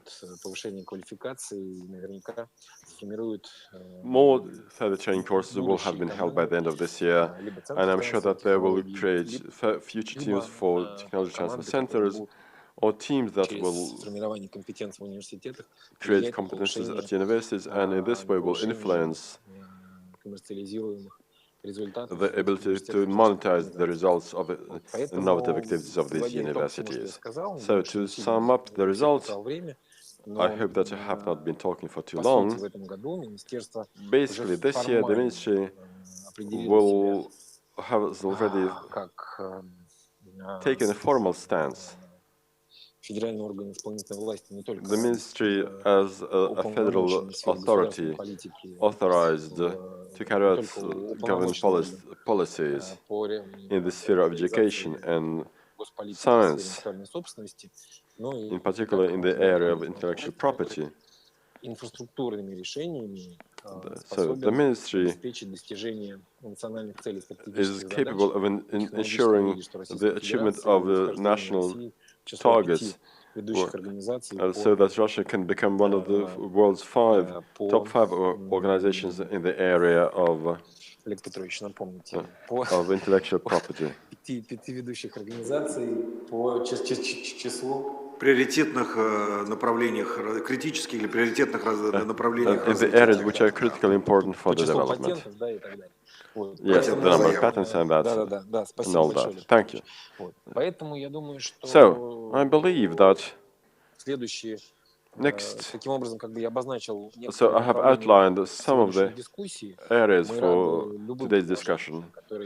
We welcome any proposals. We're open to any proposals and to a dialogue to any organizations that can help with the resources, with the experience, to support the development of this practice in this research environment.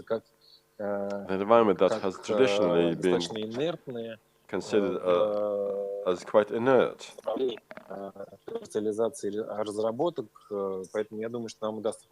With respect to monetization of these IP activity results. And I hope that one day we will be able to demonstrate that research organizations will turn from patent archives into patent promoters. Виктор Валерьевич, мы вас не слышим. Victor, we have lost you. Коллеги, у нас подключен? Colleagues, is Victor online? Виктор Валерьевич, какой-то сбой связи произошел. There's a glitch in Если the вы к нам communication. вернетесь, то мы If you get back to us, продолжите, we will give you an opportunity to continue or to complete your presentation. And this brings me to the next Все-таки speaker. подводя немножко, развивая мысль, то, что сказал Виктор Валерьевич Калинин, in continuing what Victor has begun to discuss, I think that the government has made quite a significant step this year, which we can say a landmark step with respect to the IP market development. The task of the state is to create terms and conditions and to build the infrastructure. So this year, the construction of the infrastructure for technology transfer has begun. The government creates these centers, which means that there's responsibility, funding, and control. As early as a few years ago, this work was on a haphazard basis, and we probably knew only one organization that had the name of technology transfer in its title. This was the National Association for Technology Transfer, founded and co-founded by Federal Institute for Industrial Property. And Alexei Halimonov, head of this association, can tell us a lot about what they have done, how they have been doing this, and what needs to be done. Yes, please. Thank you very much. And I would like to thank you as just for the representative of one of our founders and for your personal involvement with the launch of our organization. I have put together a presentation that I would like to share with you right now, because we have heard a lot about the infrastructure for technology transfer.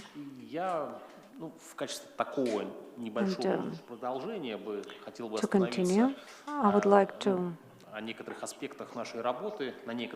elaborate on certain aspects and practical aspects that relate to this network.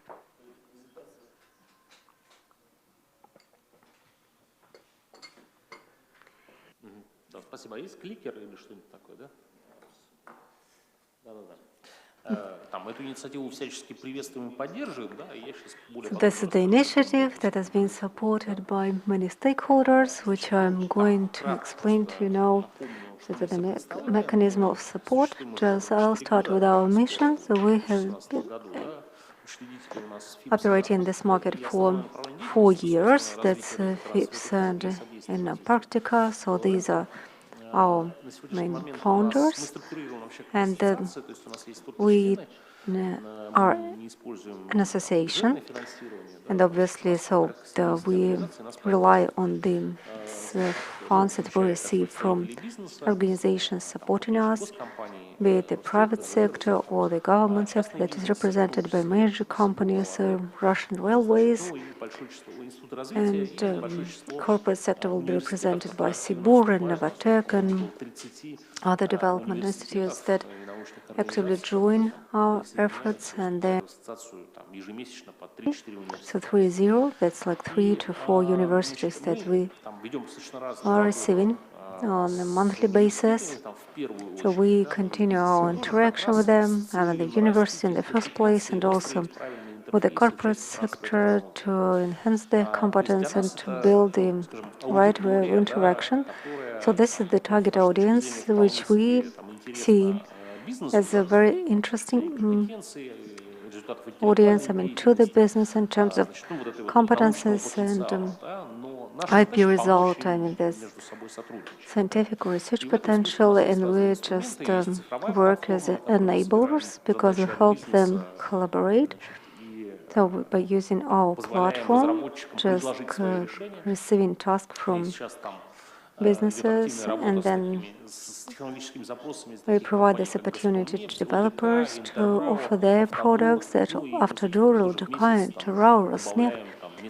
These are among the corporate structures that we are working with, and then also every month we would extend their numbers. And so those companies that would announce their requests for technological development, probably specific solutions they would like to see from our participating members.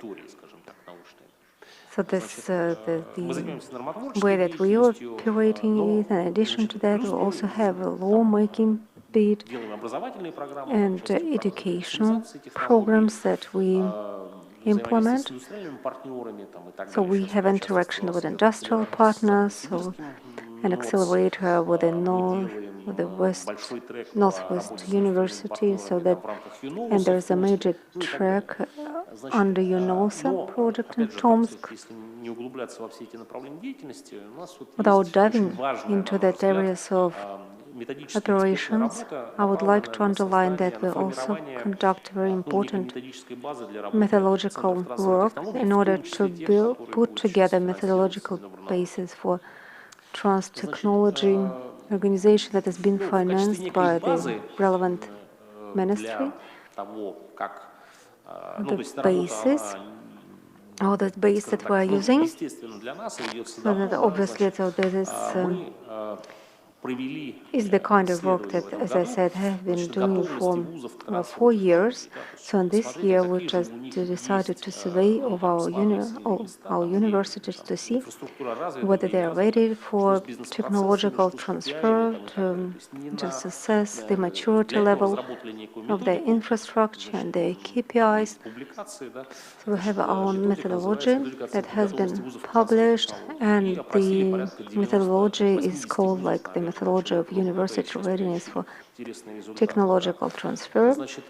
So now we are analyzing the results of the survey, and there are several important conclusions that can be drawn, and it also is point to this clear correlation between the efficiency of technological transfer and also projects. So this slide shows this correlation.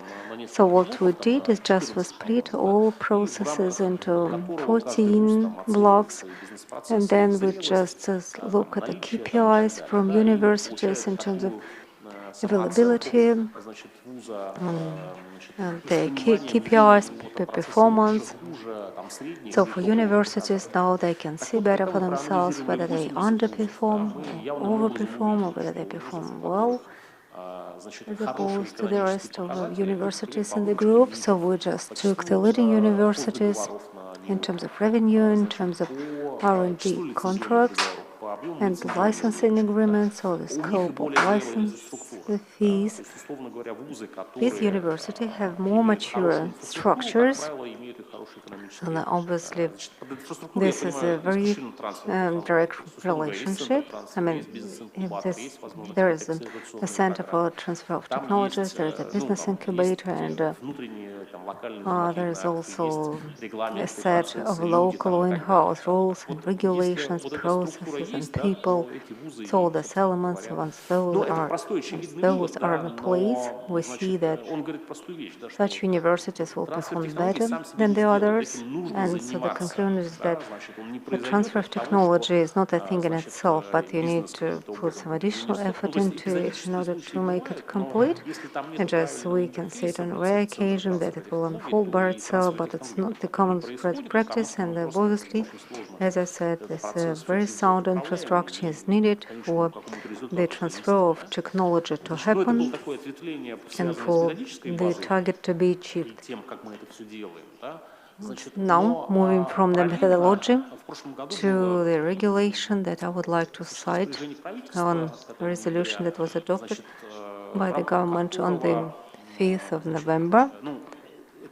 And under this resolution, I don't remember the exact title of it, but I do know that it includes those provisions for the road map to improve business climate and for new types of entrepreneurial activities. So that's exactly the provision number 22, that says that we are one of the stakeholders in this process, so being supported by the ministry. We decided to undertake this important project, and we first put together a working group. Now it consists of 24 members. These are representatives of leading universities that have already achieved certain results for the transfer of technology.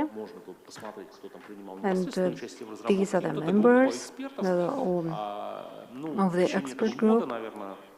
So then they started to work at the beginning of the year. Now they've been working throughout this year to put together that recommendation paper. So we are just close to the final version that has been submitted for approval to the ministry. The one that we'll be able to use in the future, and can be used by those universities that would like to progress in that field. And in this respect, there are specific points that I would like to make without going into detail about structure, because further detail you can find in my presentation. So I would just like to say that those recommendations are focused on commercialization, and the title is a long one, but we decided to concentrate our effort on the descriptive part, just clarifying those mechanisms that should be set up by the universities for the purposes of technological transfer. Patenting is important, but at the same time assessing the commercial potential plays a crucial role. And then we also need to know how to work with case studies, and be it for R&D purposes or IP results. So there is an array of mechanisms that will be deployed. Those that we try to explain in our recommendations. So next step would be approval that will take form of a departmental decree, probably a ministerial decree, and then with further use. So no recommendation, and obviously 2 minutes. Right, so what I say that these recommendations are not there forever to just so this is a kind of living document or regulation that needs to be developed, and that needs to be enriched, that needs to be extended to cases, other cases that we can see in the market, and also it needs to intake those new regulations, checklists, so all this practical kind of advice and things that can be actually utilized straight ahead. So we have this dedicated section on our website that will be filled with publications and further recommendations, because we would like to see us as a competence centers for this particular part of work. So that's it, actually. So just I would like to invite everyone to collaborate with us. Thank you so much. And obviously we will meet one more time. So at our joint session in 30 minutes, our colleagues, and we do realize that for transfer of technology, the technology itself is needed. Now we'll be looking at the development of technology, probably those points that show higher concentration of the technological thought, and I would like now to give the floor to a representative of the technological park, the Moscow State University, named after Lomonosov. So, Mr. Moderator, so the floor is yours. And now I'm looking at the title of your presentation, just so it can be closed but cannot be supported. So, support not closed, not to shut down. And so we don't know if we're looking at whether this needs to be supported or continued or discontinued. So how to decide which way to go. And I can explain that for Russian universities, obviously, that this needs to be continued rather than discontinued. So the commerce go, for discontinued, and then I remember that it was 10 years ago, and it was a rather sporadic attempt by the Ministry of Education. So they decided to support the project with very scarce funds. I think that was like 1 million rubles allocated for the purpose, and then they just initiated the entire thing, and then they left them just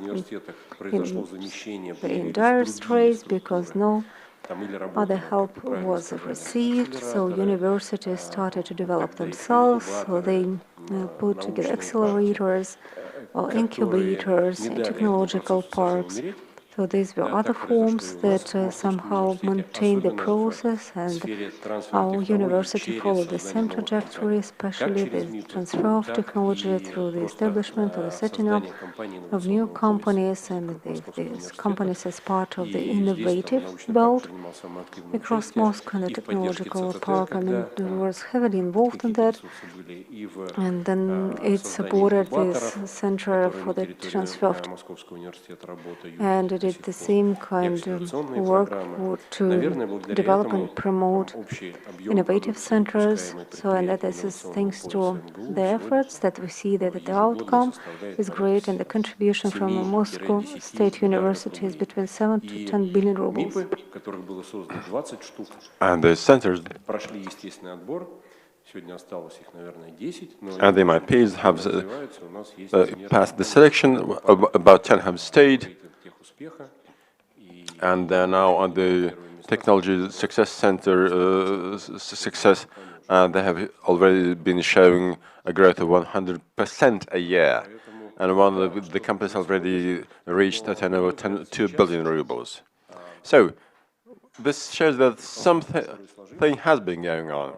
But if we look at the conditions in this sphere, that we hope that the second attempt will also be quite successful. This is not a program for 1 year, 2 years. No, we have a program for 5 years. The minister is going to stick to this plan. And last but not least, I see that there's a demand in the market.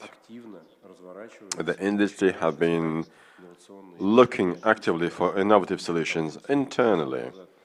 Whereas 7 years ago, 8 years ago, I remember as we were approaching big corporations, they would tell us, stop offering these raw developments. I don't know whether they're going to fly. You keep researching, I will buy things in the East or in the West. And we show that these things will work, these things will fly, whereas your inventions will not work. Things have changed for one reason or another. And now corporations have started turning actively to universities and looking for startups. There are lots of technology parks and acceleration programs. They have been working quite actively. For instance, my second project related to the Moscow Innovation Cluster, and I'm deputy director there. And over the past year, we have had at least 10 acceleration programs with industrial partners. So, I hope that we have put this comma, if I may say so, in the right place, forever. Talking about problems, many colleagues have raised these problems. We know, for instance, that we have not been patenting enough of what we have been inventing. We're not too strong in patenting things outside Russia. And we have not been implementing this in the real economy sector. This is the saddest thing, and something needs to be done about it. In my opinion, today's session is about using the key tool which can influence this development. The Moscow government started to focus on it a short time ago. Now the Moscow government has been trying to undertake things which will change the state of affairs. Clearly there's a magic pill. Clearly we need to work in partnership with others.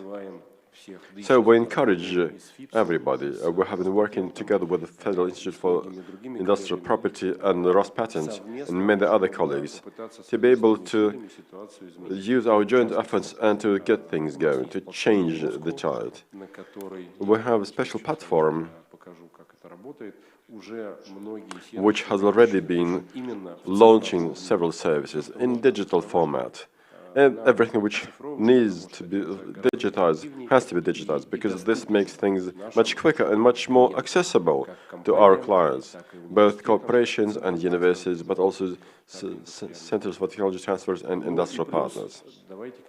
Furthermore, colleagues, let us think about concrete tools that can increase patent activity and can increase our international patent activity and our implementation activity. I would like to thank here my colleagues from the Federal Institute for Industrial Property.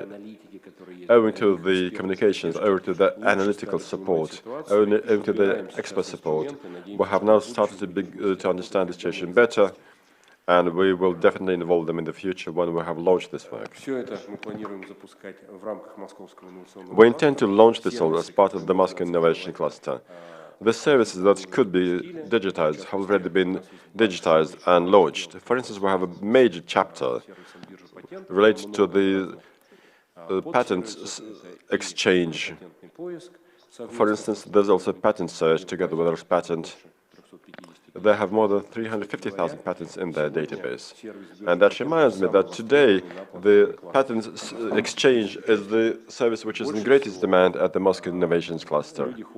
All our participants have been visiting the patent exchange more than anything else, because we also have other chapters, support for patents, networking and partner search. You can find partners there in machining and in medical area. Still, we have had more than 150,000 unique hits from individuals. They have been looking for the database, for the search engines. Furthermore, in January 2022, together with Rospatent, we will be launching a special service where people will be able to use our cluster and to get registered. and to register their patents. Another service is about the special electronic trade venue, electronic trade site. Furthermore, our service for selecting a patent attorney will also continue and improve its work.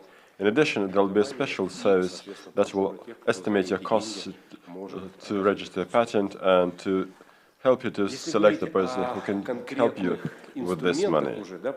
Talking about concrete tools, because clearly our fund is not only about a platform, but also about grants. For instance, we can offer up to 600 million rubles on innovative projects.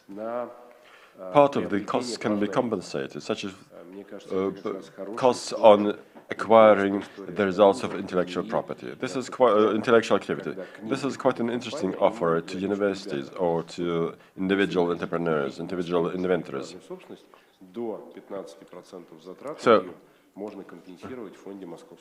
inventors can talk to corporations and say, guys, if you would like to buy results of our intellectual activity from us, up to 15% of the outlays on this acquisition can be compensated.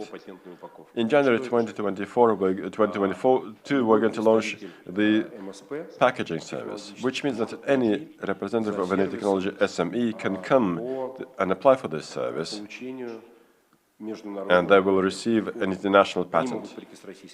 They can come with a Russian patent, where the priority has not been lost. They can come with an idea. Owing to the expert support from the Federal Institute for Industrial Property, we will be able to estimate and patentability of this idea. Then, by hiring partners, we will be able to prepare an application, do patent search, and enter into correspondence, then get the Russian patent, international patent, and at the end to do the so-called investment packaging of the technology. That is to present the presentation pitch and to show areas where potential buyers can be found. So this is the service that you can find next year. Another service which we have been discussing. Here we invite universities and research institutes and the existing centers for technology transfer. We encourage them to participate in these discussions. The thing is that we would like to change the tide in the area of international patenting with respect to universities. If you look at the table on the left-hand side, you see that in Russia, patenting is shared in 30-30-30, the private sector, inventors, and universities. But if you look at the international scene, you'll see that only 4% of international applications come from universities. We think there's something wrong about this. This stores a great potential for increasing the share of universities' international patenting. So we'd like to focus more on supporting universities, in particular Moscow universities, and to fund these processes. We will compensate PCT application, international patent, and other aspects. Every time, as soon as a university has this result, you can come to us, you can share the result, and you can, without major formalities, get a compensation, get a grant, an encouraging grant, an incentive grant against the PCT application, international patent, or confirmation of commercialization. We received 13 applications from Moscow. Unfortunately, only 4 have been supported. I think there's still a huge potential for our work in the area of technology transfer with respect to universities. We would like to make this program available to all universities, no matter whether they have a TCC, Center for Technology Transfer, or not. But we need your support to be able to structure this work properly. You have my contacts here. the organizers have these contacts, and they're also easy to find on the internet. We meet with the directors of universities on a regular basis, and we still have time until the end of the year to be able to offer the easy-to-use support measure for universities that will encourage them to apply on international level for patenting their inventions. Yes, thank you very much. Indeed, we have been involved in very fruitful cooperation with the Moscow Innovation Cluster, and I'm sure that we will see the results of this cooperation in the very near future.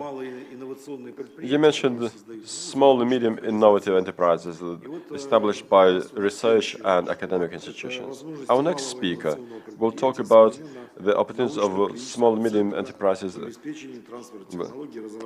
namely the Center for Transfer Technology at the Siberian Federal Research and Clinical Center. Good afternoon, dear colleagues.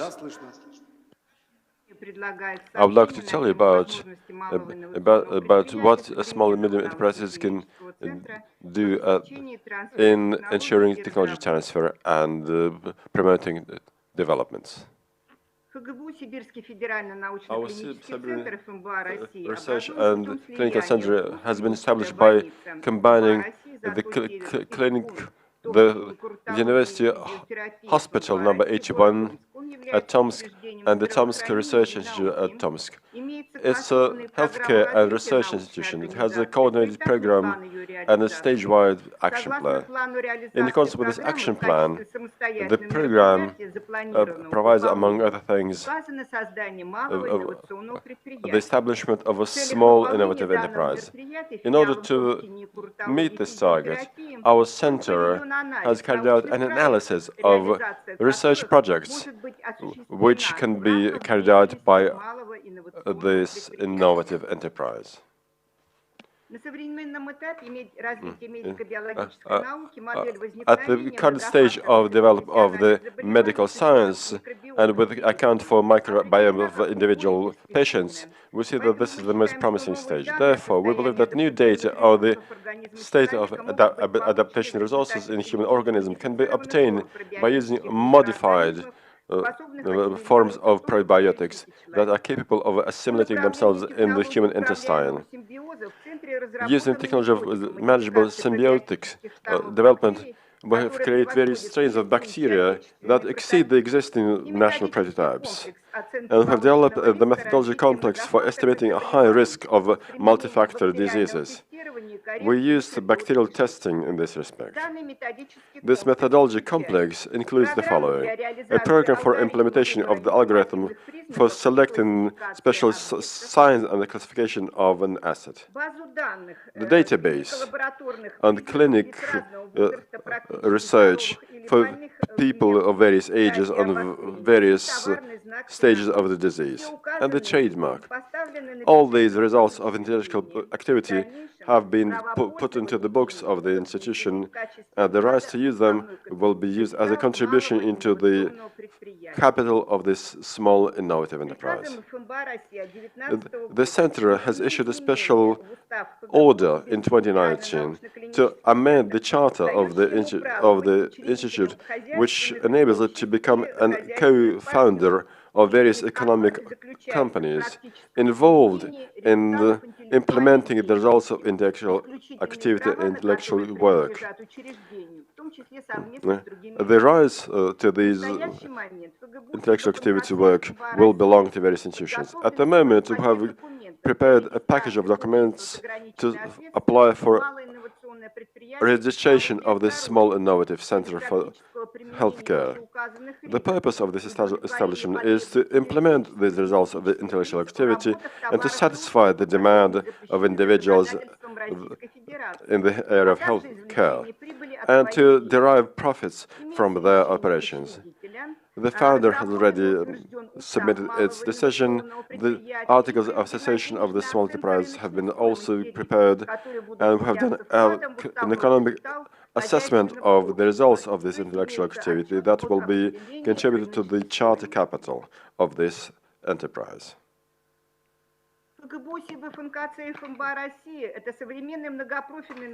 Our center is a multi-sector research and academic institution, which includes the branch of various centers. We have 69 employees. We have a scientific lab and research. We can launch various stages of research using our labs.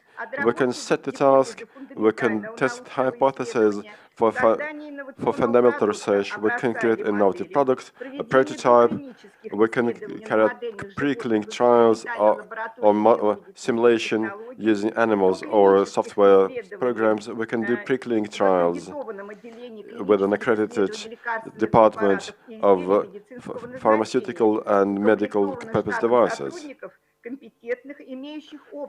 In this, we will rely on competent and highly skilled experts under the control of the local Committee for Ethics of our clinical institution. The center carries out government orders and government contracts, presents reports on patent research for each and every case of research, and publishes the results of intellectual activity and enters them into the database. However, we don't have any experience in carrying out marketing research or in developing strategies for promotion of our innovative achievements.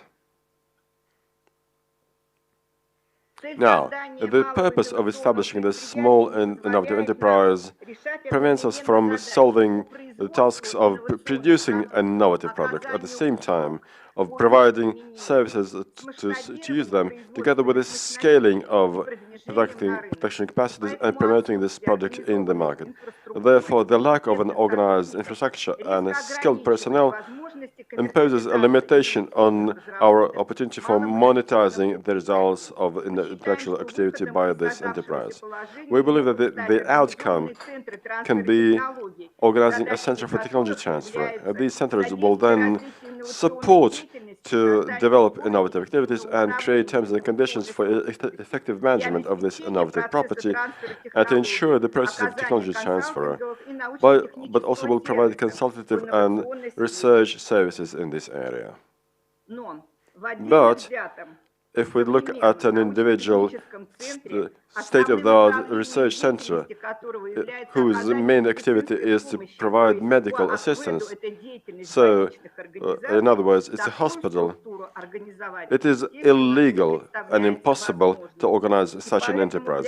This is why, to optimize this process of monetizing development at large clinical centers, we have been working very closely with experts that have offered to create centers for technology transfer that would be able to engage highly skilled experts to address these comprehensive tasks. This brings my presentation to an end. Thank you very much. Thank you, Natalia. Yes, indeed.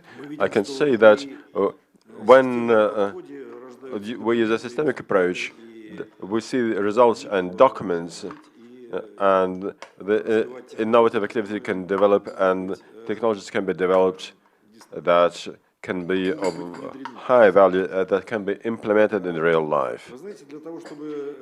You know, for any technology, for any idea to be implemented in real life and to be able to sell it, this technology has to look as a product.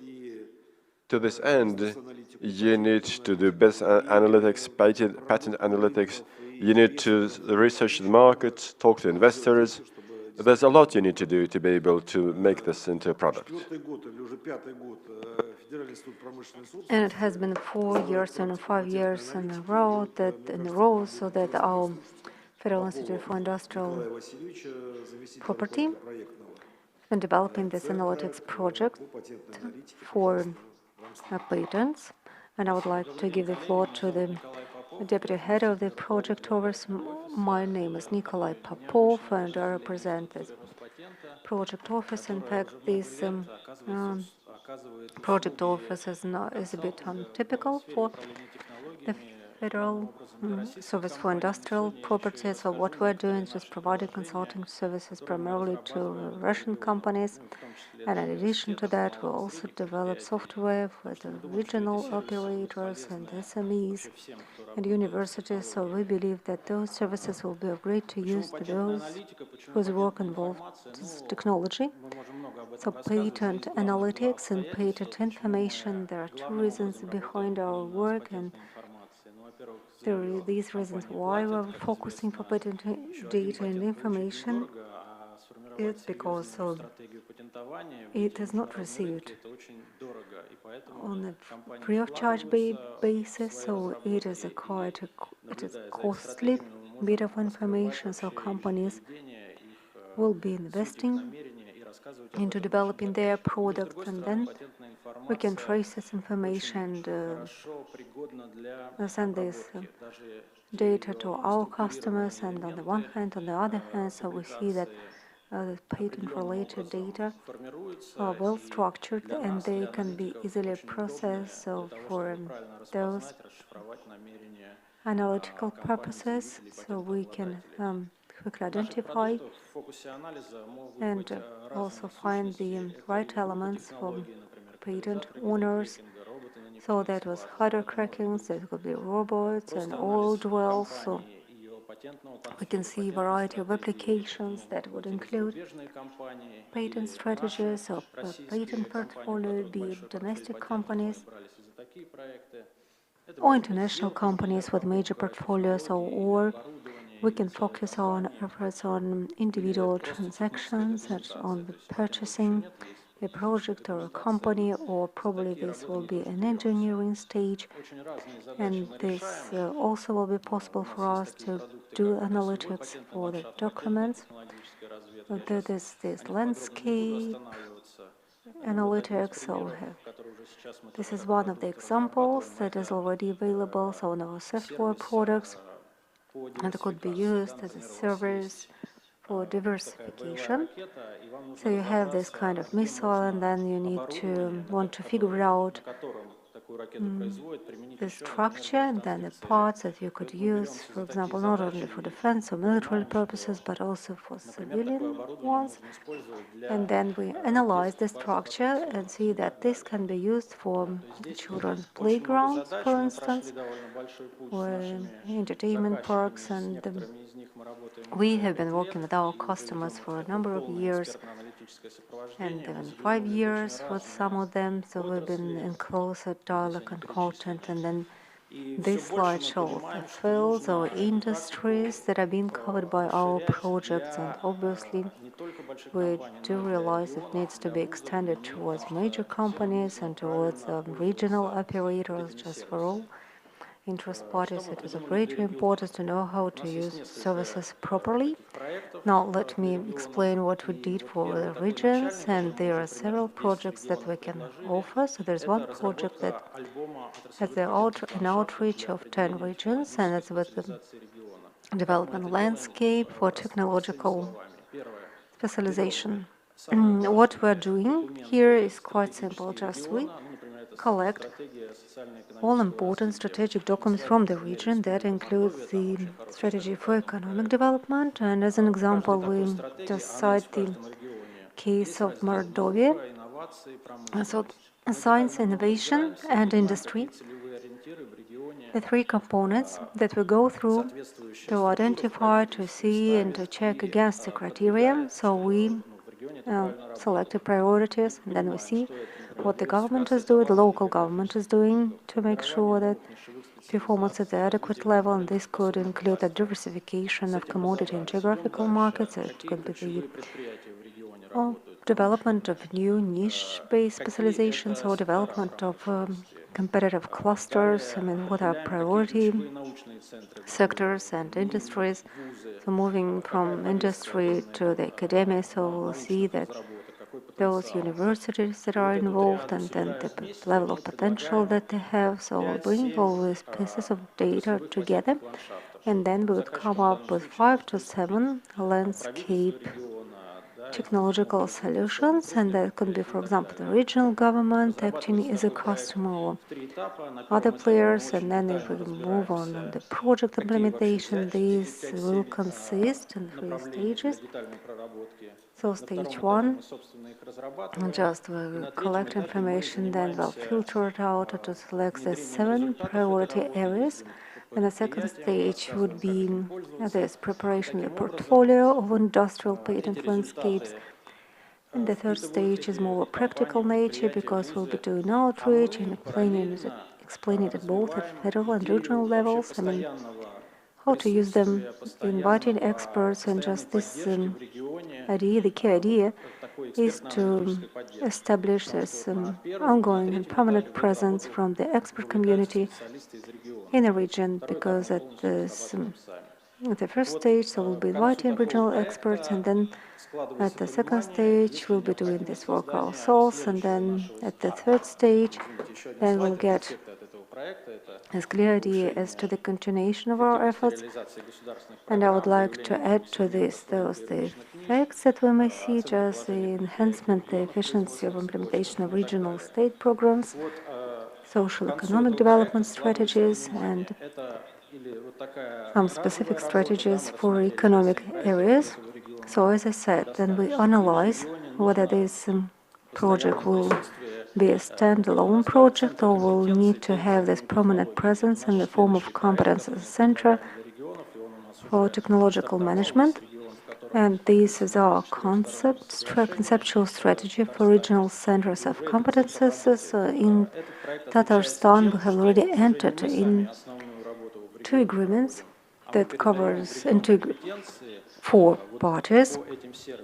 So what we are doing here is just we actually implementing the transfer of competences, and this will be free of charge, because with an IT administrator and also one specialist and analytics, obviously those regional centers, they will be enhancing their potential and increasing and building up their capacity with our support. Then we'll be trying to engage some partner organizations, probably intellectual property assessment or royalty levels calculations, and we see it as a, say, more advanced level of cooperation, which will be of greater use at regional level. And to continue, I would like to also explain about other complementary component, which is educational, and it is about to start. So next week there will be an educational week consisting of intensive training courses. In addition to commercial products, we are offering actual training courses, and we have seen already instances where those companies that received our training now emerge as our competitors, because they themselves become competitors at the regional levels, and they're competing quite successfully with us in this area. So that's the regional portfolio that we have, and just I would like to use this opportunity to invite you all to this conference that we are going to have in September in Sochi.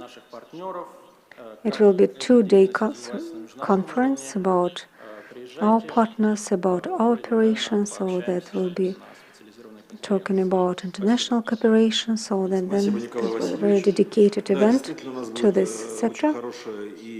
So thank you so much, and I would like to that we are going to hold this breakthrough event. I repeat, that's September. It's November, so November 2-day patent forum, and in fact it's going to be 4 days and 2-day conference and 2 more days for master classes and training courses that will be conducted for serious students, so that just master classes and workshops will precede the conference as such.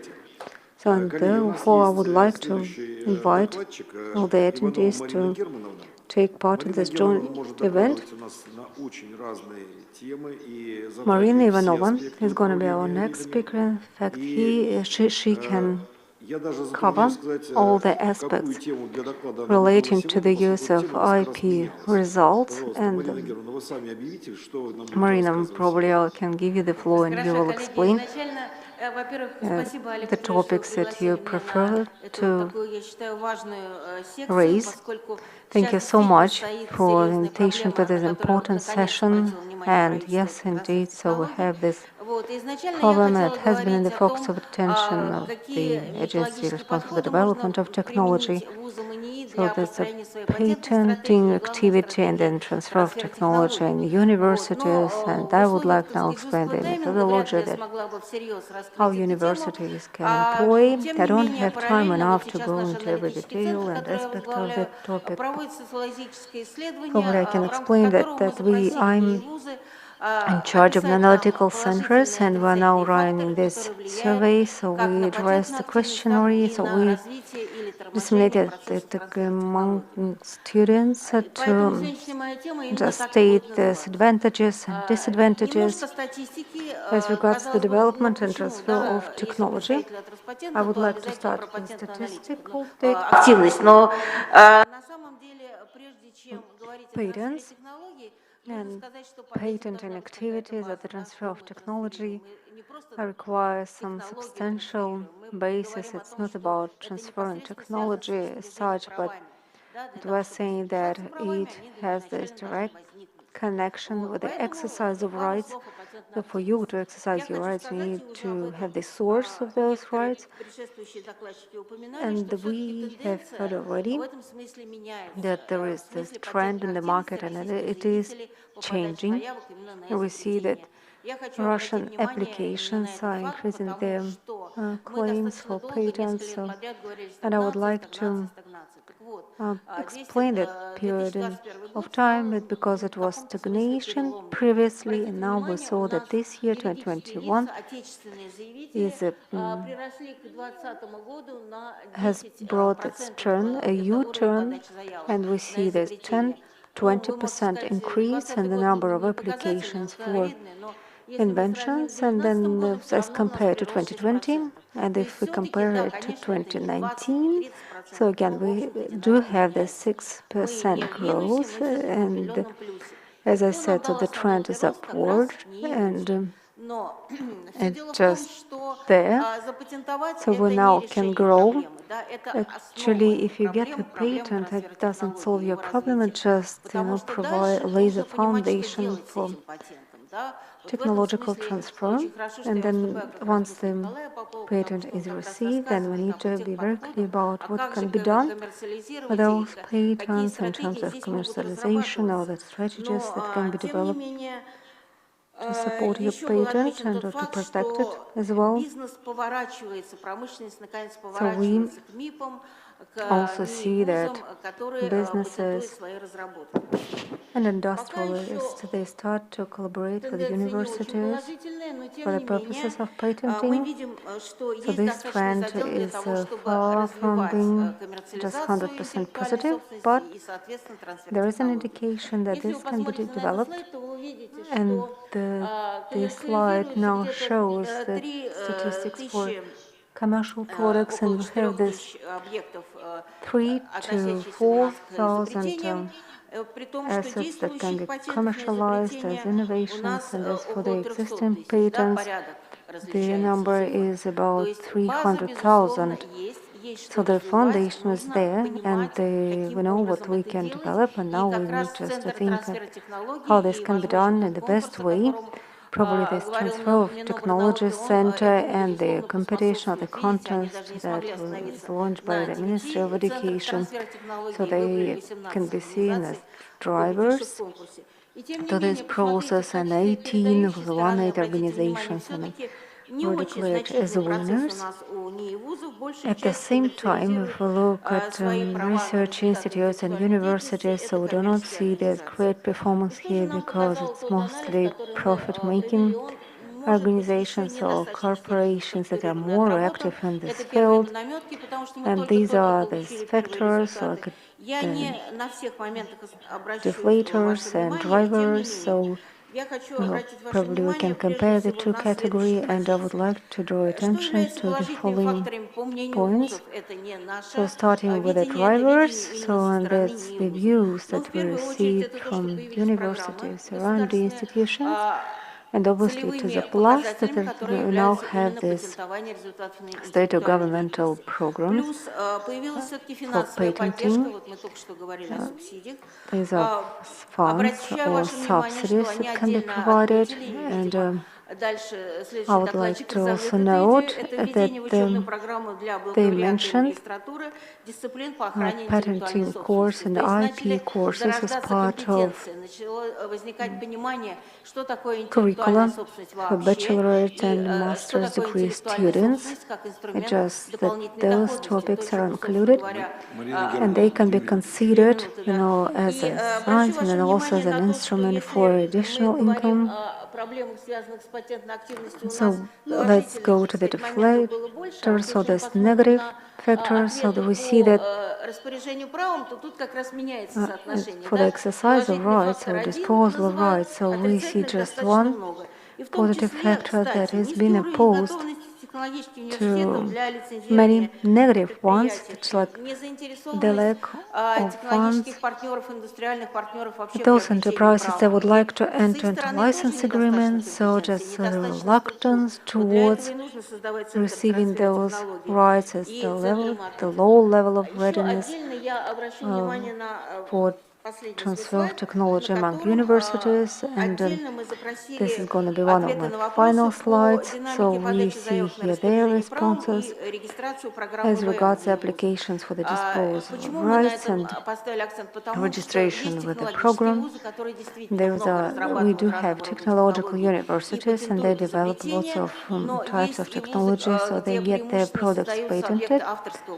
On the other hand, also there are the universities that create works covered by copyright and software, and then we have this an umbrella category that is the result of intellectual activity. So now we know that both those universities developing software, so they have become quite active, and alongside other universities, they're joining in the movement.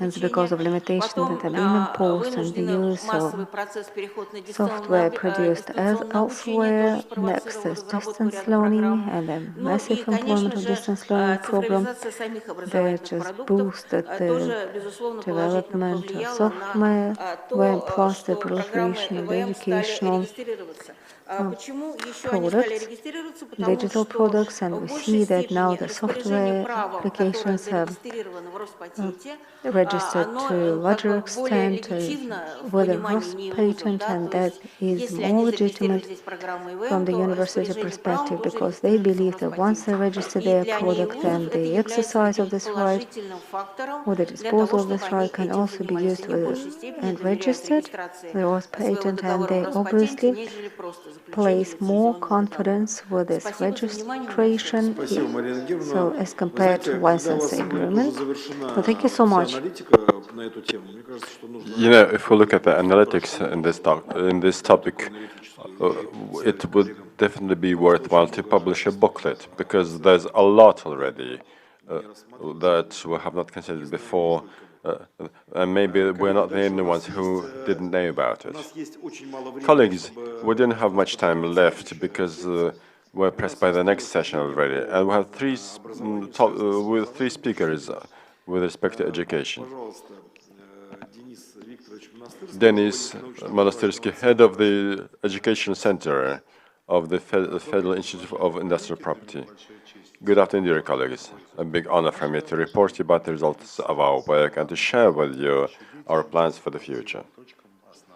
And to tell you about the pain points, the main points of education in the area of intellectual property in general and technology transfer in particular. Now, we have already heard about this. The irrelevant problems in the area of intellectual property starting from 2015. Colleagues have already outlined them. Still, I think I must repeat them. So this is the low level of patent activity. 1, 2 is an insufficient number of professionals in this sphere of IP, and 3, insufficient level of protection of IP activity results.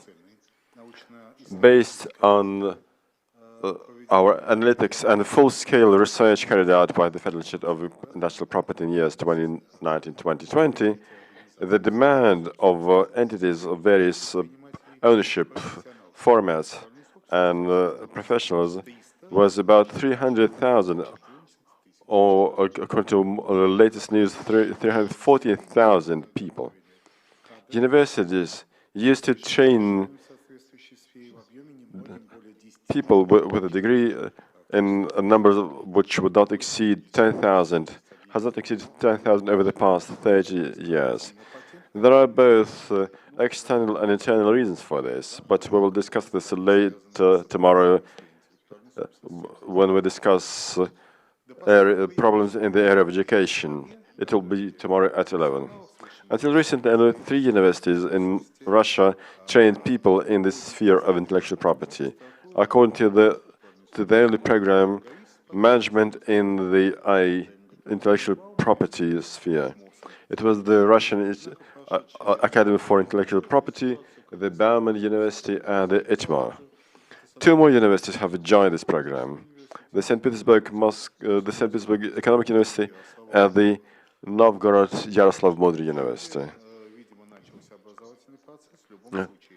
So,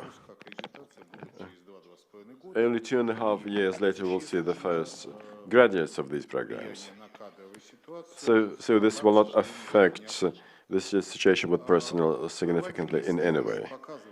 The research carried out shows that, unfortunately, university graduates have only a very basic knowledge of intellectual property in areas such as with respect to the steps that needs to be taken to protect intellectual activity results.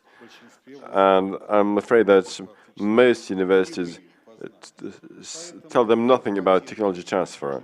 This is why, starting from year 2015, Rospatent has been offering lots of solutions aiming to cover this gap in the knowledge of both students and practical experts in the entire Russian economy, because intellectual property is a cross-disciplinary sphere, if I may say so, because it is relevant for any individual and legal entity, one way or another. This is why the 2 main ways are to normalize the content of education in universities on one hand, and large infrastructure education projects on the other hand, or basically educating the users, but also the public in general, about intellectual property.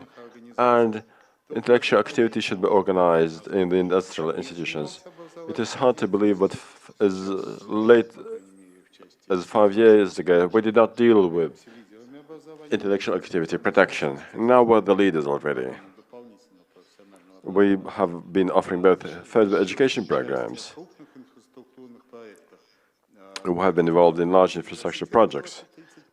Together with the universities, Project 2035, where 14,000 specialists were trained last year at the Federal Center, at the Russian Academy of Intellectual Property, at the Plekhanov University, and other universities. Furthermore, as my colleagues have already said, a special decree of the Russian government was issued on training 8 professors who will offer courses on basics of IP, and then they will act as guides in this block of knowledge. They will train new students and new postgrads in the Russian universities. It is already 39 universities this year. We hope that this trend will continue next year and year 2023. we have been implementing a project for more than 20 programs in this respect, which all of them deal with IP. Some of them deal with technology transfer. The first programs have been implemented remotely from 2017, and the program that Nikolai Popov has mentioned, patent analytics, and we encourage you to join this program too. Our listeners get an advanced level knowledge. Furthermore, there's a whole range of programs related to interaction between the applicant and the patent authority, such as patent search, processing the patent application, registering IP, etc., etc. Furthermore, there's a professional retraining of further education program, which offers a lot of knowledge on commercializing the results of intellectual property and other aspects which are highly relevant today. Our speakers usually come from leading institutions, experts of our center. We also engage the best practical specialists, practical researchers. Furthermore, we have offered various technology transfer programs. Our task is to offer these programs in year 2022. We will also offer professional further education and invite anybody to come to us.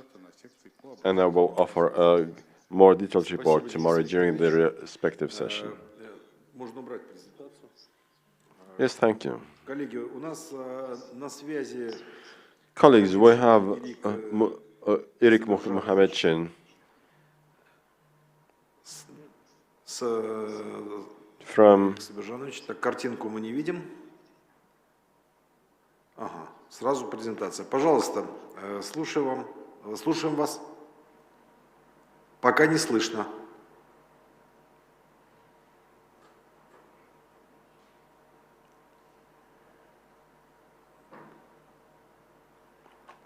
Stages of rights commercialization in the area of intellectual property and rights that belong to research or educational institutions.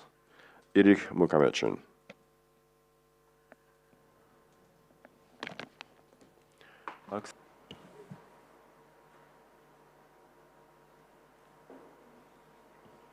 Ничего не слышно.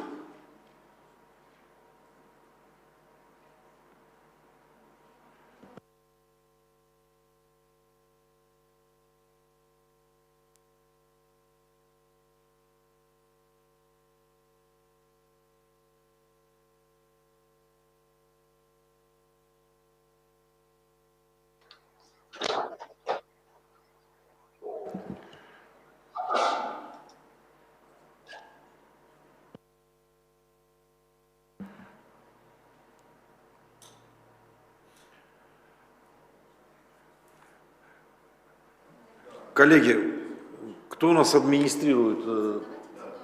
Давайте, да. Engineers, please do something.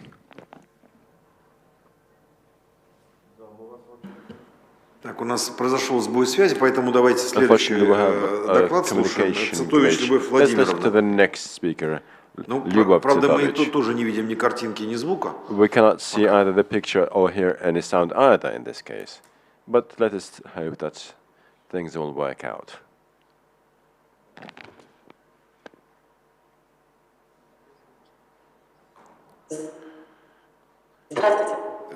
Здравствуйте, Любовь Владимировна. У меня есть просьба уложиться буквально в 5-6 минут. Мы сильно уже выходим из регламента нашего. To make your reports 5 to 6 minutes long. You have the floor.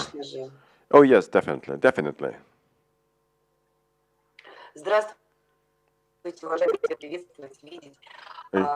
afternoon. It's a special pleasure for me to see all the participants, to see that many of you come from the academic circle, and I will tell you very briefly about what we can do in this with respect to this problem. So the problem related to protection of intellectual activity results and to results of intellectual property. Научных и образовательных учреждений. Дело в том, что The thing is that in accordance with Part 4 of Civil Code, we can be talking about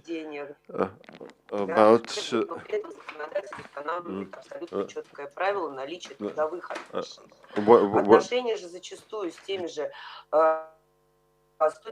их нельзя назвать трудовыми, мало того, если обратиться к relations можно обратить внимание, что, например, студент не может we consider that a student cannot be considered a person involved in this activity,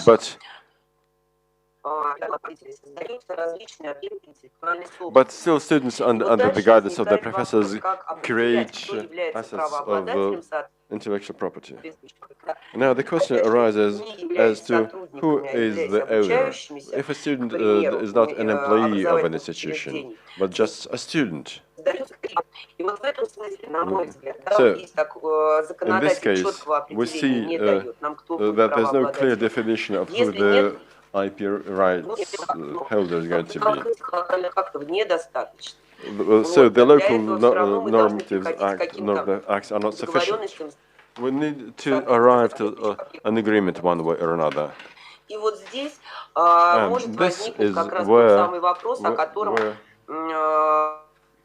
where this question can arise.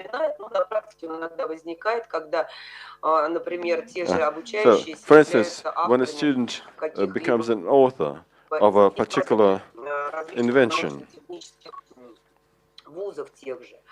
students from a technical university, so there's a certain legal aspect to it, which is related to the human factor. This can prevent the definition of the ratification of the rights holder.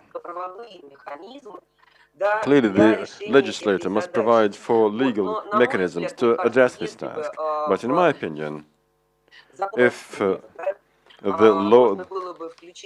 law could include the clauses on, for instance, on possible transfer of the exclusive right to the result of intellectual activity created as part of research activity to this institution, then this would simplify the relations that can exist in a case like this. Now this is a very brief opinion. Действительно, вы обозначили ключевые, мне кажется, проблемы, the key problems касаются всех, и все сталкиваются с этими вопросами. That any of us can face. This is indeed an extremely important topic. Now let us check if we have connection to Eric Mohamedjan. Спасибо. Thank you. Thank you, Lyubov. Тогда, коллеги, мне кажется, у нас вот сбой в связи. I think we have a communication glitch. No communication. Okay. Будем завершать нашу сессию. Я хочу сказать Let us wrap up our session. I would like to thank all those who participated. I would like to apologize before Eric Mohamedjan for not being able to communicate with him on video conference. Tomorrow we're going to have a special session on education, and dear Eric Mohamedjan, if you can hear me, if you can see me, please join in tomorrow's session with this report, so that we don't lose your valuable information. I began this session by quoting the national standards. I would like to wrap up by doing the same. Why we're all here? We're here with one purpose only. The purpose is as follows. The purpose of technology transfer is economically justified transfer of scientific and research development into industrial technology for subsequent commercial or non-commercial use. It might seem simple, but still there are lots of problems, and let's address them together. Thank you.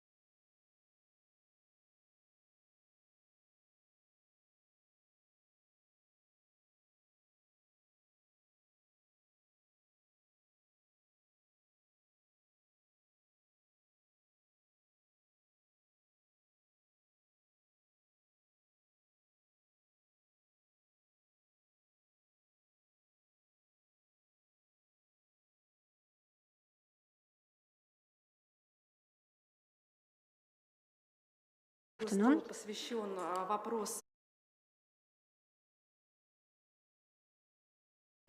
И сейчас я очень рада приветствовать всех участников круглого стола, которые собрались.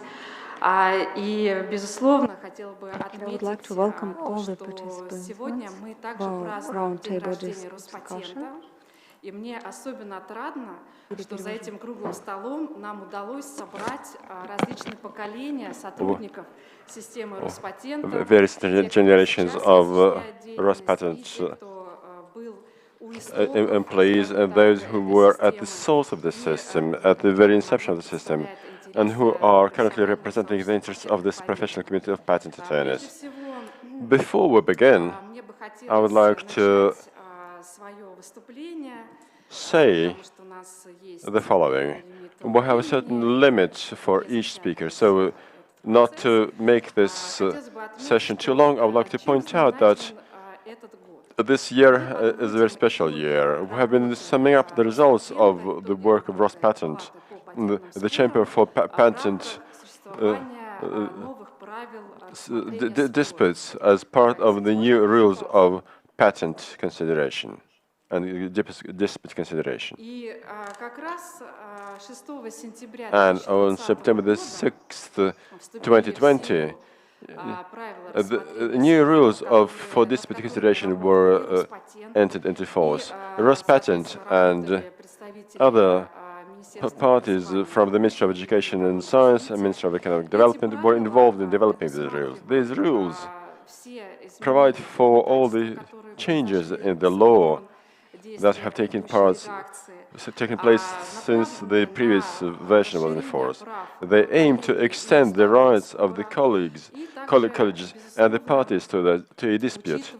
And they also take into account the latest trends.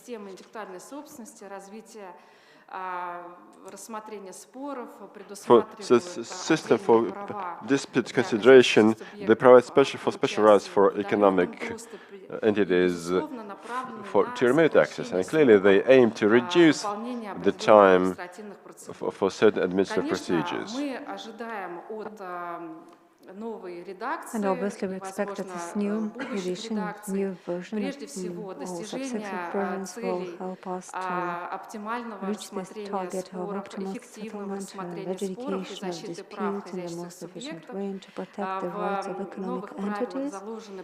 So these new rules rely on the adversarial principle and the equality of arms of all those that are parties to the process based on the legal position that has been expressed by the Plenary regulation of the Supreme Court of the Russian Federation. Those legal relationships that will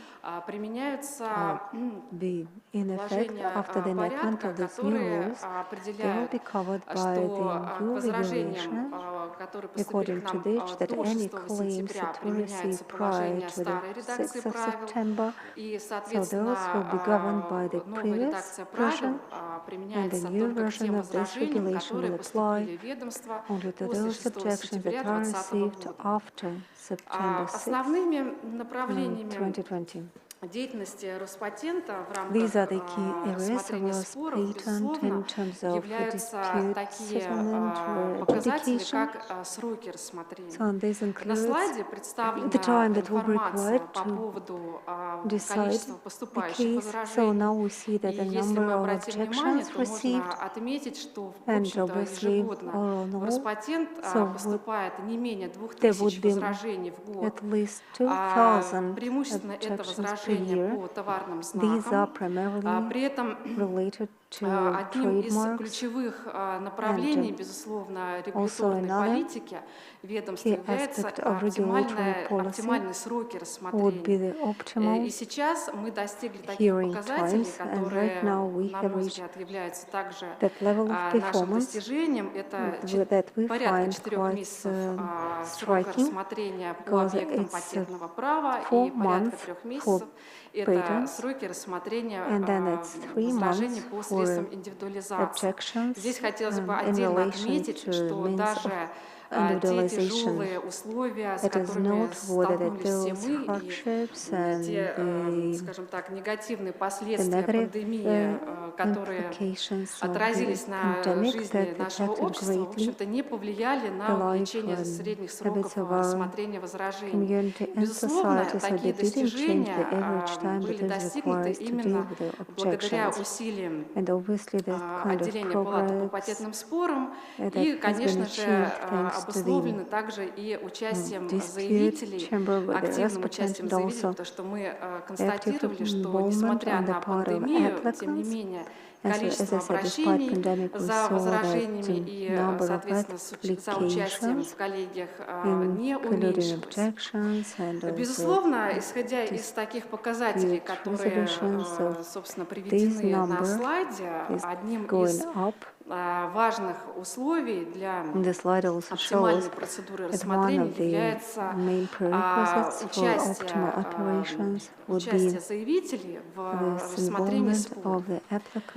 Как правило, обращаются за оспариванием действующей правовой охраны стороны, которые столкнулись с тем или иным образом исковыми заявлениями по нарушению прав. Вот на этом слайде приведены сведения и, скажем так, такая интересная красочная диаграмма, которая показывает востребованность по, соответственно, оспариванию объектов патентного права по различным областям техники.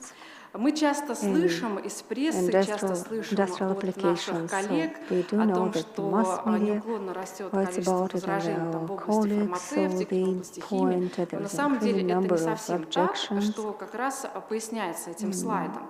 Мы наблюдаем постоянно практически поступление возражений в области механики и физики. Безусловно, наблюдаем постоянное поступление и по фармацевтике и химии, но эти поступления, они не занимают лидирующих позиций. И, безусловно, как правило, именно за оспариванием действующих патентных прав обращаются стороны, которые столкнулись с нарушением патентных прав. Часто наше рассмотрение споров заканчивается в последнее время отзывом возражений, поскольку стороны заключают мировые соглашения. Также связаны со спором о нарушении прав. Одним из важных достижений новых правил является закрепление прав сторон к обращению в Роспатент в удаленном доступе и с подачей возражений, и, соответственно, для участия в заседании в режиме удаленного доступа посредством видеоконференц-связи. На слайде представлена как раз информация о том, что заявители могут обратиться с подачей возражений в электронном виде через наш сайт, через личный кабинет, в разделе «Обращения и заявления» в палату по патентным спорам. И, пожалуй, новеллой, которая предусмотрена в правилах, является возможность заявителей непосредственно вести дело производства в электронном виде и, конечно же, знакомиться, прежде всего знакомиться с материалами дела в электронной форме.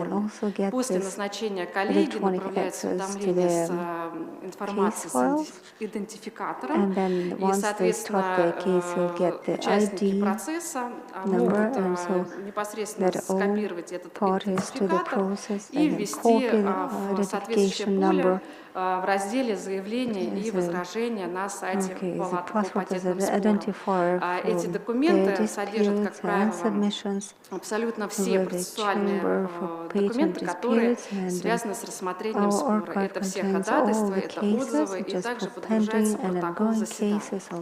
Что касается непосредственно достижений по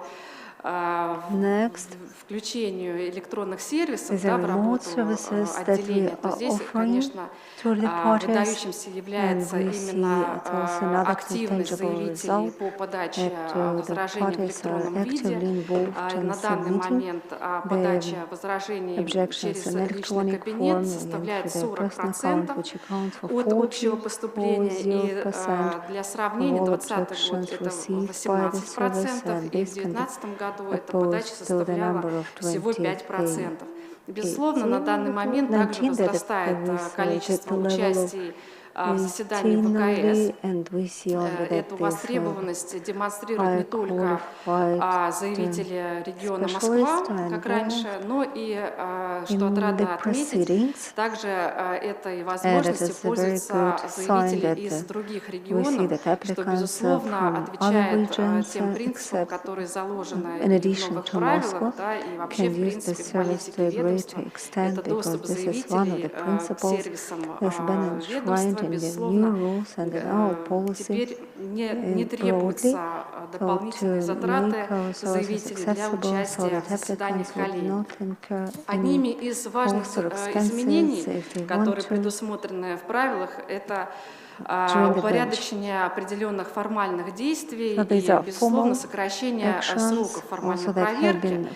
Прежде всего, это сроки сокращены достаточно значительно на формальную проверку, это 5 рабочих дней для проверки документов возражения и, соответственно, для дальнейших действий. Также одними из важных изменений в сфере формальной проверки является необходимость предоставления перевода, который, безусловно, должен быть подкреплен дипломом переводчика, подтверждающим знания и владение этим лицом языка, с которого сделан перевод. Это новелла, раньше такого требования не было, и, конечно, на практике мы уже столкнулись с определенным, на первых этапах, с определенным непониманием, когда предоставлялись дипломы о высшем образовании, среди списков предметов числился иностранный язык. Понятное дело, что это требование более жесткое.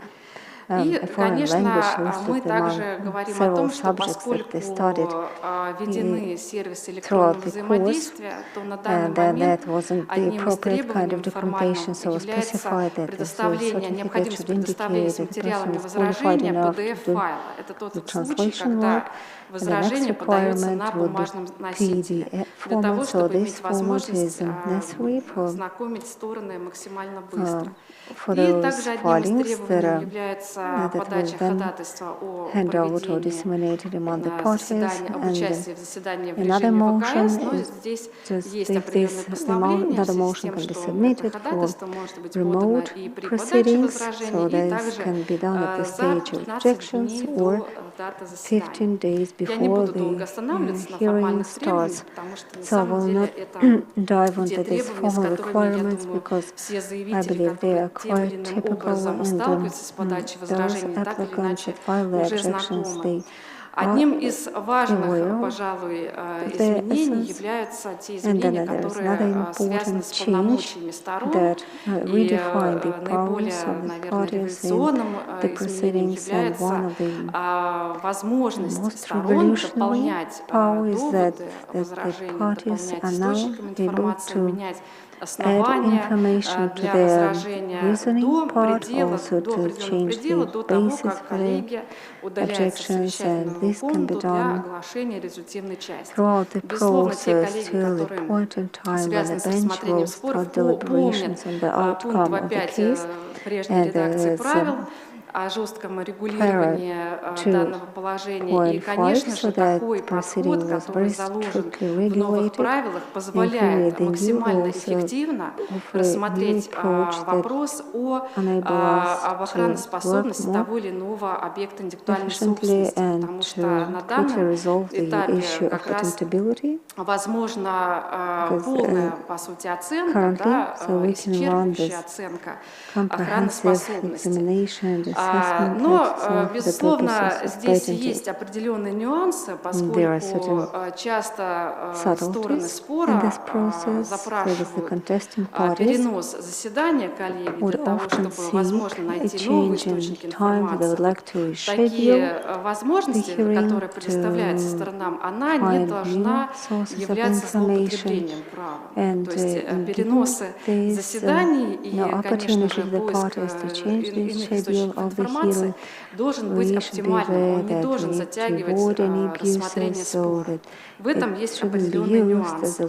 Также важно отметить, что на данный момент является возможность со стороны спора ходатайствовать о приостановлении рассмотрения спора. Это право есть у сторон и у самой коллегии. Важный аспект, поскольку часто рассмотрение возражений в Роспатенте сопряжено с параллельными процедурами в суде. Это могут быть вопросы, связанные с досрочным прекращением правовой охраны товарного знака, могут быть вопросы, связанные с наложением обеспечительных мер и другие вопросы, которые тесно сопряжены с рассмотрением возражений. Важным также является возможность стороны осуществлять аудиозапись. Ранее этого не было положения в старых правилах.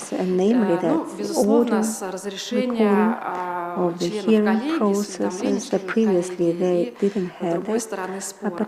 Одним из немаловажных аспектов является также право стороны спора представлять мнение в отношении корректировки формы. То есть правообладатель вправе ходатайствовать по изменению объема правовой охраны, изобретению полезной модели. В то же время лицо, подавшее возражение, соответственно, вправе представить свое мотивированное мнение. Это как раз и есть та самая позиция, которая свидетельствует нам о направлении регулирования этих новых правил в сторону состязательности сторон. То есть то, что как раз приближает административный порядок к судебному рассмотрению спора.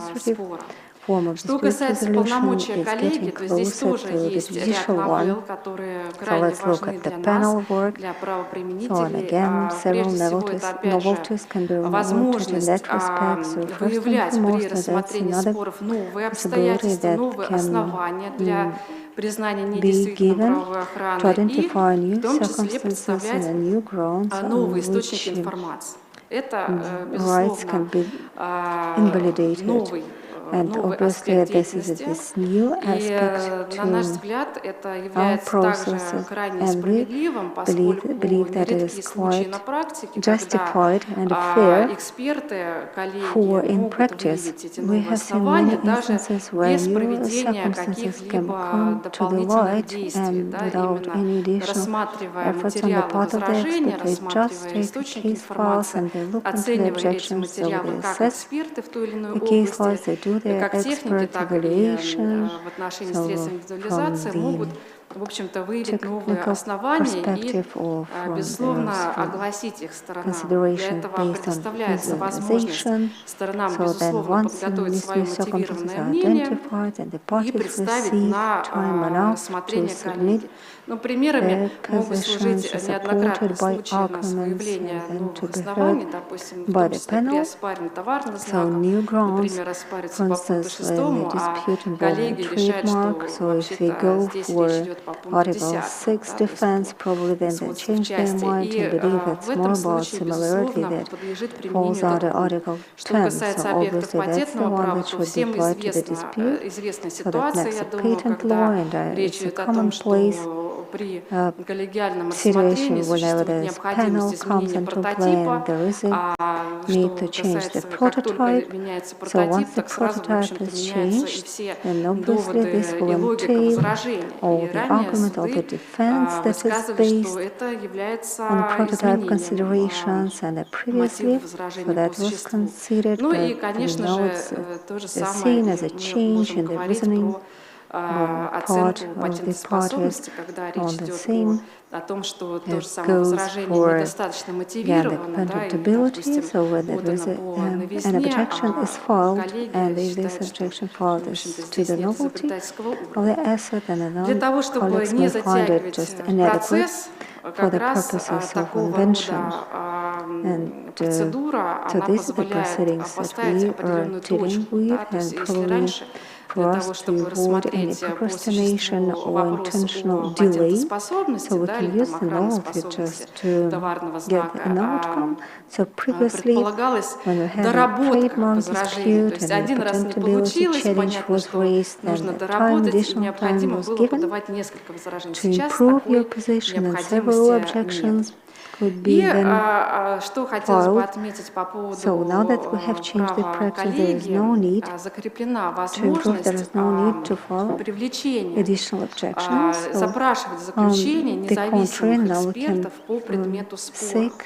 На самом expert деле это opinion достаточно интересное on the положение. subject Это matter in положение, dispute. хоть и не было закреплено And ранее this в is старых quite правилах, но по an практике interesting part Роспатента of the уже несколько novelties лет that we have seen in существовали our такие случаи, когда adjudication коллегия practice. So запрашивала just previously мнение with the Rospatent, ученых Академии we наук saw по cases существу where наиболее the panel сложных споров, members которые касаются would seek специфики, expert специальных opinions областей from prominent техники. specialists that Но, тем не have this менее, expert на мой knowledge in взгляд, very narrow вот это вот положение, которое на данный areas момент отражено в of правилах, technology. не ограничивает нас And right now в we том, see that there are чтобы no запрашивать, допустим, мнение limits or независимых no экспертов только, допустим, boundaries Академии as наук. for seeking Это, конечно же, можно трактовать advice, расширительно. У нас expert уже advice есть from определенная specialists, because практика, по in the крайней мере, past она days уже we found начинает specialists from the Russian складываться Academy of Science that по were пути qualified направления to advise the похожих panels, but as I запросов said, и nowadays по now we товарным знакам. can just Но address я a не wider буду range of сейчас говорить об specialists этом, потому что на данный based on момент requests and одно из inquiries дел that we находится на receive рассмотрении уже for в суде, и trademarks.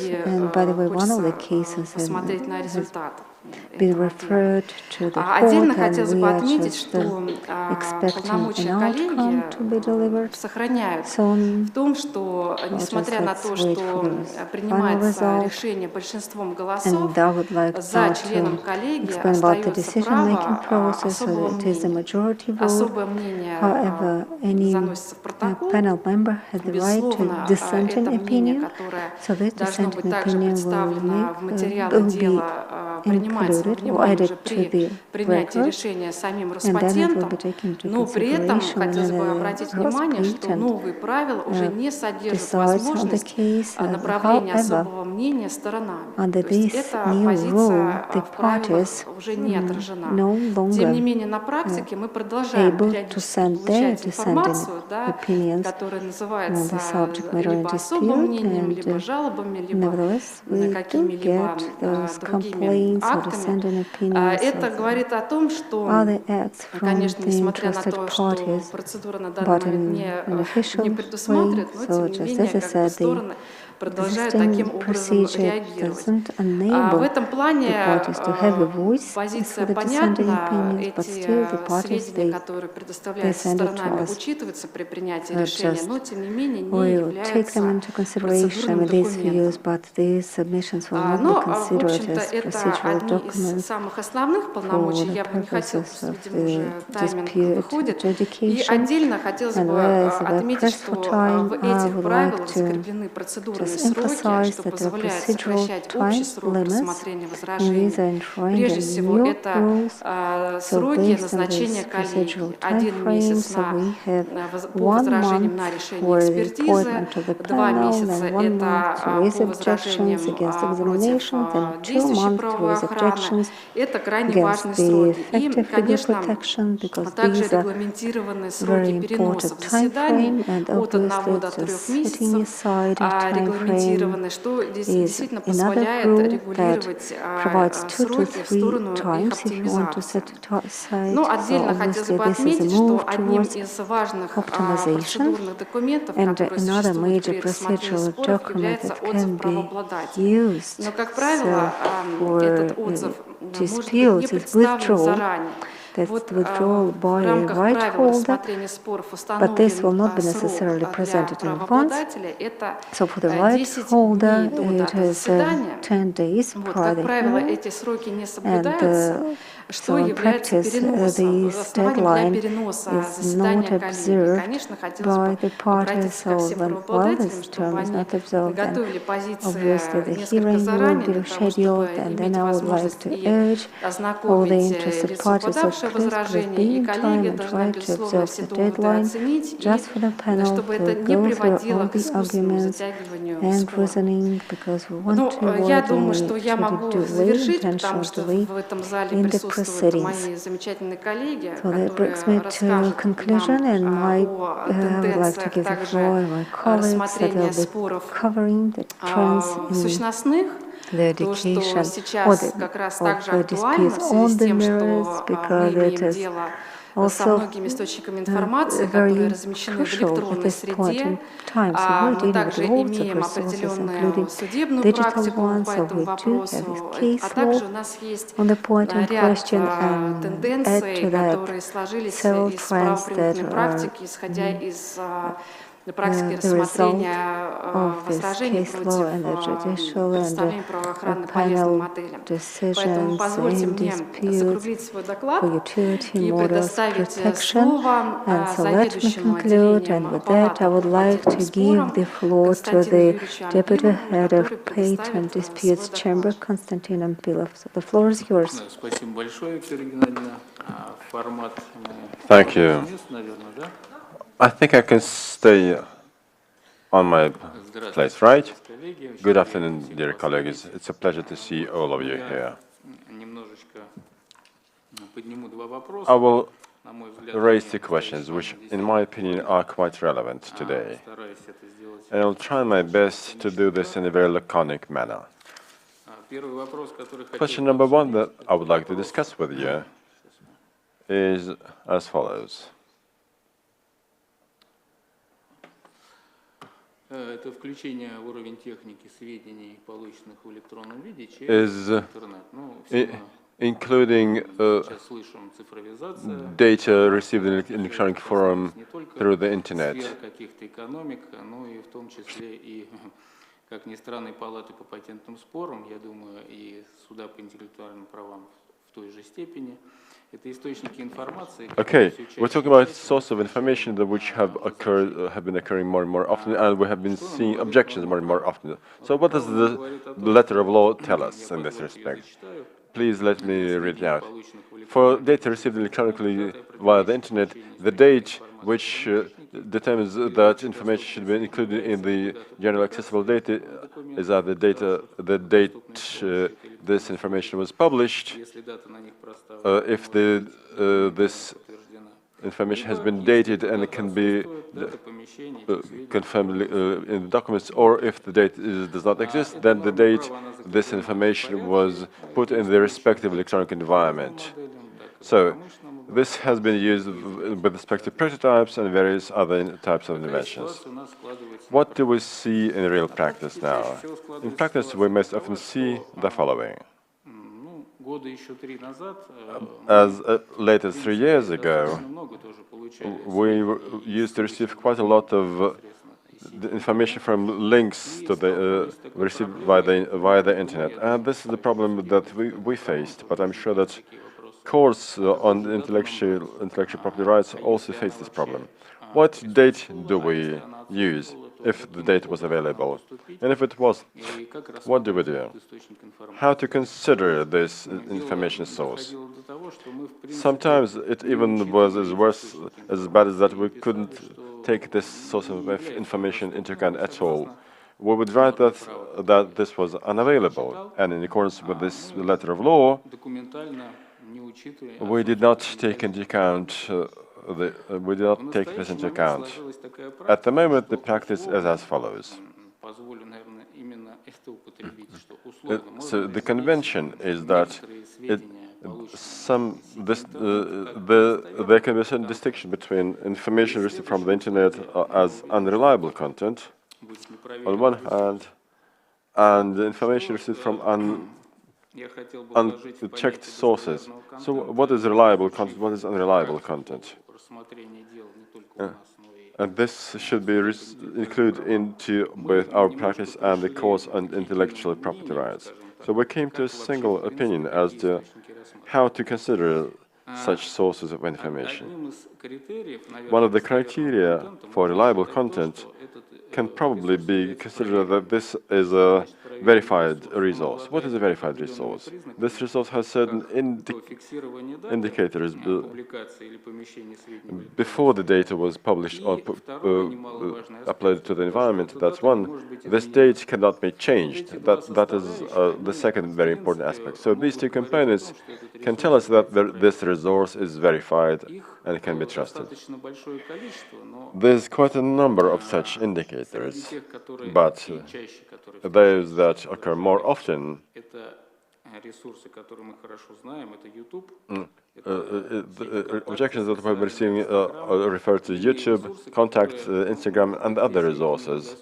I'm not going to list all of them, but we realize, based on these indicators, that this is an automated environment which enables us to record the date of any placement. Anybody looking at this resource can see this date. I can check using the very simple manipulations, many very simple steps, when a particular content was uploaded to this particular resource. So these sources of information don't cause any doubt. They can be printed out, can be presented in the printed form, can be presented as files stored on compact disks, jump drives, or any other modern information carriers. Another aspect is unverified resources. Most often, these cause major disputes not only at our office but also in courts. What are their attributes? Well, to begin with, there's information on how the service works. It's an unknown website, maybe a private website, where there's definitely no date of placement or another important date. There's no confirmation that this date can be fixed and cannot be changed. There's no confirmation that there's no ban on changing the date of placement. We realize very well that if we're talking about challenging a right to intellectual property after a patent was issued, then falsifications are possible. They do occur in certain disputes. Quite often, such sources are quoted as a private site, a private website, and later it turns out that there was no date, there was no way that this was possible to fix this date forever. Anyway, it cannot be considered a reliable resource. In any case, this has to be considered in the sitting of the court. Both parties offer their opinion for the judge to pass an objective statement. At the same time, we see that if this content can be considered reliable, then much fewer questions are asked. Still, if we meet with an unverified electronic resource, the question arises, do we take it into account or not? Well, we can rely on the internet in this case again, because in theory, in some cases, talking about citing the example of the information which you see here, the data, the stored data, the established data, this content can be checked whether it was stored to the archiving system of the internet, such as the web archiving service. Because at the moment, people lodging their objections use quite often. It's a special web archiving service which people use. It archives certain data with a certain date. Then these persons present these printouts, we use them, we trust them, and this is already an established practice. The second point is responses from the administrators or owners of such websites. It is information, well, yes, cases like this do occur, they time to consider, but still they occur. So the question arises, if there's a disputable point, again about the date, for instance, when the second party, usually the rights holder, claims that there was no such date, and the people lodging the objections say that yes, this is the way the website worked, and this date was established in accordance with the regulations of this particular website. And then the caching service, information caching service, it works just like the web archiving service does. It offers you an opportunity to record the date on which this information was uploaded to the internet, that is became publicly available, or other document. The list can grow clearly. such as the list of reliable content can also grow. This we realize very well. But this is the practice which exists as amendment. Another very important aspect is as follows. This is what we have also been dealing with at the Chamber for Patent Disputes. It applies both to reliable content and unreliable resources. We realize very well that all this information which is placed in electronic forum can disappear from the internet for one reason or another. For instance, the web server is down, or some third party has deleted this information, or maybe some interested parties or stakeholders have used their tricks to eliminate this information. So what would be recommended based on the existing practice and for those who would like to protect their position as an objection lodger, for instance? So we recommend to record the sources with the help of the notary public. So first of all, you examine the website. There's a special procedure which is provided for in the law. You submit a set of documents. And in case this information is eliminated from the internet, you will already be on the safe side because you will already have recorded this. This will be a document that will be added to the file, and it will never disappear. That's one. And two, the second issue relates to the assessment of patentability of the useful model. What is the question here? Usually the question arises when the patent has already been issued, when a certain amount of legal protection already exists. But usually patent attorneys and other professionals understand that Article 1398 works only with respect to a certain part of where this patent can be discontinued. But the aspects that were omitted during the expert assessment phase are usually not the ground to request the discontinuation of legal protection. We realize this all, but still cases when a patent was worded in such a manner as to make it somewhat deficient, still the existing tools don't allow us discontinuing the patent. Therefore, this causes certain difficulties, certain problems. So, what is the gist of this proposal? If we look at the structure of a useful model, we see very well that the useful model formula is a set of significant features, and in its classical form, it's just one set of significant features which influence only one technical result. We're not going to go deeply into where they can be combined, and they will serve one single technical result. That's a quite difficult chain. It does exist, but in this particular case, in practical terms, I selected the cases where there was one result, maybe two results for each set of features. So this is the formula of a useful model.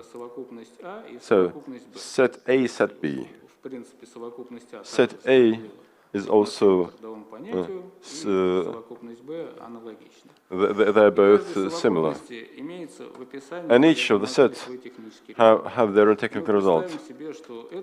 And let us imagine, let us assume that an objection was lodged against this useful model, and the information source, we see only a technical solution that only has features of set A and applies only to the technical result which applies to this set A. In this case, the question arises, is this useful model new or is it not? Because the second set B, is insignificant with respect to set A, right? Still, the set A exists in set B too, and it is the same concept with the superordinate term, with the umbrella term. Каждый из которых работает на свой технический результат.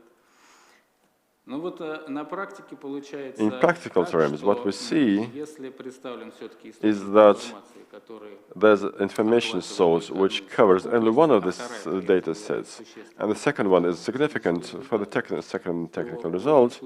Then in this case, it can be inferred that the utility model does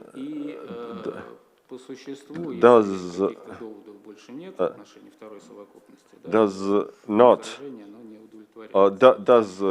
the conditions of novelty. And if there are no significant objections against set B, then the patent continues. Then there's another case, which is similar to the invention level in the case of invention.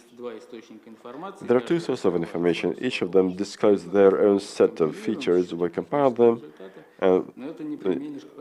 but this cannot be applied to a utility model. But in this case, we see a very interesting structure.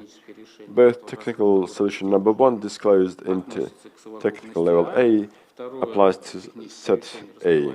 Second technical solution discloses set B.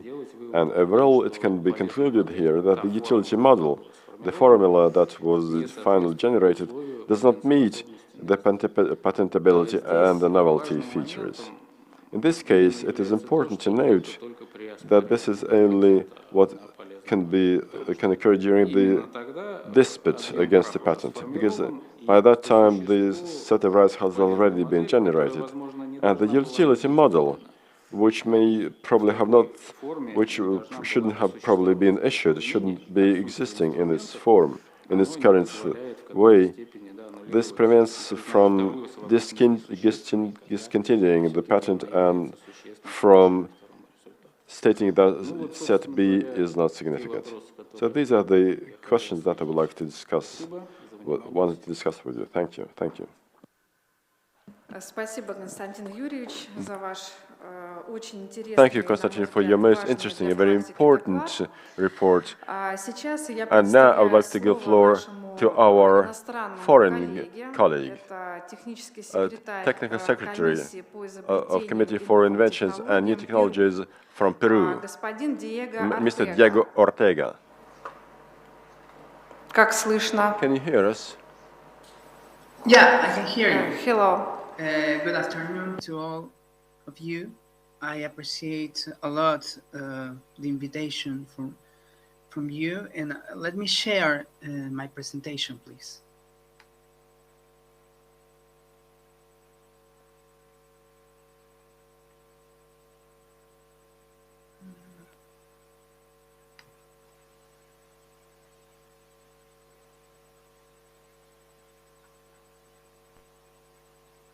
Да, мы вас слышим. Пожалуйста, продолжайте.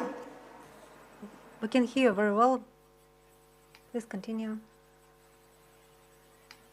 Can you see my screen? А презентацию видите? Not yet.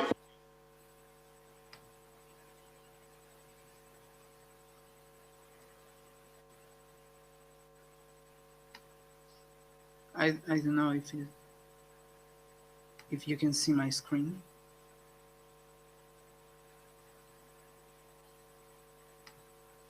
Can you confirm, please? We do not see your screen. We do not see at all. You have to switch. Okay. Может быть, у него прав нету.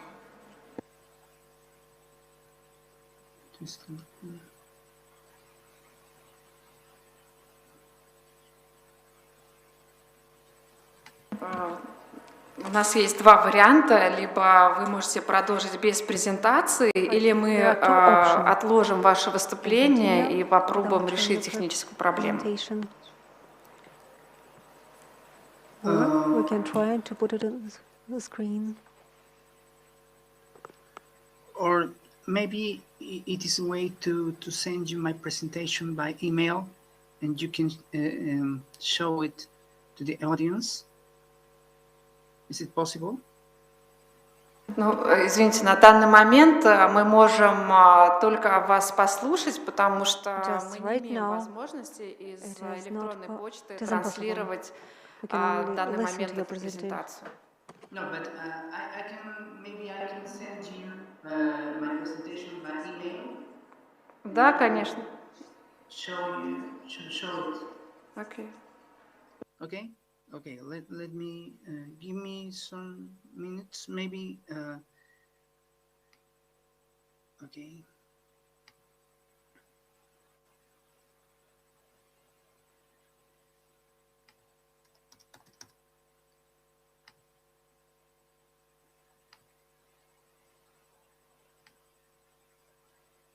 Can you give me an email to send my presentation, please?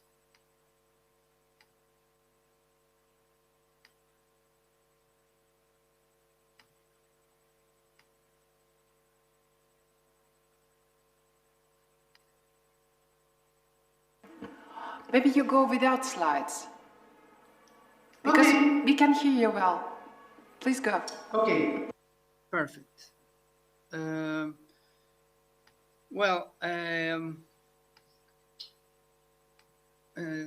Hello again.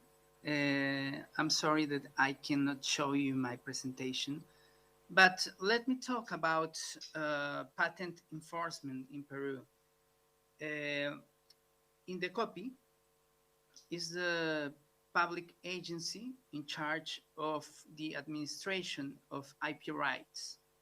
We not only register these IP elements, but also are in charge of the enforcement. So we have quasi-jurisdictional attributions. Well, in the copy is not only in charge of IP matters, but also of competition matters. So we have offices in charge of free competition issues and protection for consumers. And as to the IP protection, we count with 3 offices: the trademark office, the copyright office, and the patent office. So I work at the patent office.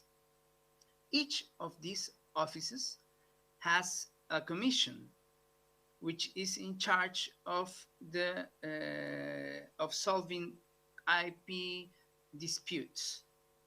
So we are in charge of solving disputes related to patent infringements and also validity actions as to these IP elements. And well, we have by law a proceeding for infringement. So when a patent holder can lodge a lawsuit before the commission, and we process this lawsuit. This lawsuit may include requests for inspections and also requests for preliminary injunctions. So we can order preliminary injunctions in order to make the defendant cease the alleged acts of infringement.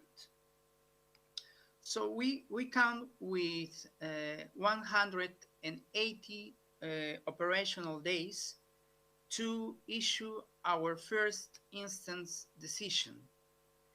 This first instance decision can confirm that the disputed acts constitute an infringement. and we can't order final injunctions because of this situation, and also we are entitled to impose fines. These decisions, this first instance decision may be appealed. And in this case, the Board of Appeals of Indecopy will process the appeal, and it counts with 180 operational days too, in order to issue a second instance decision. If the Board of Appeals confirm the first instance decision, this final order is immediately executable. So if the disputed act is or constitute an infringement, the claimant is ordered to, or this defendant shall cease to with the infringing acts. So we order an order for him to cease with the use, the offer, the sale, or the making of products that infringe the patent. And also we can confiscate the infringing goods. Well, when the Board of Appeals of Indecopy issued the second instance decision, this marks the end of the administrative proceeding. But if for example, one of the parties does not agree with this second instance decision, this party may bring an action before the judiciary to challenge Indecopy's decision. But if it happens, I mean, if an action is brought to the judiciary, the decision of Indecopy is still executable. Okay, so the action before the judiciary does not stop the execution of what Indecopy has decided. So as you can tell, our processing time is very short, 180 operational days, which is on average 8 or 9 months. So it is a very rapid process, and in this way it is very efficient and very useful for patent holders. I can tell you that that we do not take the 180 operational days for each case, but we take less than that time to process the infringement cases. As a matter of fact, in 2019, we only took 76 days on average to process an infringement case. And the average time for granting a precautionary measure, a preliminary injunction in 2019 was of only 3 operational days. So in conclusion, to summarize my presentation, I can tell you that this administrative patent enforcement in Peru is very efficient for patent holders, and we know, because they tell us this, that they are very confident of what we do for patent enforcement, and at the end they are very happy because of this situation.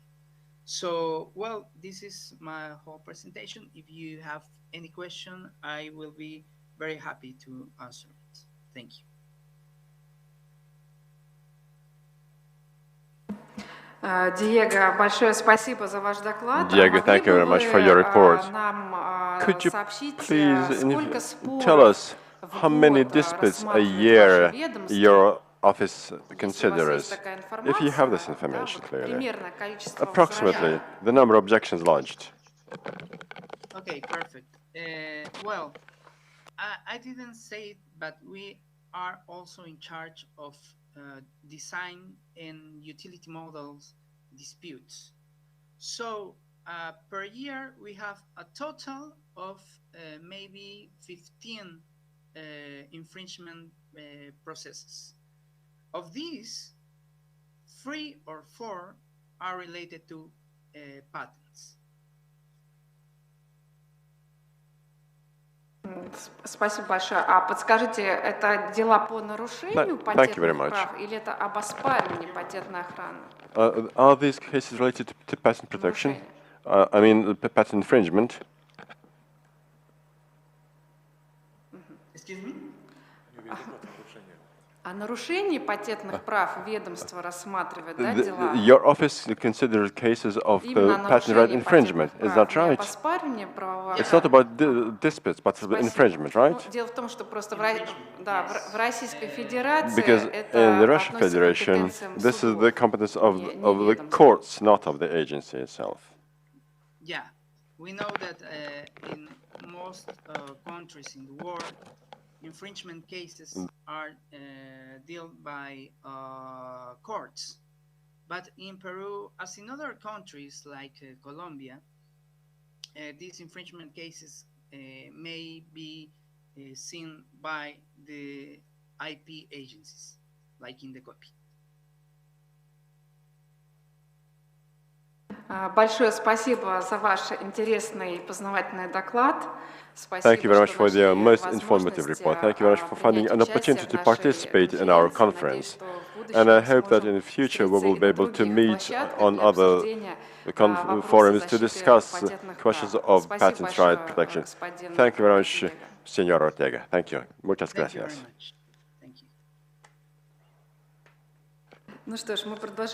Well, this continues our conference, and now it is a pleasure for me to give the floor to Natalia Gulaeva, managing partner of Harden-Bovel's law firm. She's going to make a very interesting report about the questions of consequences of providing unreliable data in case of disputes related to patent disputes. Thank you very much.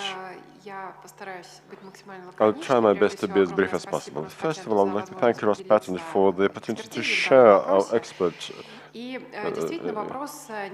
opinion in this case. This is indeed a very important question because basically the fairness principle is basic for economic relations. And this principle creates the atmosphere of trust in which participants can rely on each other and can plan their economic and commercial activities properly. At the same time, the existing definitions of right abuse, the one that exists in the current law, is not of purely Russian origin. It's not a purely Russian concept. This term has existed in various legal systems, and clearly there are jurisdictions where this term, this concept, is construed in a very narrow manner. For instance, if we look at the German civil code and its traditional concept of chicane, we see that this is abuse of rights is when the court to consider this as abuse of right should identify that the idea was to abuse the right, and the only purpose was to inflict damage on the suffering party. But there's another concept that says that only when the only purpose of the activity of the person was to inflict damage on another person, but also other areas, such as absolutely any unfair behavior falls within the concept of right abuse. This is reflected in Article 10 of the Civil Code. And I will be happy to remind you that it states its execution of rights exclusively with the intention to inflict damage on another person, but also any action aimed to circumvent the law, but also any other execution of civil rights. In this case, what we see, in case a requirement in Article 10, Item 1, Article 10 of Civil Code states that the court would prevent the person from protection and then use any other terms provided for in the law. Initially, we were thinking what other measures could be mentioned here, could be possible here. Well, we all know very well the decree of the Plenum of the High Court of Russian Federation number 10. Item 171 has a very useful clarification to this effect.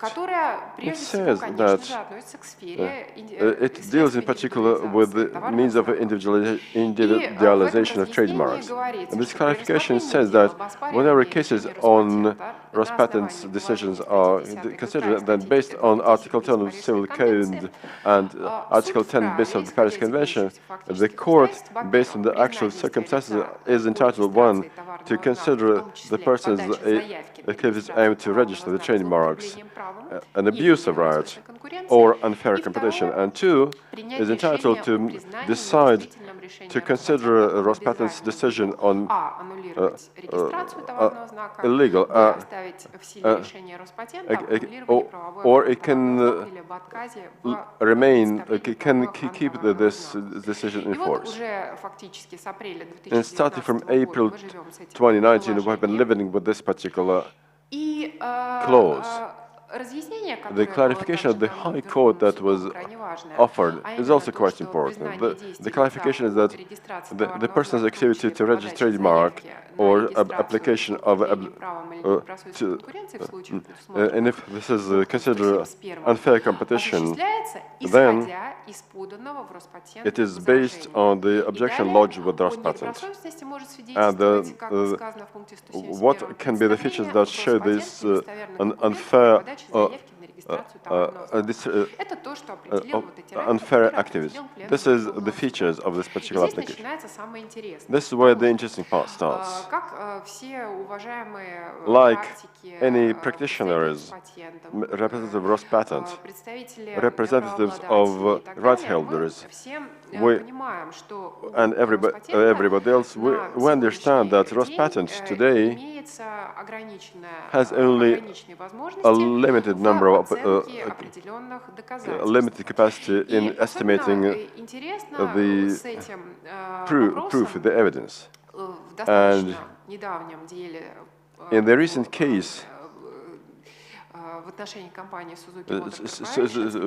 for Suzuki Motor Corporation, this is where my team had to deal with this case. I would like to remind you, maybe you have not seen this or you didn't read all the court statements on this. The Suzuki Motor Corporation name is quite well known. It's a Japanese company. It has a whole range of trademarks registered. Oh, you see some of them here on the slide. At the same time, this company in years 2016 and 2017 applied for registration of goods of class 7 and 11. These two classes, the company needed these two classes to develop their Russian business. And in the course of the expert assessment, two other registered trademarks were identified that owned not by Suzuki, but but Dunham Investment Incorporated. And based on the application material, it looked like a Japanese company. What happened next? Next, these trademarks were registered in the name of Dunham Investment Corporation.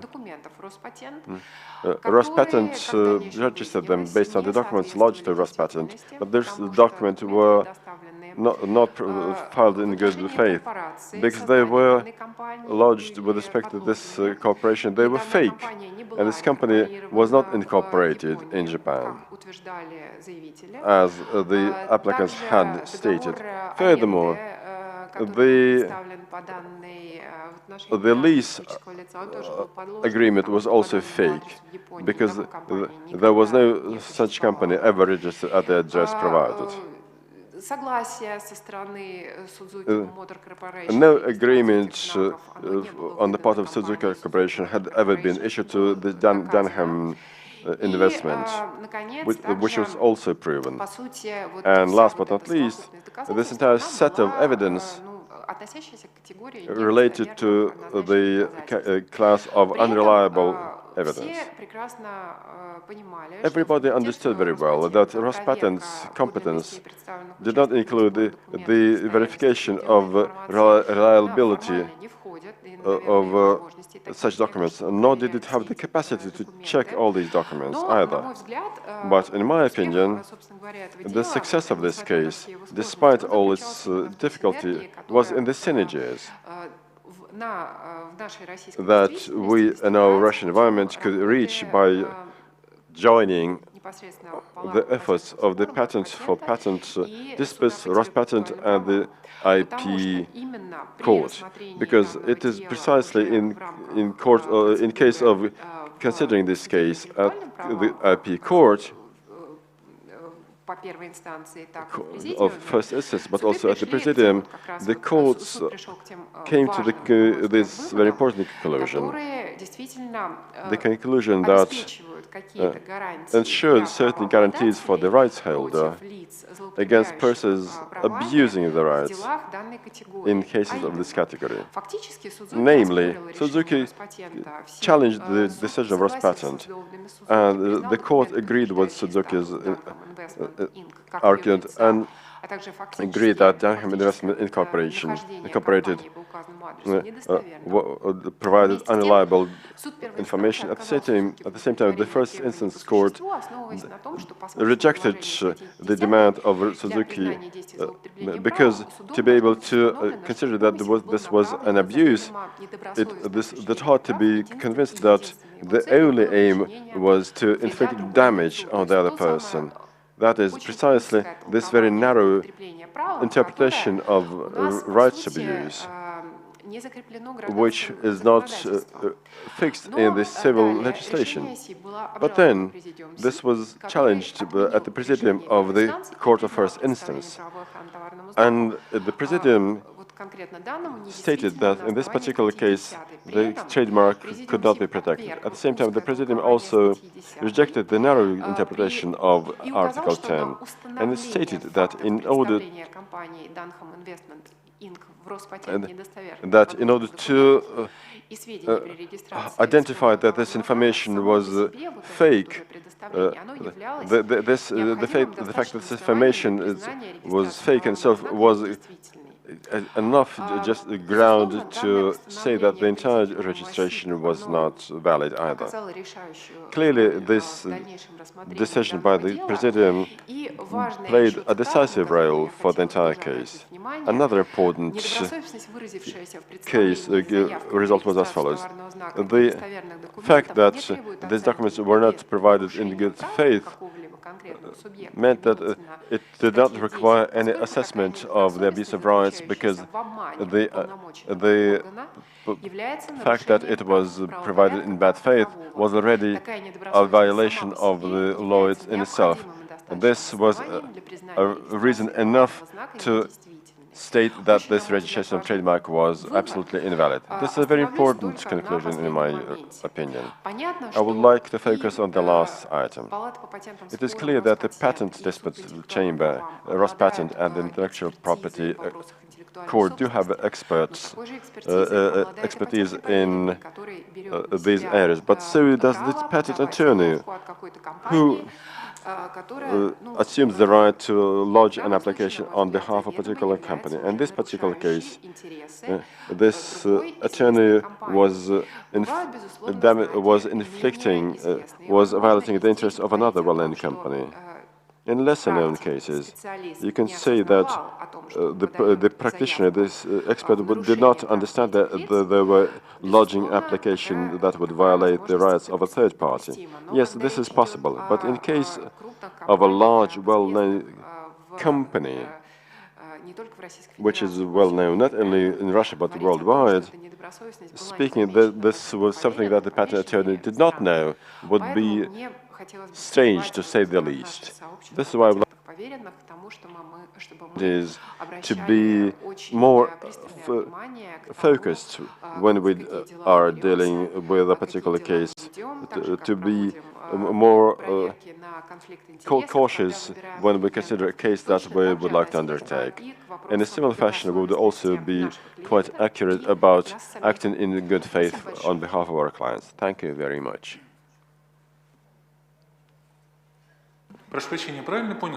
Excuse me, did I understand you right? The documents were counterfeited. The letter of agreement was also. And who was the patent attorney who provided this? I don't think I'm going to tell you the name, but the name of this patent attorney does appear in the case, in the files of the case, and so it does in the materials of the Court of Appeal. Yes, Natalia, you're quite right. It's about professional ethics. And we at the professional community of patent attorneys, but also at any other committees specializing in IP, find this case very interesting. But as regards the agency itself, I would like to note that Rospatent does not have the remit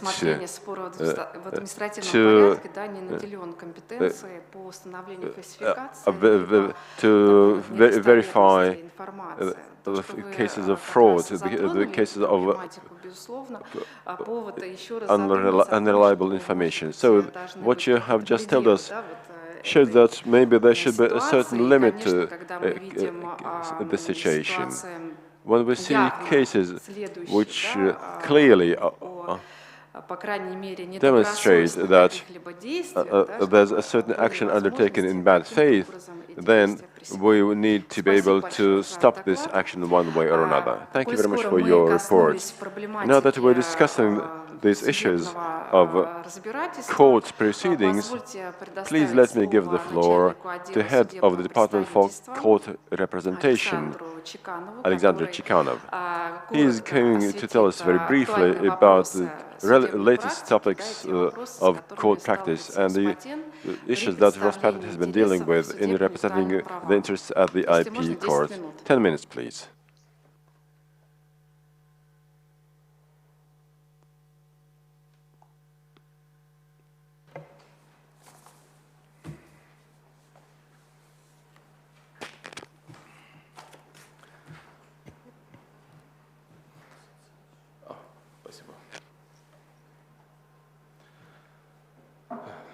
Добрый день, уважаемые Good afternoon, dear colleagues, уважаемые заявители, уважаемые dear applicants and representatives of applicants, so there's наш круглый стол с joined our table discussion and Нам всем известно прекрасно, да, что правоприменительная практика, как и нормы права, они имеют такое свойство, как претерпевать, так сказать, изменения.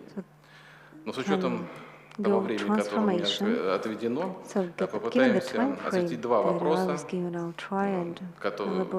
помощью которых, чтобы заявители и их представители были в курсе последних изменений. Первый вопрос, который хотелось бы осветить сегодня, он касается той ситуации, когда Роспатент принимает решение о регистрации товарного знака в части, А в другой части Роспатент принимает решение об отказе от государственной регистрации.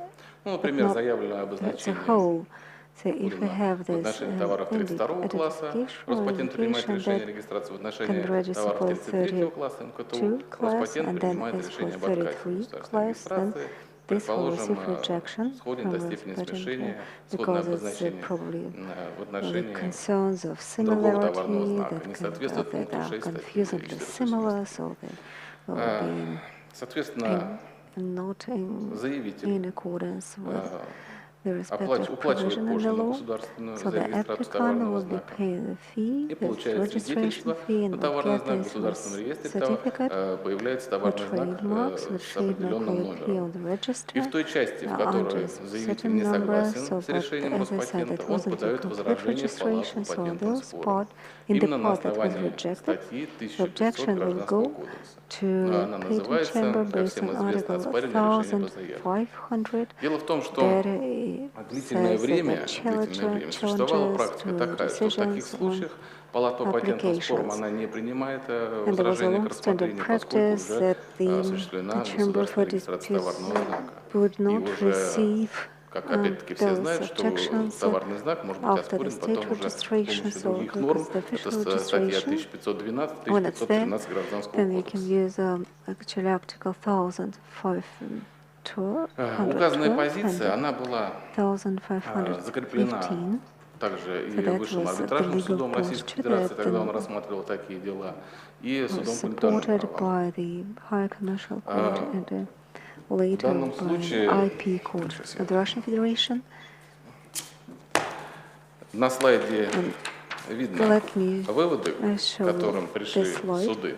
Вкратце можно их упомянуть. Да? То, что уплата госпошлины, выдача свидетельства на заявленное обозначение и получение статуса товарного знака подразумевает завершение дела производства по заявке, и подача возражения уже после завершения дела производства исключает возможность его принятия к рассмотрению.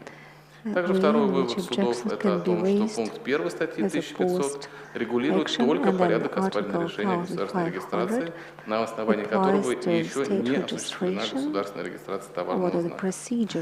Но шло время, и те люди, те заявители, которые уплачивали пошлину и получив частичную, так сказать, выдачу и частичный отказ, они обращались в Палату по патентным спорам и получали отказ от принятия возражения к рассмотрению. Несколько таких отказов были оспорены в суде по интеллектуальным правам. У нас есть два дела. Здесь суд по интеллектуальным правам поддержал заявителей и признал такой отказ недействительным. Позиция она суда заключалась в том, что статья 1500 Гражданского кодекса она ограничивает лишь срок месяца, в течение которого заявитель может оспорить решение Роспатента. Сразу же хотелось бы оговориться, что эти решения, они еще не прошли все стадии обжалования. По этим делам суд по интеллектуальным правам, Президиум по интеллектуальным правам нашел необходимость направить запрос ученым о правильности применения судом норм права. То есть они сейчас еще находятся в порядке конституционного производства. Окончательная практика на сегодняшний день, конечно, по этому вопросу она не сформирована. Да? Мы спокойно относимся к любым изменениям практик, как это было и введение в заблуждение основания другие. Но наша задача сегодня в первую очередь обратить внимание заявителей на то, что у нас в новых правилах содержится пункт 13, который как раз напрямую содержит одно из оснований отказа в принятии возражений, как наличие государственной регистрации объектов тайной собственности при подаче возражений на решение об отказе государственной регистрации. Поэтому этот пункт, он прямой, не требует никаких дополнительных домысливаний, так сказать. И мы вынуждены, пока не сформировалась окончательная практика, руководствоваться этим пунктом правил 13. Этот подход вообще является, на наш взгляд, очень важным, поскольку добросовестные заявители и правообладатели товарных знаков и те, кто подает новые заявки, они могут сложиться такая может ситуация, что в уже действующий товарный знак будут добавляться товары и услуги, So they may think that Соответственно, в случае if there is a оспаривания решения по trademark and it заявке, is an это effective никто на данный trademark, момент then сейчас не ожидает таких incorporate обстоятельств, some поэтому additional мы goods and обращаем внимание services заявителей на so that can содержание come as a данного пункта result в наших of новых proceedings. правилах. So that's Это что not касается the первого case. This is вопроса. not Второй going to вопрос, если у happen. меня еще Nothing остается will be время, added я могу второй to the вопрос, если не existing остается, valid остается. trademark. So just Второй I would вопрос, like to touch который upon хотелось the бы second осветить, это point. как определяется и что And есть this will be тождество about в правовом just смысле, когда similarity идет речь о in the legal двойных, так sense сказать, of this регистрации. word. So Регистрация товарных is знаков it dual на одно лицо registration of тождественное. trademarks can be registered as Исторически у one нас так trademark when сложилось, it's что при registered рассмотрении for two persons. так сказать, этого вопроса Just historically, двойных регистраций у traditionally, нас so when применялся dealing with подпункт this 2 пункта 3 travel статьи dual 483 registration, that is Гражданского кодекса, Article который говорит, что не допускается регистрация в качестве товарных знаков обозначения, противоречащая общественным интересам, принципам гуманности и морали.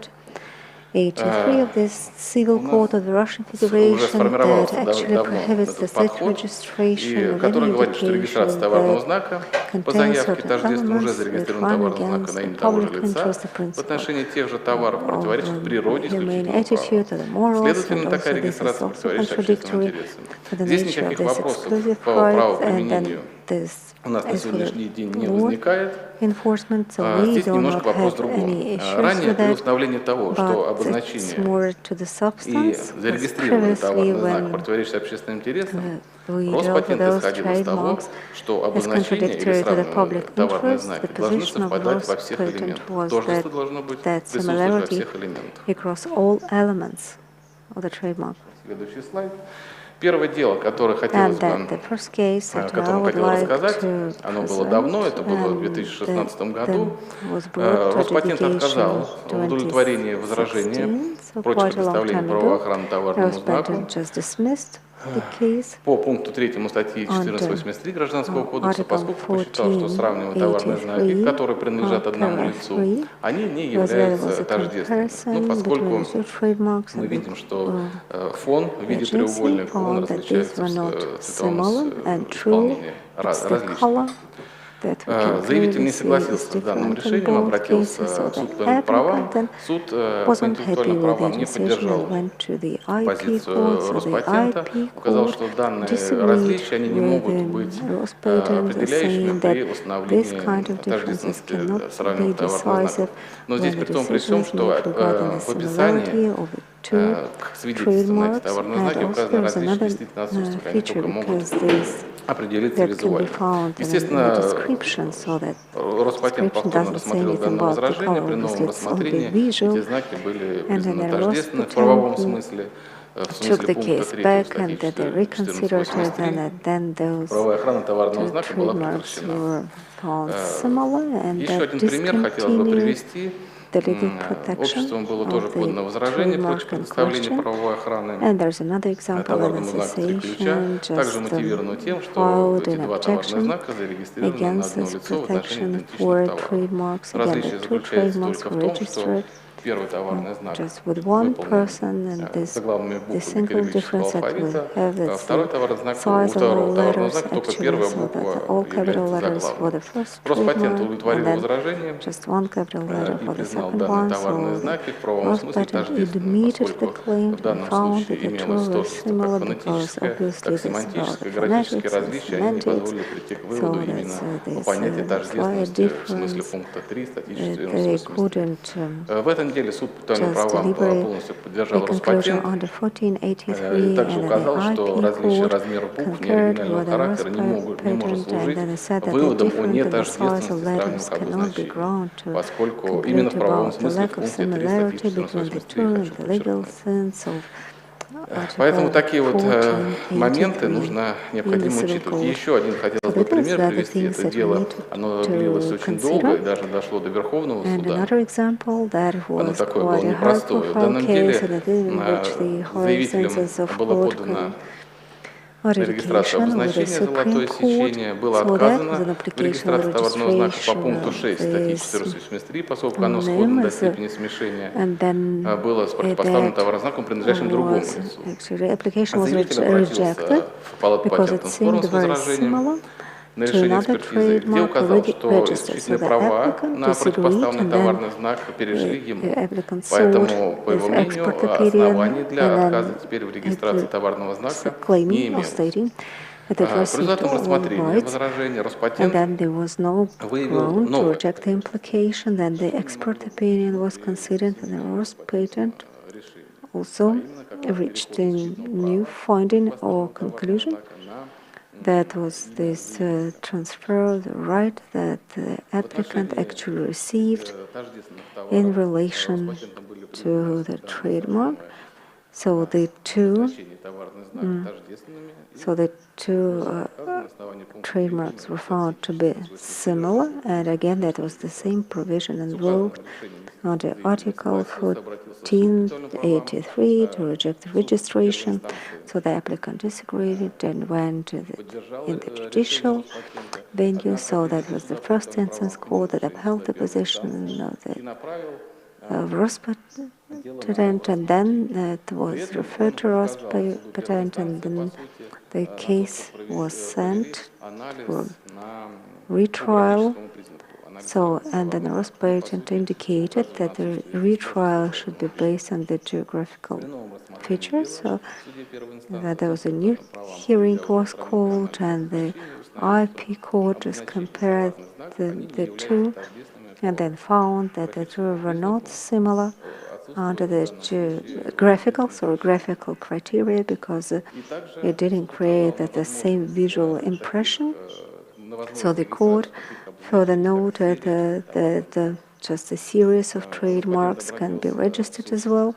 The Rospatent went to the Constitutional Court and also to the Presidium, the IP court, and then the decision was upheld. So Rospatent went further to the Supreme Court of the Russian Federation on just challenging the application of Article 1483 and also this consideration as a series of trademarks. So the decision was overturned and two conclusions were made.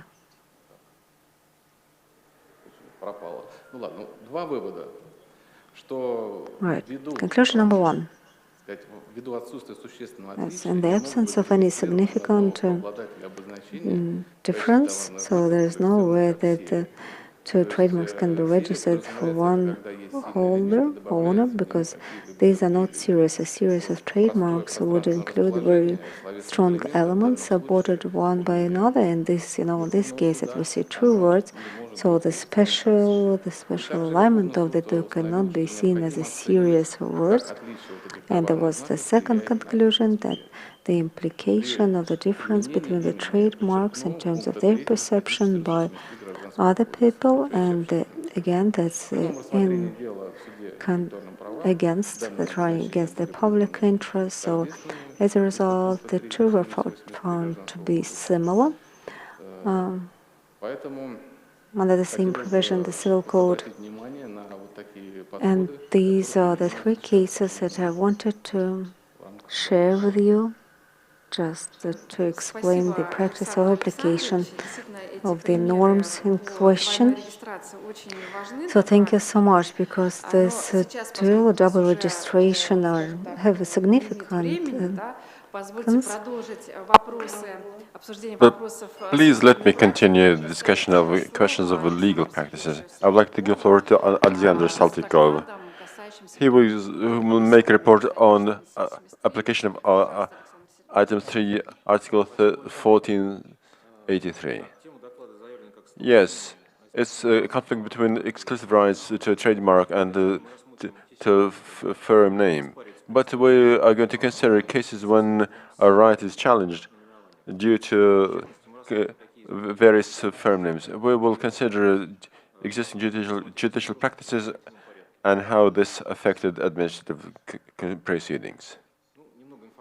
Now, very briefly about the norms and the regulations. As we all know, in accordance with Clause 6, Article 1252, if there's a similarity between the trademark and the and the corporate name, the one that was registered earlier has the priority. In this case, the owner of the company name can turn to Rospatent and challenge the trademark. What would be the circumstances for challenging a trademark? The first detailed answer was given in the practice of High Court of the Russian Federation, IP Court of the Russian Federation. The court identified four parameters, four circumstances where this can be challenged. I don't think that anybody is going to object to circumstances 1 and 2. So, similarity or lack of similarity is something which is quite clear and obvious. I think that the most interesting and the most difficult questions are as follows. Question that arise when when similarity was identified, and what the company can undertake in this case. The difficulty here is that it has to be proven that this company has been using this trade name. One of the important questions with respect activities of legal entity is a question: what should be amount of using this company name when this can be contested? The answer provided in item 1.4 of the review of the Intellectual Property Court. According to the general rule, the amount does not play any role. But when the court has an argument, then the court looks into this argument. And if the activity with the company name is of nominal value, then this means that the use of such a name cannot be proven. This is the first case where the court uses the concept of doubted, fake, non-existent use. In accordance with item 6 of article, this is a significant ground for challenging the trademark. And here we see the court refers us to the respective decision of High Court with respect to the trademark use. Item 166 of the decision says that to protect the legal protection, the entity has to prove that it has been really using the respective corporate name, trade name. So the court uses this such an analogy. How can this be implemented in practice? Let's first look at the review of the court on electoral rights. Carmela trade name. Carmela turned to Rospatent, challenging the trademark use. Rospatent rejected this claim.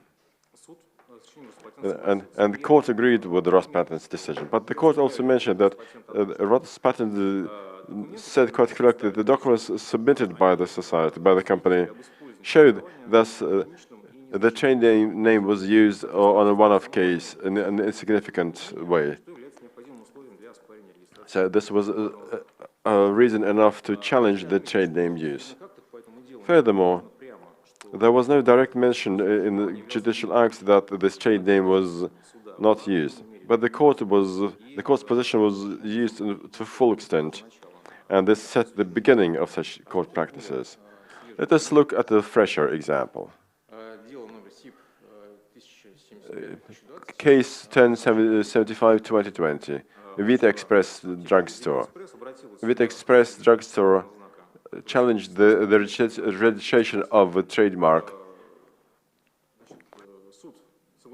The court agreed with Rospatent's opinion that the registration of trademark does not violate the respective item of Article 1483, and it also referred to item 1.4 of the review, and it agreed that the activities of the owner of exclusive rights to the trade name related to sales of medications was purely nominal, which showed that there was no probability of confusing these individualization means in civil business. So, the right owner wanted to state that a particular trade name was used in a fake manner, because this could play a decisive role in consideration of a case. If we get back to item 1.4, we see that if we construe it directly, if this is not stated, the court will not look into it on its initiative. This can result into negative consequences for the right owner. That's the first case, the first question I would like to discuss. If I have more time, Alexander, I'm afraid that we don't have any more time. With your permission, very briefly, on item number 2, question number 2. Okay, very briefly then. Right, protection of exclusive rights to a trade name of a foreign legal entity. This question was also analyzed in detail in the review of the IP court. We understand that in accordance with Article 153 of the court, exclusive rights to trade names, including names of foreign entities, are protected in the Russian Federation in accordance with international conventions. Then the court expanded on this idea and stated that trade names of foreign entities are protected in Russia when certain circumstances exist. Firstly, the existence of rights before the appearance of the trademark. That's one. And two, this entity has to be involved in activities in Russia. Three, it should be well known in Russia, or it should be well known in Russia.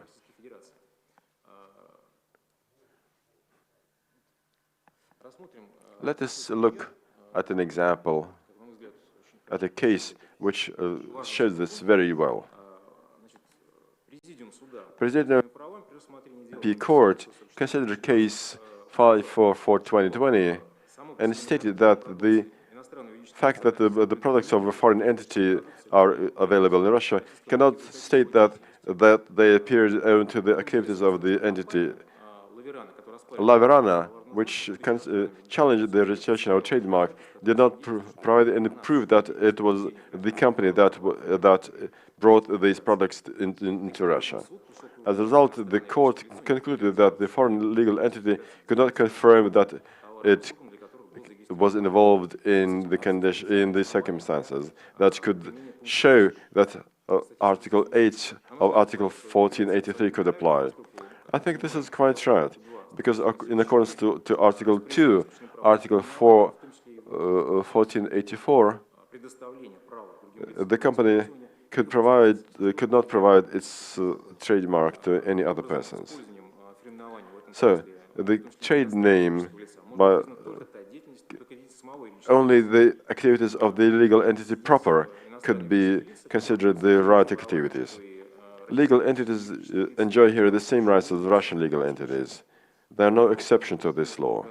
So the conclusion that we can make here is that when an argument is considered, and when evidence from a foreign entity are provided, we need to look at to what extent these documents confirm that this entity is engaged in activities itself, rather than other entities that sell or resell its products in Russia are engaged in this operation. The review of the court has a very important meaning for consideration of such disputes at Rospatent, and I would definitely recommend it to analyze it very deeply. Thank you, Alexander. Yes, I agree that reviews of practices of the courts are extremely important for application. We need to analyze them. We need to discuss them with representatives of the court. This will make our practice better structured. Now let me give the floor to the judge of IP court, Yelena Chertvertakova, she's going to cover the relevant aspects of IP protection, including the geographical names and names of geographical appellation. Thank you very much. I would like to thank the judges of the court of the IP court for invitation to participate in this conference. But before I proceed to my report proper, before I start discussing the questions which you invited me to discuss, I would like to offer a number of comments on the topics that were raised by previous speakers. I think this would be useful because the court has already dealt with many of these issues, not just the IP court, but any court in the system of arbitration court, in the system of economic legislation.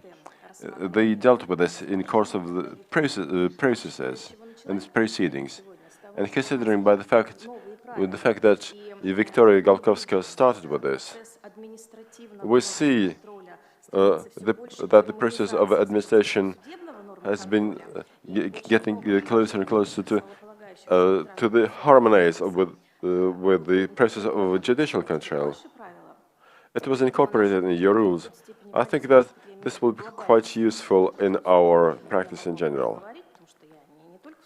I work not only at the Intellectual Property Court, but I also sat in other courts. So I would like to share with you my experience.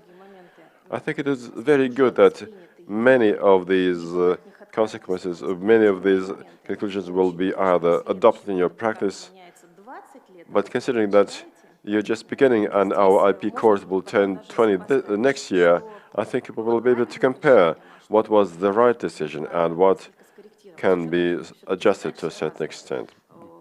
We have different tasks. We work with them in different ways. The legality and other applicability of these decisions. Konstantin mentioned very important aspects with respect to counterfeit documents. And we have also dealt with similar aspects, and I would like to focus on some of them in greater detail. Usually, when we receive or consider a particular decision by the College of Patent Disputes, we see that you write this protection mantra, if I may say so, stating that it is not your competence to consider these documents, and you try to protect yourselves in this manner. But we will see quite clearly, we see these arguments quite clearly in applications to court or in challenges against certain decisions. What will happen next? When a certain decision of any government agency is challenged, not only Rospatent, then there's a very clear competence of the court, both based on the law but also on the practice. First, the competence, the remit of this authority has to be checked, then the procedure has to be checked, and then the subject has to be checked. With respect to Rospatent, we clearly assess the legality of your documents based on the set of documents that Rospatent or the dispute chamber dealt with. And I'm talking about the consequences here. We realize very well that if, let's say,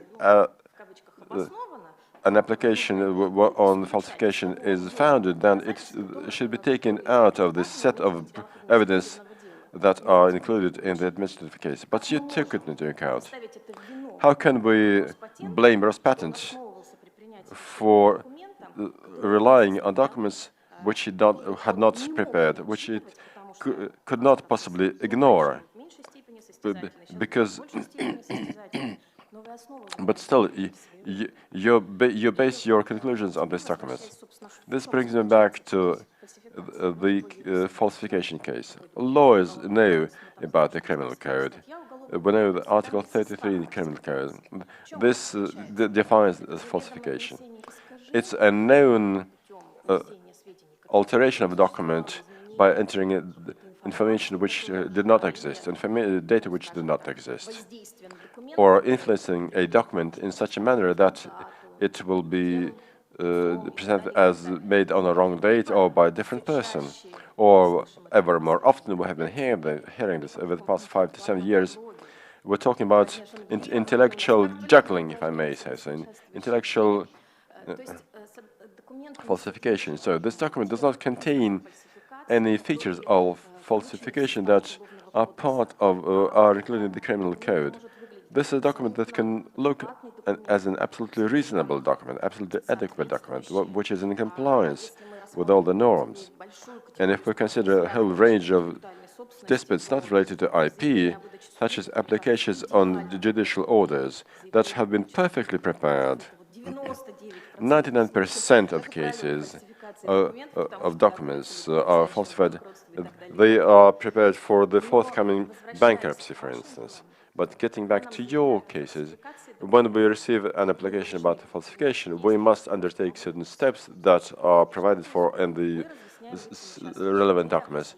We clarify the consequences. We inform one party about falsification and that party about criminal liability for known falsification. Then we proceed to find out what this falsification was.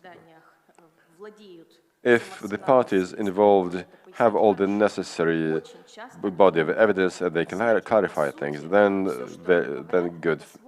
But most often they cannot. But quite often they simply disagree with the information that is provided in the document. The court finds it easy in this case. Then we say that there are criteria to assess the evidence, each of them in particular, and all of them in general. And no evidence individually has a force.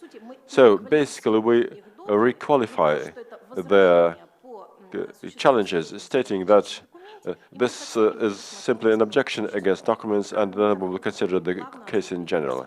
This brings us gradually away from the statement on falsification. We reflect this in the minutes,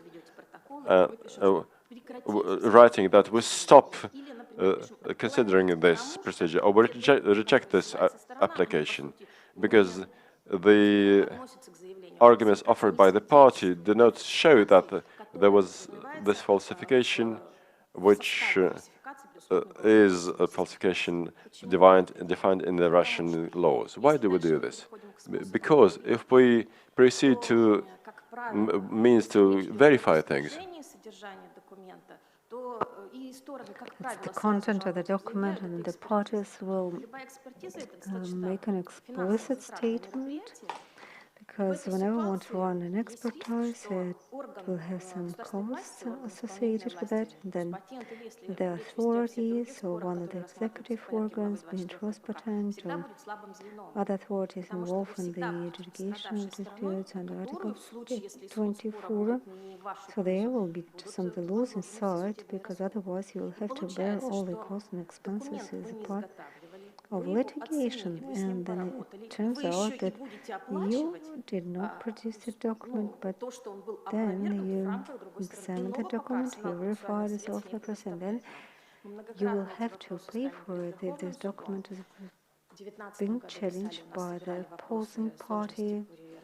And that was in 2019 that we surveyed the interest parties for those complications and difficulties that are associated with the first instance proceedings. And in 2020, there was this draft of plenary resolution on challenges against regulations, and just then any given time, whenever we have this kind of opportunity, then we would raise this issue, especially before those courts and tribunals will deal with administrative disputes, be the National Register, the Anti-Monopoly, Antitrust Authority, or tax servers. I mean, those documents that submissions that you received from the parties, then these will be covered by the case law. So whenever you want to use this adversarial mechanism, you need to be mindful those consequences, and also have in mind those documents that you will have to try and use to oppose these fantasies and bad faith behavior on the part of the parties or those involved in the disputes, because we will then have to assess the conduct of all parties, because we can be used also relying on your information and saying that these objections will be rejected.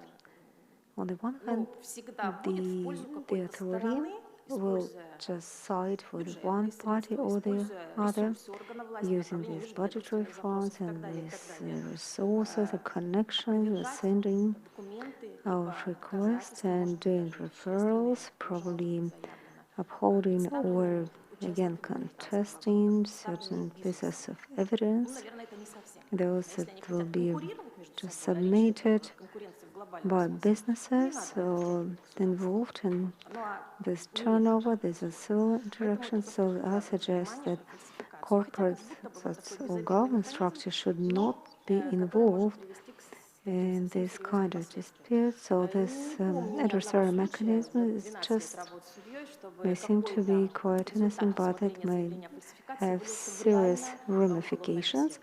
And over this 12 years of my tenure, I don't remember any single case where there's persecution or some criminal sanction would follow based on the statement or the claim for falsification.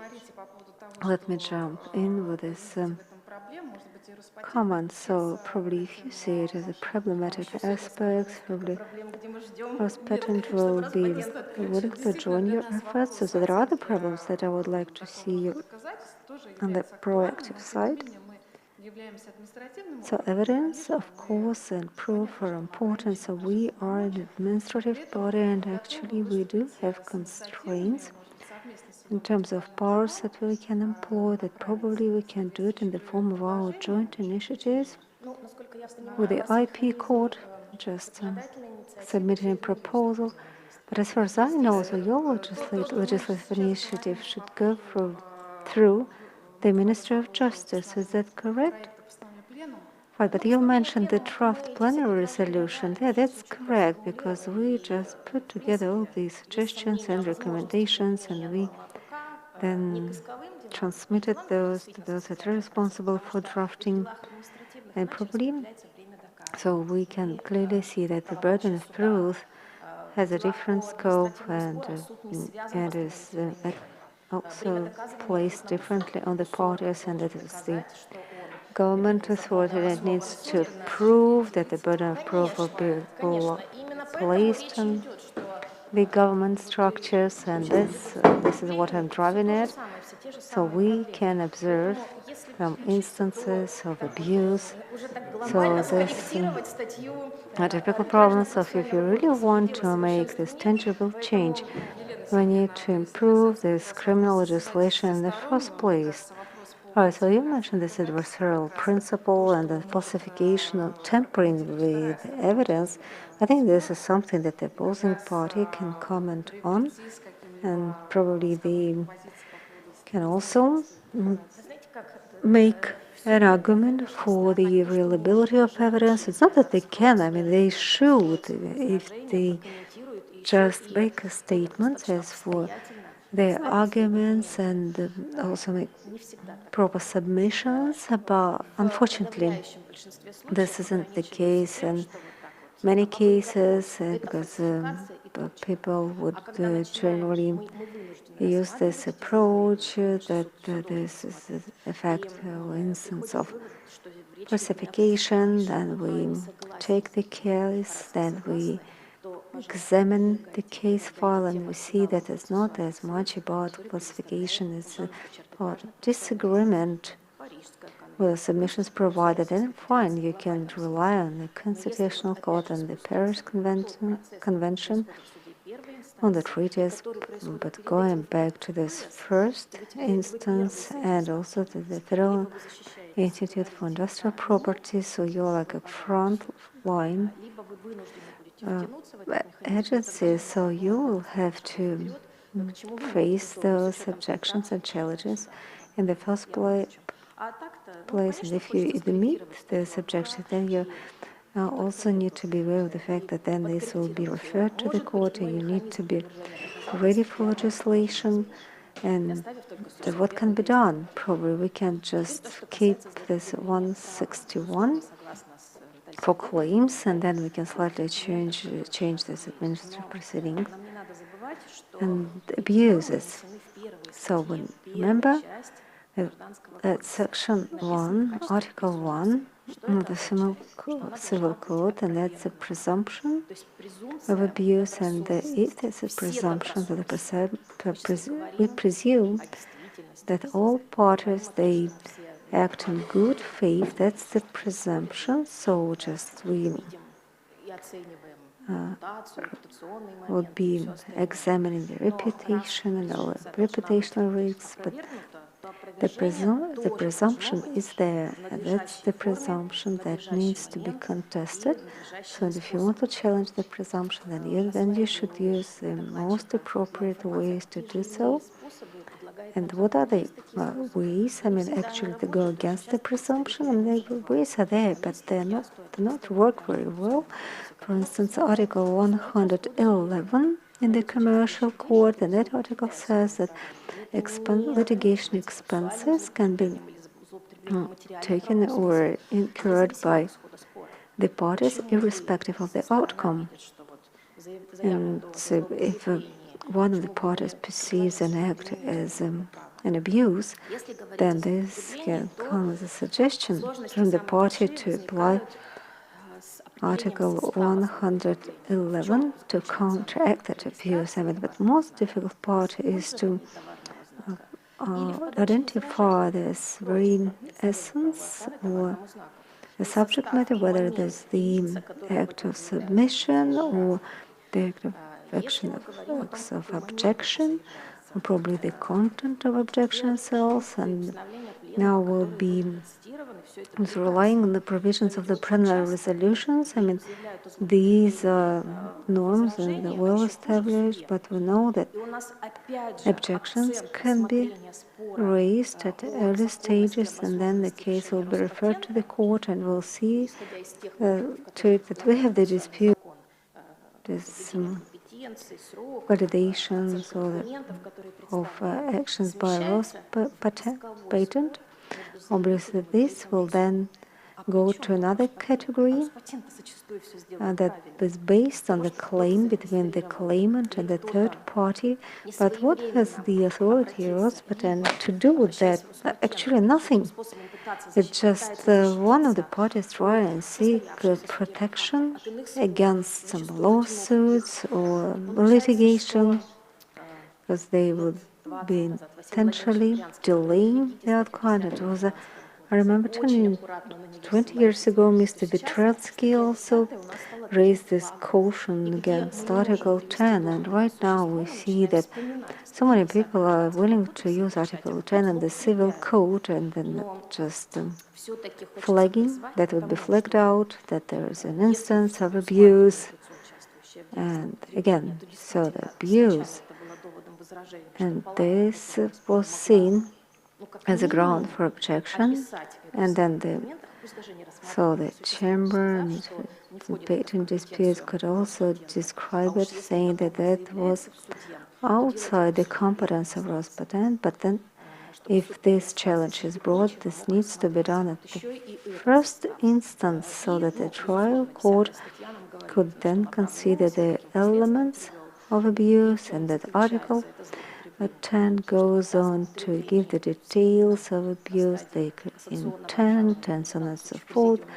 So, and obviously, when this argument of abuse is brought at the stage of cassation review, or at the level of the Supreme Court, like you have been losing throughout all the preceding stages, and finally you recollect, yes, there is this abuse, and it just doesn't work properly. You need to analyze your positions and your arguments, and with the applicants, probably to see, I mean, what would be the winning arguments for their positions. And now I would like now to go back to the main idea, my presentation, that's para 7 of 1483, and the IP court has expressed its opinion on the provision, so I believe that Rospatent will defer to the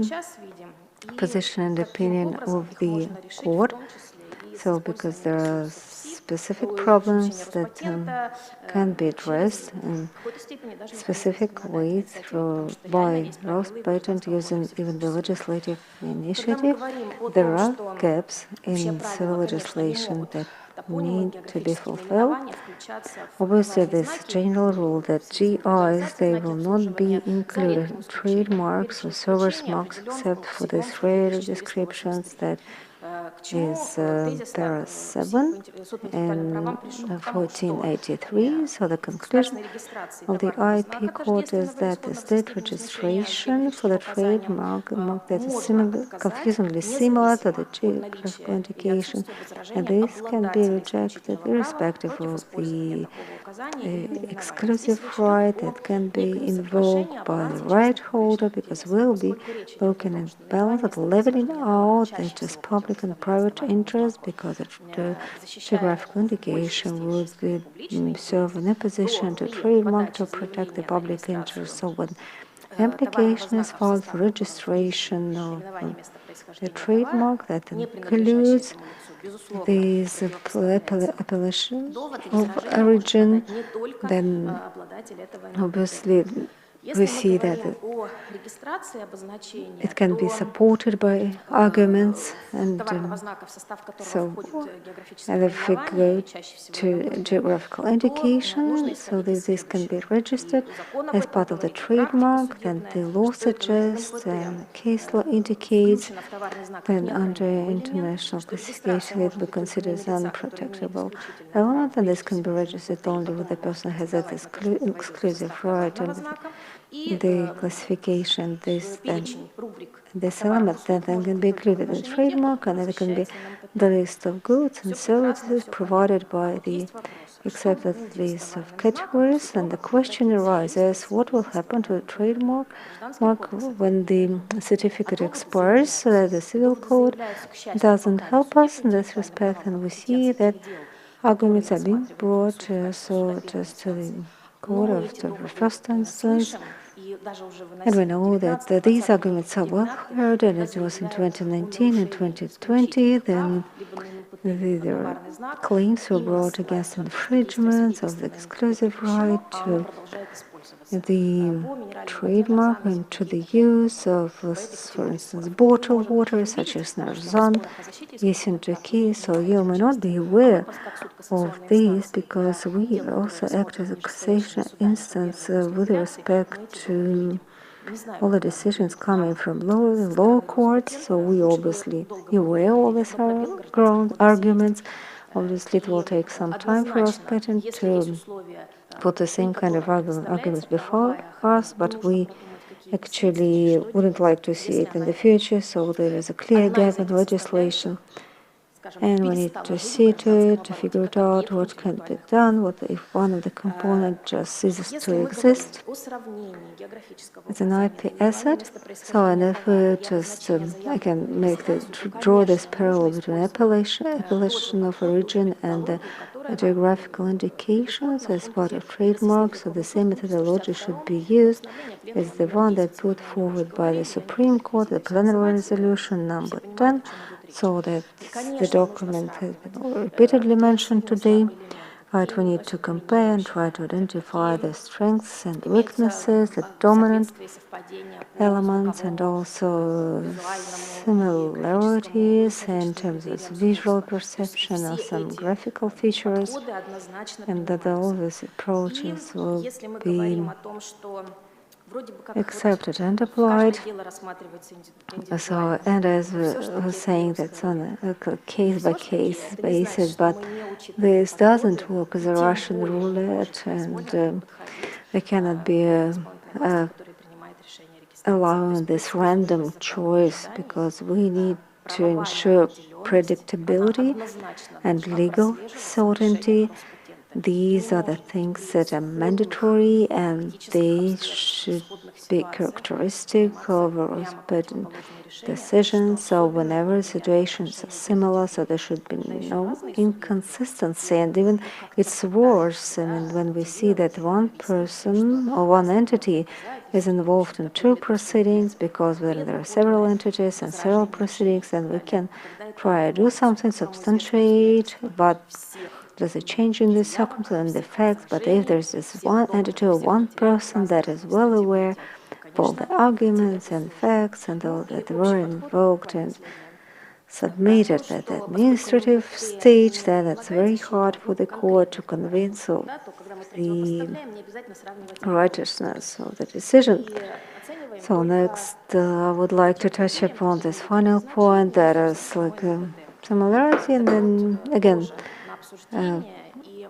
something that we can discuss, because we have seen several cases, and this uniformity, or just like Tulskaya Nabережная or embankment, Tula embankment, and Tula cake. Obviously, these are not similar, but you know, we could also do it just in the other way. We could use this category, class category number 30, and we see that it's more about like consistency or likeliness. Although obviously the law says no, we don't compare under this criteria.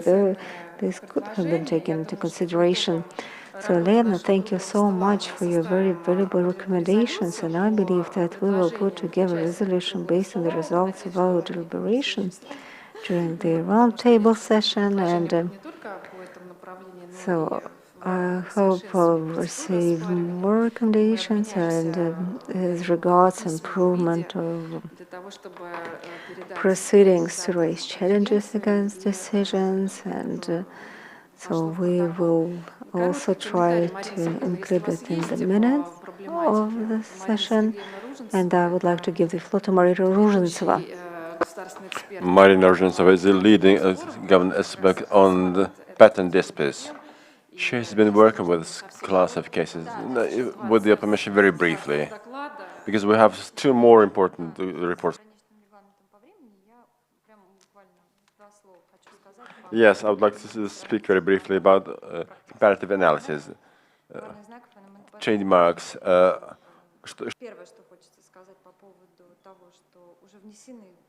First of all,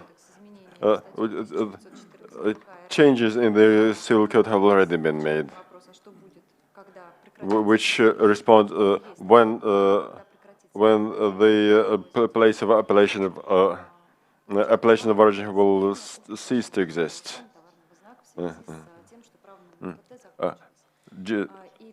And applications of this sort have already been lodged to the chamber. Yes. There are special aspects to it. So far, only one case is under consideration. So, maybe the first decision will be made in the near future. Now, as regards application of item 7 in Article 1483 Civil Code, I would like to remind that this norm has existed for more than 30 years. It existed in the law on trademarks. It existed previously in the USSR law on trademarks. We have analyzed the corpus of cases with respect to item 7. We did comparison with appellations of origin of Voronezh, Kleb, Lipetsk water, and other geographical indications. I don't think that we have analyzed all of the cases, but we have considered the practice since 2014. And this share of cases that were then subject to judicial control was not 100%. It was only the applicants that received a negative decision of the court.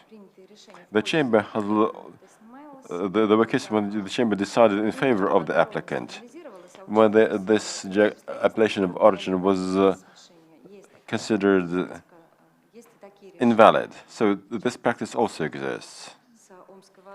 For instance, the comparison to Omsk water, the trademark was the Omsk Hawk. So in this case, the chamber decided in the positive for the applicant. As regards the analysis of similarity, I think that so far Rospatent has this position. Whenever we're talking about appellation of origin of any beverage, even if it's formal, based on the criteria 45 of the rules are not similar, we still apply the probability that there'll be a probability of confusion, because this can happen. Same applies to any food products. Yes, we have two vectors. It's similarity and it's confusion. The issue of the question of similarity is always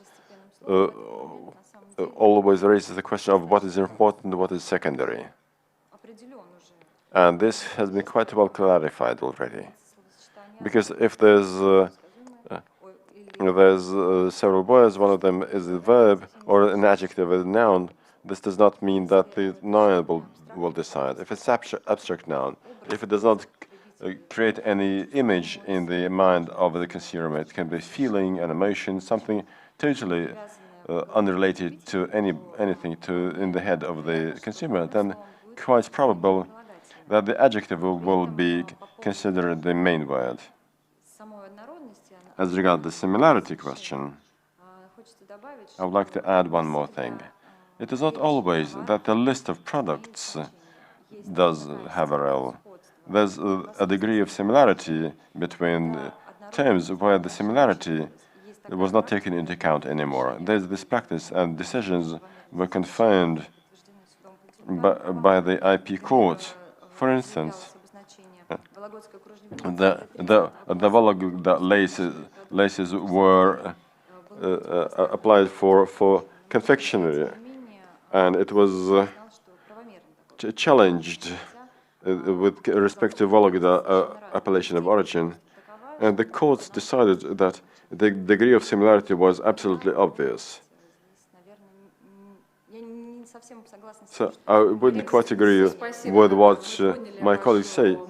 Yes, Maria, thank you. We see your idea. Clearly, Elena Chertakova said that we need to be consistent in our judicial practices. This is why the question about the strong and the weak element arises. Yes, very briefly. Clearly, we all have learned Russian at school. We all know what Russian language is, what an adverb, what an adjective and the verb is. But still, when we assess the soul, we fully realize that we should not let things happen when a particular person monopolizes the right to use the name of a region. Talking about the Altai standard or the Altai product, so many Altai products have been registered after that by the same person, but in a particular case, we rejected because Altai became the strong word. It is not always the strong word. Sometimes it is. But approaches must be understandable. And usually, if we're talking about the adjective being the strong word, yes, it can. But if it originates from the name of the region, then we must prohibit everybody else to use this word. And the first applicant will have the monopoly right, and the rest will have no right to use it. So our conclusion, we think how will it manifest itself, to what consequences will it lead. So we are very cautious about using these approaches, because it is not always either a noun or an adjective. No, it is on a purely judgmental basis. Yes, we have here President of the Association of Producers of Russian Vodka, Deputy Director General at the Soyuzplat Import Company. He wanted to offer a very brief comment on the cases of rights protection with respect to Ruskaya vodka. Thank you very much, Victoria Galkovskaya, for providing me the floor. I'm president of this association that unites producers of Russian vodka. Practically all major distilleries in the Russian Federation that make vodka and have the license number 65 are members of our association. As regards the appellation of origin Russian vodka, we have this very active practice that has been quite diverse with respect to contests, contestation, challenges, trademarks, similarity to the degree of confusion. Yes, you all understand probably that vodka itself is the type of the product. The individualization here is the word Ruska. It's not the name of the region on one hand. Well, to be talking about Russian vodka, we should probably be talking, but not in a formal manner, because there's the Russian language, there's a geographical similarity, there's this similarity in meaning, but Russian vodka in general means a certain technology process and certain features that were fixed in 2003. If a company, if an owner of a new trademark starts using this name, if this product is associated with Russian vodka, this will confuse the consumer, because the consumer will consider this, in particular in case of a beverage, consider the product that has a certain similarity to Russian vodka. And when the association lodges an objective against registration of such trademark, in this case we saw very diverse practice. In some cases, courts supported us. Rospatent would reject us. Rospatent would reject registration of such trademarks. I have here this information letter. Starting from years 2013 to 14, 15, 16, 17, the IP code has mainly supported us until year 2020. In year 2021, we received a totally controversial decision by the Court of Arbitration, which said that registration itself of trademark was not using a trademark. It was just a certain registration activity. So we could not challenge on this ground. In this case, the rejection of Rospatent was considered illegal. So we are the party that is more than anybody else interested in consistency in this respect. Clearly, if Rospatent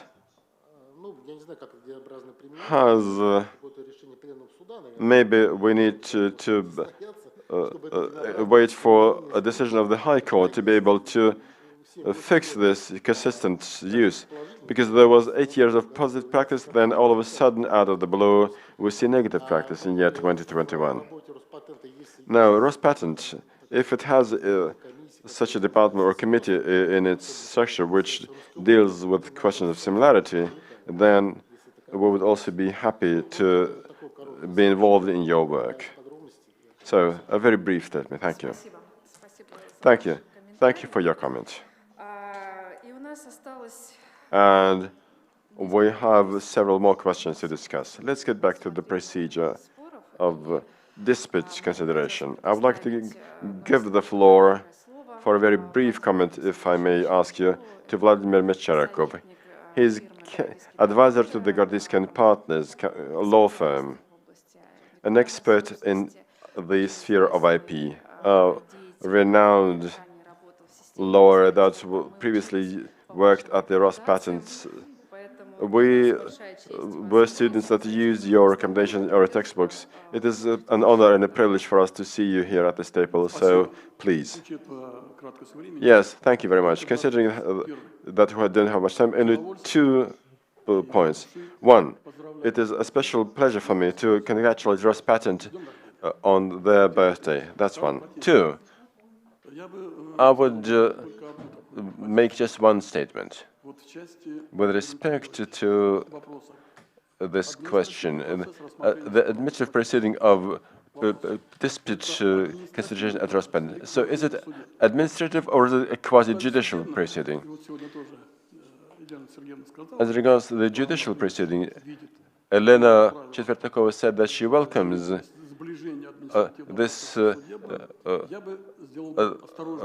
the fact that this comes closer to, I would like to offer some cautious statement.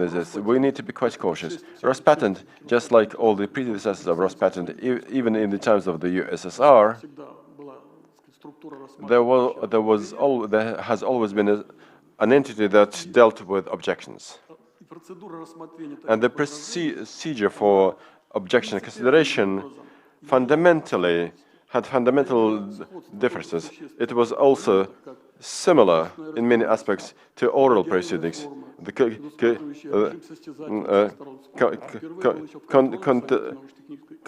competitive nature. This was back at the State Committee for Inventions at the USSR. This was inherited by the existing agency, and it is used currently by Rospatent in considering any objections. But both in the past, but also today, and we can see this by contrast in the new rules adopted in 2020, we see that there's a special feature, namely Rospatent as an agency works in the administrative mode. And what is so special, unlike the judicial system, Rospatent has not only a right but also an obligation to go beyond objections and take into account the circumstances that it knows of, so that at the end of the day, when considering an objection, Rospatent could, as you quite rightly said, to take an exhaustive and legal decision, rather than dilute this process in stages over time. When objection is not complete or it is not sufficiently grounded, and then this is reworked, a new objection is lodged, and the proceeding about the same question takes years and years. And then several years later, it turns out that, yes, the exclusive right was granted in an illegal way. It has to be cancelled, although this was day clear during stage 1. And the rejection of the patent application was also illegal. So this is something that has always been there and is there still. So I find it alarming, an alarming signal that the president of IP courts passed a special decision a short time ago.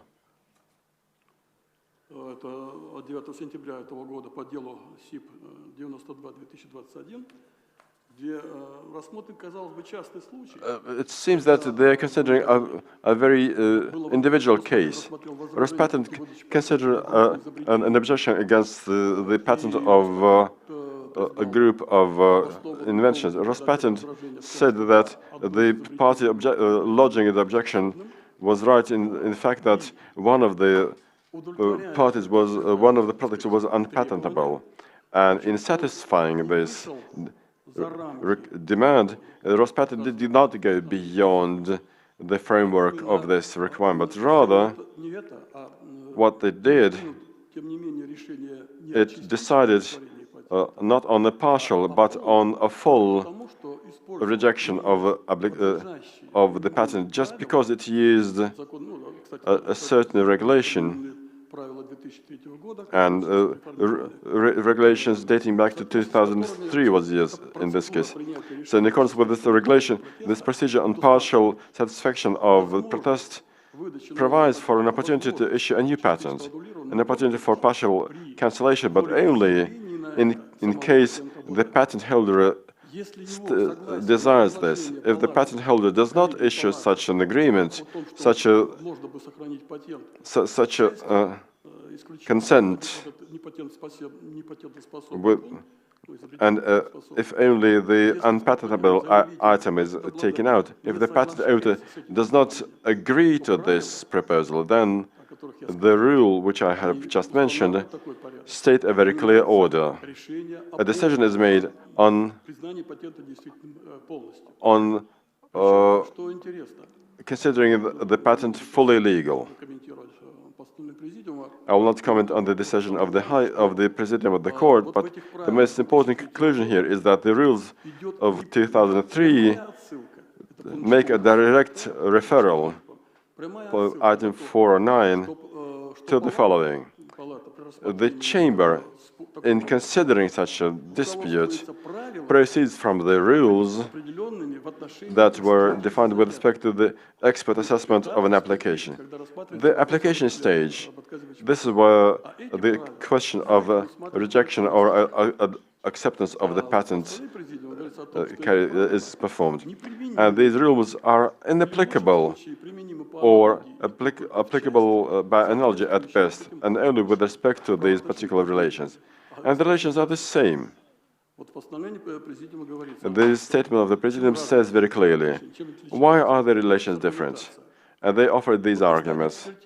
At the expert assessment stage, Rospatent is entitled to go beyond the description, but also quote the sources of information that it can find as part of the patent analysis. But the Chamber or Rospatent during the objection stage is not entitled to do so. But the rules 2003, similar to the rules of 2020, make a direct referral to the right of the college to take into account other circumstances beyond those that were stated in the objection. This is shown here even more clearly, in a more systemic manner. That's one. And two, all right, what I'm trying to say. What is the conclusion? If we agree to this approach, this doctrine-based approach, which is stated in the Presidium's statement, that Rospatent considered, in considering an objection, should proceed from the same norms on which the court should be based, does not go beyond the framework of the motives, should not go beyond the framework of the requirements, then we have this question. Do we need this system at all? Maybe the system is excessive. This is the question that has been raised ever since 1992, when this law was adopted. Many skeptics would say, why do we need this chamber at all? Why do we need this procedure at all? If it's going to use the same rules that the court uses, why do we need it at all? Let's go to court directly. So this is the circumstance I would like to point out. I'm not going to go beyond this, but I will mention this in writing. There's a lot I can say. The rules are good enough. The rules are acceptable. There's a number of deficiencies that have to be corrected. Now, all right, with your permission, I will continue. Now, the first thing that I would like to mention about the new rules, the patent holder is entitled to change the volume of patent protection, but only in the area of, with respect to making it narrower. This is where the first problem arises, one of the first problems. There's this ground for challenging the patent, for claiming that the patent is invalid. The features that were not disclosed in the initial statement, initial application for registration.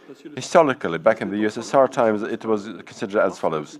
If this is found out in the patent, then this protection document is considered partially invalid. But if the remaining formula, the remaining set of features is patentable. But the current practice of IP course, but also of Rospatent, is as follows. In a case like this, if an objection is lodged, then the patent is considered illegal, invalid in its totality. Maybe because taking this feature out extends the volume of legal protection. In my opinion, an addition should be made. So clearly, the general rule is as is like this, but in this particular case, it is illegal to take this feature out. That's one. Two. So whenever we change this formula, we see that this court will also just go in that direction, that it will be just inadmissible to include the features from the descriptive part. Well, this has been supported by the argument that a new asset will be created and quote unquote from the case law file of the IP court. So that asset that was not subjected to patentability examination in the first place. So the new asset or new object that can extend to a new vehicle, a new TV set, or new other thing, but under patent law, the new object and new asset, would be something new, like new technological solution that has one different feature. So that's the. From this perspective, we see that no matter where we take this feature from, and whether it is a related item or it is a descriptive part, at the end of the day, we'll get this new totality or combination of features. And I don't think that this statement has any validity. And the second point, that it will be subjected to examination, but then what is so significant about it? I mean, if those are the features, and we see that, right, there is the invention, and traditionally, so we know we have this rule that a patent will be issued only for this technological solution that was subjected to the patentability examination, rather than just coming and asking for a new patent to be given based on this addition of the new feature. So those descriptive elements, yes, they can be changed, but to me, and probably this view is shared by many specialists, so that we could set it as a rule and to place restrictions on the use of descriptive elements in dealing with objections.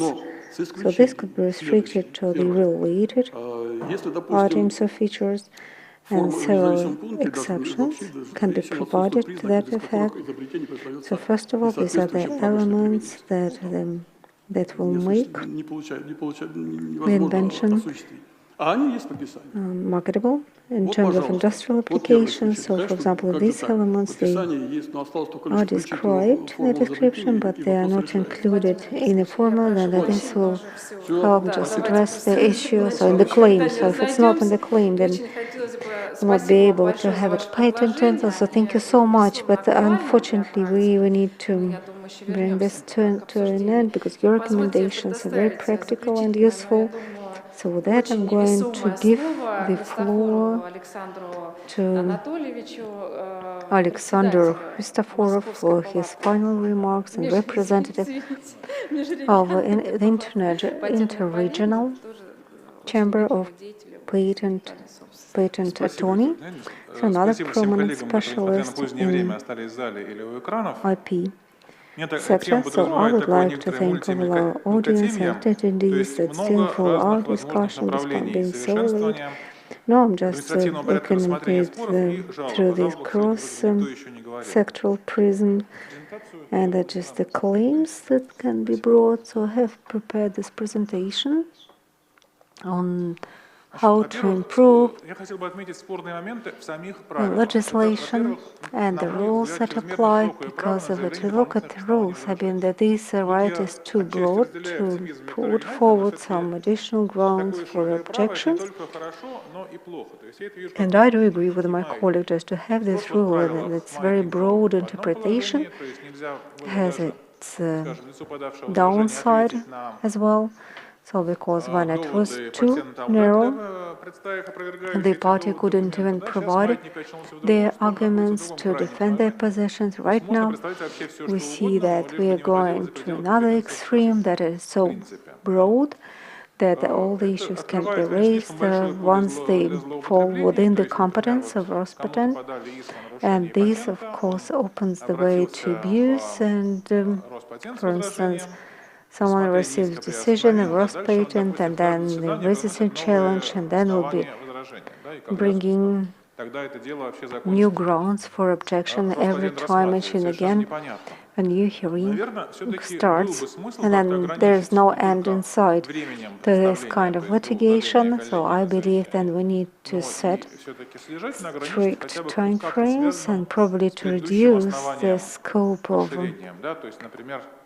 powers, and if compared to the previous situation when the right was very narrow, it's like going through this new element to probably some specific characteristics. So if it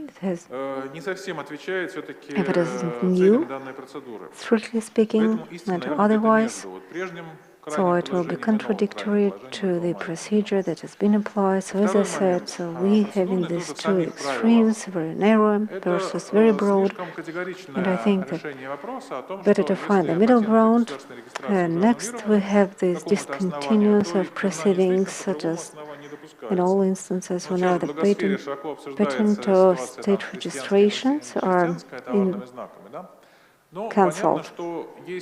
So those there are some signs that samples that have been under consideration, and we know that for one category of cases, so patents can be invalidated in certain cases, and then so this first instance decision will be still under consideration by the trial court or by the appellate instance. But at the same time, we see that the second case to the same merits, and then the panel or the bench would decide to discontinue the proceedings. I mean, is it the right decision to go with? Probably we need to wait for another proceedings to come to conclusion and to see what will be the outcome, or probably when all the remedies and possibilities for appellate proceedings will be exhausted, as this can be seen as contradictory to legal grounds and the interest, and there is no legal certainty about the re-emergence of patent rights. And there is another aspect when further details are needed for certain contentious elements of the procedure. And there are 6 or even 7 points that was unconditional right of the party to set the litigation aside. Even the maximum time limits, they are being interpreted in different ways. I mean, different experts, I mean, whether it's 1 month or 2 months, and I will return to it a bit later. Next, whether it is possible or on what to send a request to the expert panel for additional search, and then there is another procedure for invalidating patent partially if the right holder believes that a patent is valid, and then what can be done by the court. So we see also this the scope of changes that can be stated for the claim, I mean the claim of invention or the utility model. Again, these details are not found anywhere in the rules.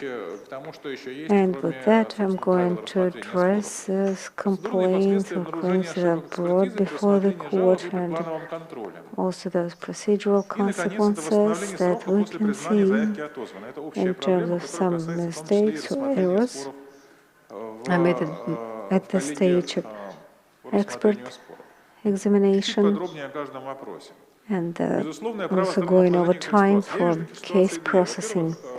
So the unconditional right of the country to set aside the litigation in certain situations. So I believe that patent holder should have more than 1 month in order to put together their objections or opposition, and this can vary from 3 to 4 months, depending just on the need to run experiments or surveys. So there's a period of, say, 4 months should be a guaranteed period of time, and I believe this needs to be included in one of the informational letters, because the previous letter applied to emergency situations only and is still in effect. So if we want to shorten the time, we also need to try and find those rights of the patent holders and the party involved. It's good when the justice is swift, but at the same time these are the rights and lawful interests of the parties that should be our prior concerns. And secondly, that's the set-aside rights, so when some documents or materials are missing from the case file, and this submission deadline, which is 10 days prior to the hearing. So if one party fails to submit their materials, then this can be used as a ground to set aside litigation. So this can be changed, by the way. Discretion, so you mentioned the discretion over whether this if this will be set aside or not. For example, if it's just if the party goes to the hearing and submit those documents, just let me intervene with this couple of remarks. So there were time limits. I believe that was 3 or 4 years ago that the applicants actually raised the objection against this delay in proceedings that was quite evident at that time. And for applicants themselves, it's better to have this very quick and swift adjudication of this dispute going through this administrative track, because otherwise it's not the administrative body that will have a final sense, it's rather a judicial body, so that the IP court of the higher instance. So just the idea behind shortening the time periods, it's not to reduce or the level of quality, but to just speed up these proceedings. And we have this rule that says that if we don't receive any information, any response from the party, then we can also reschedule the hearing. So you've mentioned that this can be sharing work endlessly, but that's not the case, because it makes no sense to reschedule it once and again, and then it's unreasonable, because many parties they want to make the litigation more complex, so they will be just throwing in those emotions like the COVID-related papers, some new circumstances and sociological surveys, other petitions to familiarize themselves with the case files. And so we see that this, the set of circumstances and facts that have to be dealt with by the panel on a day-to-day basis, these are far too many. So we do need this kind of control or filter, the administrative mechanism that would enable us to put a stop to the flow, otherwise we will not be able to reach the outcome of the case. Reasonable time limits. So this is a general rule that we all need to follow, right? So what I'm saying, that the reasonable rule for the reasonable time is there, and this should be enshrined for a response. So this 3 months. It is right that the panel will have to provide the applicant with, and when the opposing party presents their evidence just before the hearing, then the panel will have to set aside. And now we see that it's not a rule, so it's up to the panel to decide whether they will reschedule the hearing or not. And going forward to them this maximum time limits, and these would be like rules that say 2 months, and the practice that shows 1 month. So it can be set aside for 2 months, just as an exception, but this will be allowed by the panel, and then only 1 month will be given if this is asked or petitioned by the party. So in that case, just you don't have to change the rules, you just need to clarify it to the public in general. And next is whether it is possible or not to send requests with expert department for further search. They just have doubts about the reasonability of this provision because the panel has every possibility to do so independently and then say what to do if the right holder or the patent holder considers their patent as valid, while the authority thinks that the patent can be seen as partly or partially invalid. So the holder believes that there is no need a new claim, and the IP court believes if this claim cannot be used because the right holder is not happy with, probably this can be modeled on the practice of the European Patent Authority in order to enable the holder to submit their alternative proposition. So first that will be examined, and then if there is agreement, a claim is submitted, and then colleagues, if they agree, then fine. If they disagree, then an alternative will be put forward, and then they will see to these 5 points that needs to be agreed and decided. And then, so this will help avoid any inconvenient situation where the parties will not be satisfied with the decision, and if it's the Rospatent believes that it is not fully valid, then it can be sorted out that way.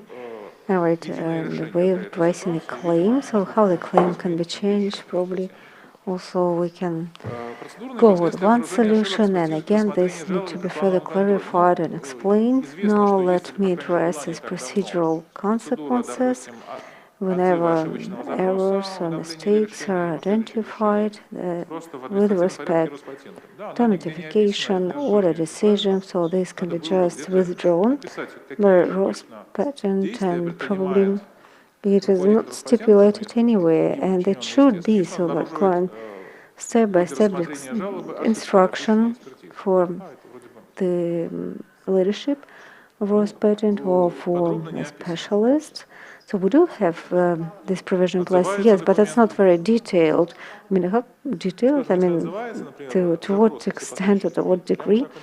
Right, if you just withdraw all documents or requests, then this needs to be very detailed. Say, if the request was sent and it was a wrong request, and then say the decision was delivered, and then what will happen to that decision that took an effect. So, but just let me clarify, it is about the outcome of the dispute. Right, but if it's outside the panel, then we do have that's the regulation. This is one of our regulations. It is there, it is signed off. And it is also clarified, so in terms of the overturning the decision. So, but this has nothing to do with this adjudication stage, right? Not the dispute adjudication. Yeah, that referred to another stage, like claims or objection. Or probably is it about the invalidation of decisions that took legal effect? Or probably it's about some inquiries or requests that are sent, but then they later withdrawn.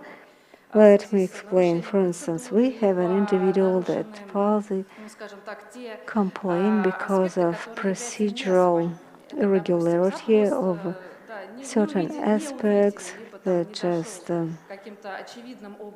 will not be taken to dispute, or probably some technical mistake, or the response was not received, or there is this very explicit mistake on the part of the experts, or Rospatent will then withdraw the decision or they will overturn. So yes, they will overturn, that will be a separate proceedings.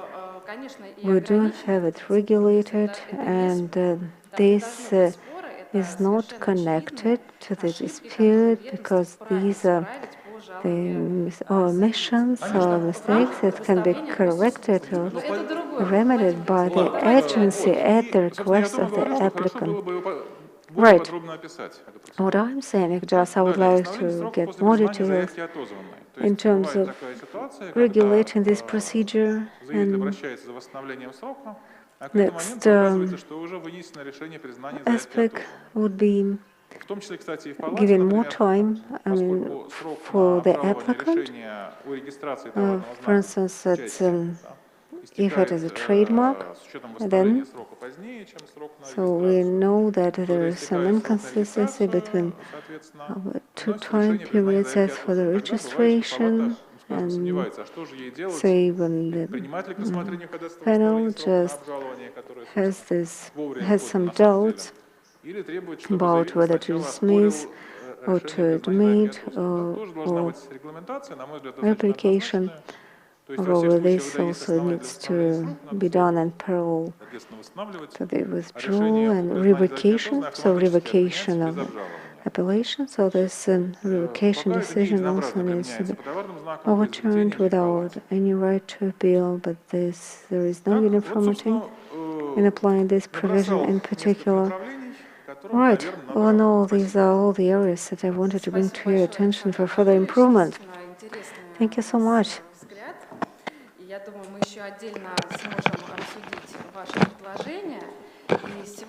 So, we would like to pursue to the participants of this roundtable tonight to exchange views on the resolution of this roundtable, so that we can then proceed to implement all the proposals that were made here. I would also like to thank all of those that were with us, the listeners and the speakers. Thank you very much for your speeches. I see that you have done your best to share your ideas with a large audience. We hope that we'll meet more often to discuss these outstanding questions. Thank you very much. And this brings our session to an end. Thank you.